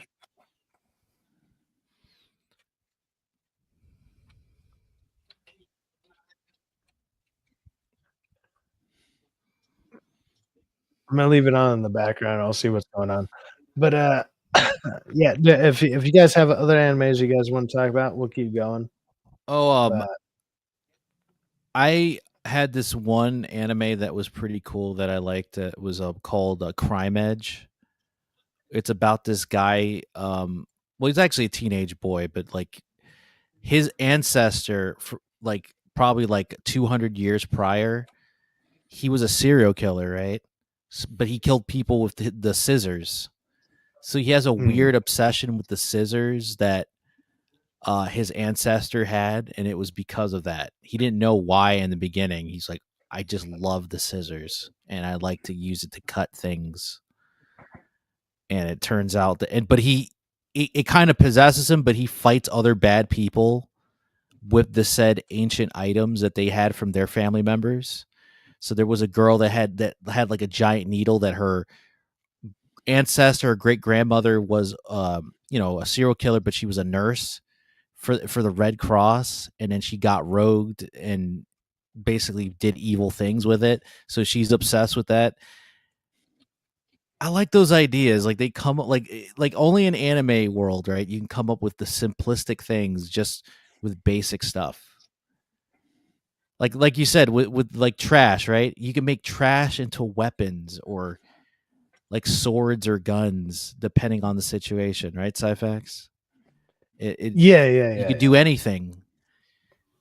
Yeah, And that's the thing. that's the cool thing about anime in general is like you can go with the obscure, crazy ideas, and if your storyline is decent enough, and then the power set is like fun and like different, you can make it all work. And that's why I've been mentioning the one Gachu Gatsu or Gachu Kuta. I'm gonna keep saying it both ways because I don't know how it's pronounced properly until somebody tells me. But I'm gonna keep mentioning that one because it is, I think, so well done, and the possibilities with it are pretty much infinite because they're dealing with trash. So they're just like, here's a random item. What does the random item do? It does whatever the fuck the person wants it to do, kind of deal. Like it's not that the person controls it, but it's like whoever is writing the story can make. It's like, okay, here's an umbrella. What does the umbrella do? Well, the guy has like kind of an umbrella that like ties people up. It's like, why would that do that? Doesn't fucking matter. But I believe you because it's like it's what you imbue the item with and what you want it to do makes it. That's what that item does. And it's like that's such an easy and also great escape plan for anybody to write with because you could just make it do whatever the hell you want and then that becomes its power for whatever you need it to be. It's kind of like an ingenious escape plan for any type of writer out there. And I just thought it was kind of genius. Where it's just like, yeah, you could just make whatever this thing is. It's like, what does it do? Well, what do we need it to do? And whatever it does then, well, I mean, now it sets a precedent or the precedent for it to go later on in the story. And now that's what it does all the time. Sure. Now you need to weave it in the story from then on out. But until then, it just does whatever the fuck I need it to do. Like it leaves you like the most genius writing out ever like created where it's like, what do we need this character to be able to do? And what is the thing that they're carrying around? Does it have anything related to that actual object? Probably not. Who cares? Like it's just kind of funny. Or I'm like, it's the most. It's like a genius writing, like not trope, but it's like a plot convenience. It's like let's just write plot convenience into our superpowers. Like their superpower is plot convenience, and it totally works because it's like, I don't know what this object is going to do. What do I need it to do? And they just make it work. Well, there's an anime that I saw. I haven't seen it yet. I've only seen like a what was it? What is it? It's one of those it's one of those summary videos where like they'll basically show bits and pieces of it while talking about the events of it. But this guy has this special ability where if he basically if he gets a like a card of something, right? He gets like the best version of that. And I'm like, see, this is something I kind of want to watch because I'm kind of interested to how you tell that kind of a story where everyone has like one special ability in this world and he can just summon these cards that bring forth whatever's on it. I'm like, that could work, but like, I'm just you just got to have the good writer and a good editor to make those stories through line. Yeah. Unfortunately, there's just certain people that can't do that. They have a cool concept, and then they can't carry the story whatsoever. It like Akira Toriyama had that problem, right? I love Dragon Ball. Don't get me wrong, but like he had cool ideas and concept for and world building, but when it comes to certain characters, he was never consistent with their storyline. He was never consistent. Same thing with George Lucas and Tim Burton. they had good ideas, but they just couldn't do anything to save their lives when it came to storytelling. No, that makes sense, because if you stop and think about it, Akira Toriyama actually came out and said he had to make small movies for the Dragon Ball series when it came to each of the androids, except 17 through Dr. Gero, because he literally said he couldn't like really bring them into the in Dragon Ball and then Dragon Ball Z, because like I think the only one we got in the main anime series was 8, Android 8, or as he called Android 8er. Yeah. Other than that, the rest of the androids except 8er, 16, 17, 18, 19, and Gero, we didn't get in the anime. Yeah, they're not canon. Like even Android 20, the female one, she's No, a no, video no. game exclusive. Here's the funny thing. Akira Toriyama did say he's actually like before he died, he actually wanted to put 21 in the series, like as a canonical character, but he didn't know how to do that right. And like I said, as for 20 was Dr. Gero himself. He actually worked on himself. And also technically Cell would be 21 if we're going by that logic. He would be 22. Yeah. If we're going by numbers. Also, the Super 13 movie, even though it's a lot of plot holes, how would Dr. Gero come up with a supercomputer that basically copied his mind to create, 13, 14, and 15? It's a cool idea. You kind of had like a robot version of a Super Saiyan. Yep. And he was called Super 13 for that reason. But there's a plot hole there, because where was Cell when this shit went down? Why didn't he absorbed Super 13? Well, apparently from what Dr. Gero's notes in the anime basically said, he only needed 17 and 18 to make that work. Because as far as they were considered, they were supposed to be his perfect androids. But it goes back to the plot holes on that. Yep. Also, another good anime series is Assassination Classroom. I like the idea that like the world's gonna end if you don't assassinate him. So they have to go to school being taught by him how to assassinate himself.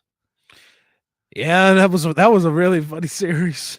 Yeah, the only problem I had with that was the main character, the boy. Assassination Classroom. Is that what you guys are talking about? Yes. Yeah. I've been wanting to watch it. Is it worth a watch? It is. Yes, it is. Yes, but it I'll is. give Okay. I'll give you a warning though. One of the main characters, they made him like basically like a girl or androgynous because I don't care about that.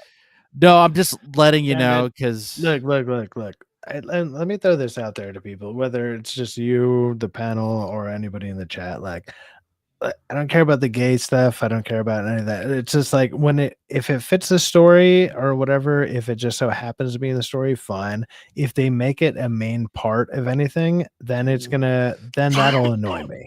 That's what I think annoys most people is when it's forced onto you, whether then it just so happens to happen. It just so happens to happen, whatever life happens, it's all good. It's all good. But it just happens to happen. Focus on it. Yeah. Japanese content doesn't do that. They don't focus on it. It's like, hey, that happened, and then they usually move on. Yeah, it's not like he's going on a date with a boy, or he's like, oh, I don't know if I am to boys or girls. Like they don't go into that. Like that most of the time, even with content in general, whether it's TV shows, movies, anime, whatever, like that's not going to throw me off of whatever I'm watching. If it's just a side little thing that is just like, by the way, I'm gay or whatever, and you're like, okay, fine, and then they move on. But if all of a sudden it's like, let's do a whole episode on why you're gay and how you got there, it's like, okay, now you lost me. Like, I don't need to know all that. You already told me what I needed to know. You're gay. Like, I don't need to. That's fine. Go be gay. Yeah, we don't need a prequel episode. We don't need a whole episode divulged to it. We don't need to delve into it. We don't need to see the dude that you're hooking up with. We don't need that, because then you move on to the rest of the story, and your character is not integral to the rest of the story at all in any way. So why the hell did we do this? You did it for like virtue signaling points. That's the shit that throws people off. most people don't care, and for the most part, I would say most people don't mind. Like, I'm like, okay, whatever. Yeah, there's gonna be gay people. There's gonna be all sorts of. There's gonna be all the diversity. Congratulations. Yes, we live in a diverse society. That's life. It's fine. When you focus on that and you hammer us over the freaking head with it, that's when people point it out. It's like, okay, we get it. We already know that. I want to see the story. I like the story. I'm watching this for the story. This is not really part of the story. You just happen to be gay. You just happen to be black. You just happen to be XYZ. It doesn't matter. Like, that is not integral to the story you're telling. It's not. Yeah. Tell the story. Like, stop it. Like cool. Like, you wanted to mention it. It's like, by the way, I sucked like 5 dicks in college, and then they fuck off and die in a fire. You're like, the fuck was that about? Like, yeah. Nobody cares. Like, they also did that in Tokyo Ghoul. They introduced like, he wasn't the main focal point, so it doesn't matter. It's not like, to be fair though, I think he was tortured and made to be like that, but they don't go super deep into it because he's not the main character. I mean, to be fair, it's like, dude, it's your story. I guess do whatever you want, but don't be surprised when people check out about it. If people check out because it's like you're signaling to a certain fucking thing, it's like people just want to be entertained, and that is not entertainment. Like, yeah, it's not. Oh yeah, another series I would recommend would be Only Promised Neverland season 1. Season 2, it goes off the deep end. I've never watched that one, but yeah, I like the twist though. All I'm gonna say about that is like it's a good twist when you find out. All right, guys. Well, I'm gonna make some food real quick, and I'm gonna grab another beer or 3. Chill out. I'm gonna go watch the DA stream. I doubt I'm gonna get invited to it, but I'm gonna comment until maybe he realizes that I'm there. But actually, I think that all the animes they're talking about, I don't know anything about, so I'd be a terrible guest on there. But yeah, whatever. If you're like, yeah, thanks, man. Thanks for the vote of confidence. You just said it. What do you want me to say? No, Syfaxx. Like, you're actually wrong. You definitely know some of those anime. What do you want me to say? Oh my god! Like, just you gotta be there for me. I'm your friend. What are you talking You want me to say? about? Oh no, No. you could power talk your way. Stacy, be there for me right now. I don't understand what's happening. Oh my god. Anyways, guys, You're gonna power talk your way to getting an anime you want, like basically Joe Rogan style. I'm You're gonna be like, there oh and be no, like, yeah, guys, like. this is great. I know exactly what you're talking about. This is fantastic. Best It's good with anime I've seen. ayahuasca. Best anime I've seen never. This is great. What do you think of the UFOs and the shrooms? Yeah, but how about that flat earther? I'll turn into tea on that stream. Like, I'll just be like, let me throw out some random shit to see if anyone can keep up. Yeah, actually, I actually don't know I don't know what they're talking about, because I turned it on for a second and I was like, you guys are talking, and I was like, I just muted theirs, and I'm like, I'll type in the chat, and then I was well, like, right now they're talking about One Punch Man. Apparently, apparently I the can latest absolutely episode's talk got about like that. has a 1.6 rating on IMDb. Well, yeah, the 1.6 animation sucks. A 1.6. That's some bullshit. Do you think the animation sucks on that? They got lazy. Let's just say that. Yeah, lazy. On which one? One Punch Man season 3. Apparently, they got lazy to the point to where I haven't seen season 3. Yeah, and they also hired hentai artists. Look, if they're good at the job, it doesn't matter. But when you have to outsource it to hentai artists, I didn't even know animators. season 3 dropped, so I haven't watched it. That sucks. That sucks. Season 3 started in October. I was hoping to see it on Crunchyroll, but for some reason they weren't streaming it. So, probably because of money. Anyways, guys, we're gonna go ahead and wrap this up. I mean, gee, we're just shy of 4 hours here. I think that's pretty good. I think that's pretty good. It is. That's not too bad. Not too bad. It's always lovely talking to you guys. Stacey Gardner, man, what do you got coming up, man? I know you do gaming streams and whatnot. Go ahead and let the people know where they can find you and what you got coming up next. You can find me over at my channel, which is by my name, Stacy Gardner.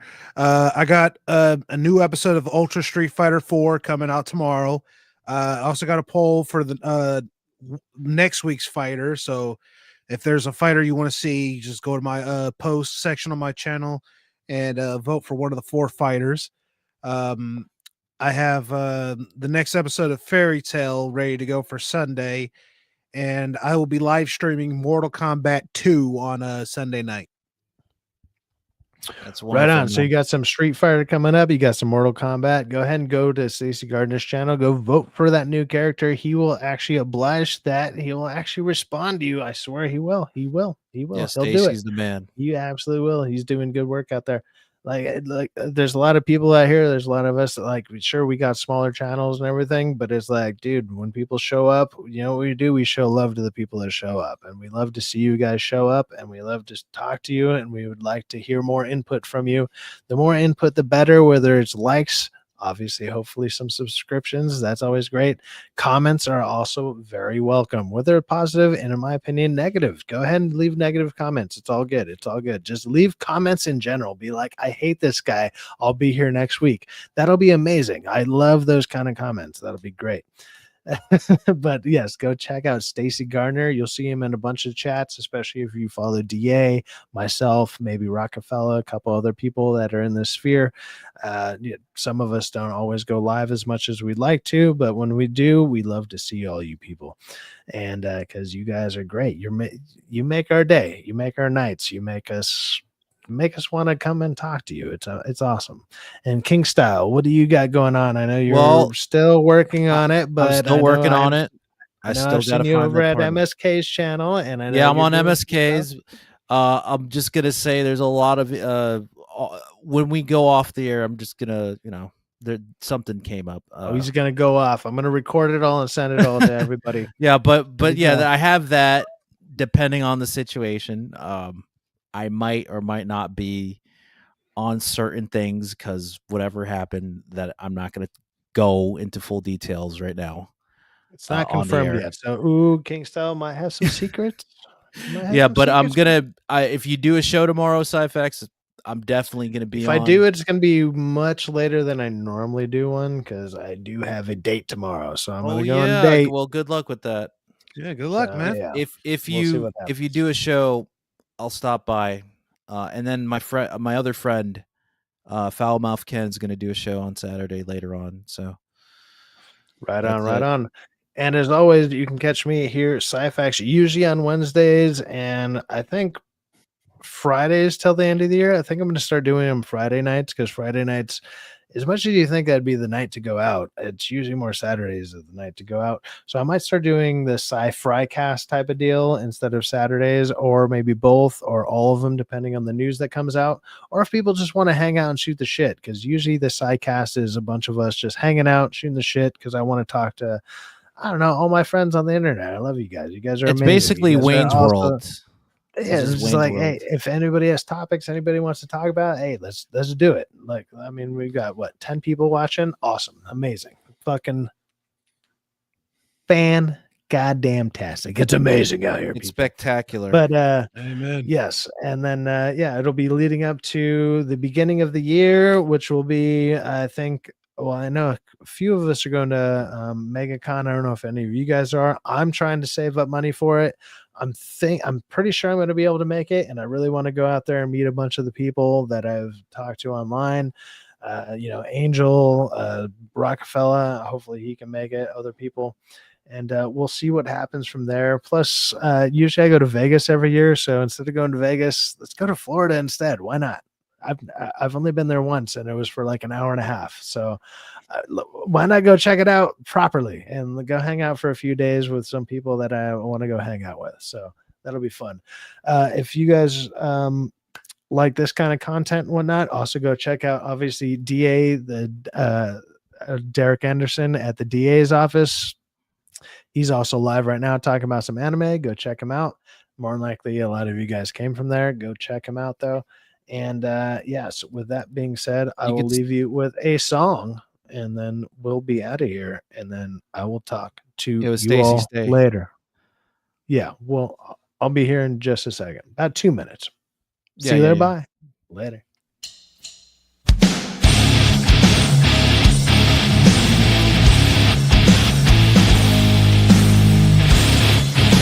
Whiskey lead a wandering soul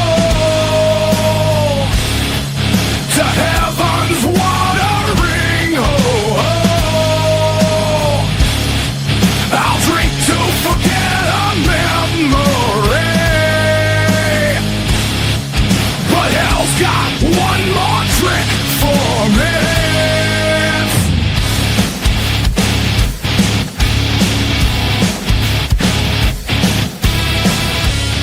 I walked up, said, what's your favorite sin? She could have killed me with that smile. Said it's lost with the touch of rain. But I'm a glutton for love, so let's just dance.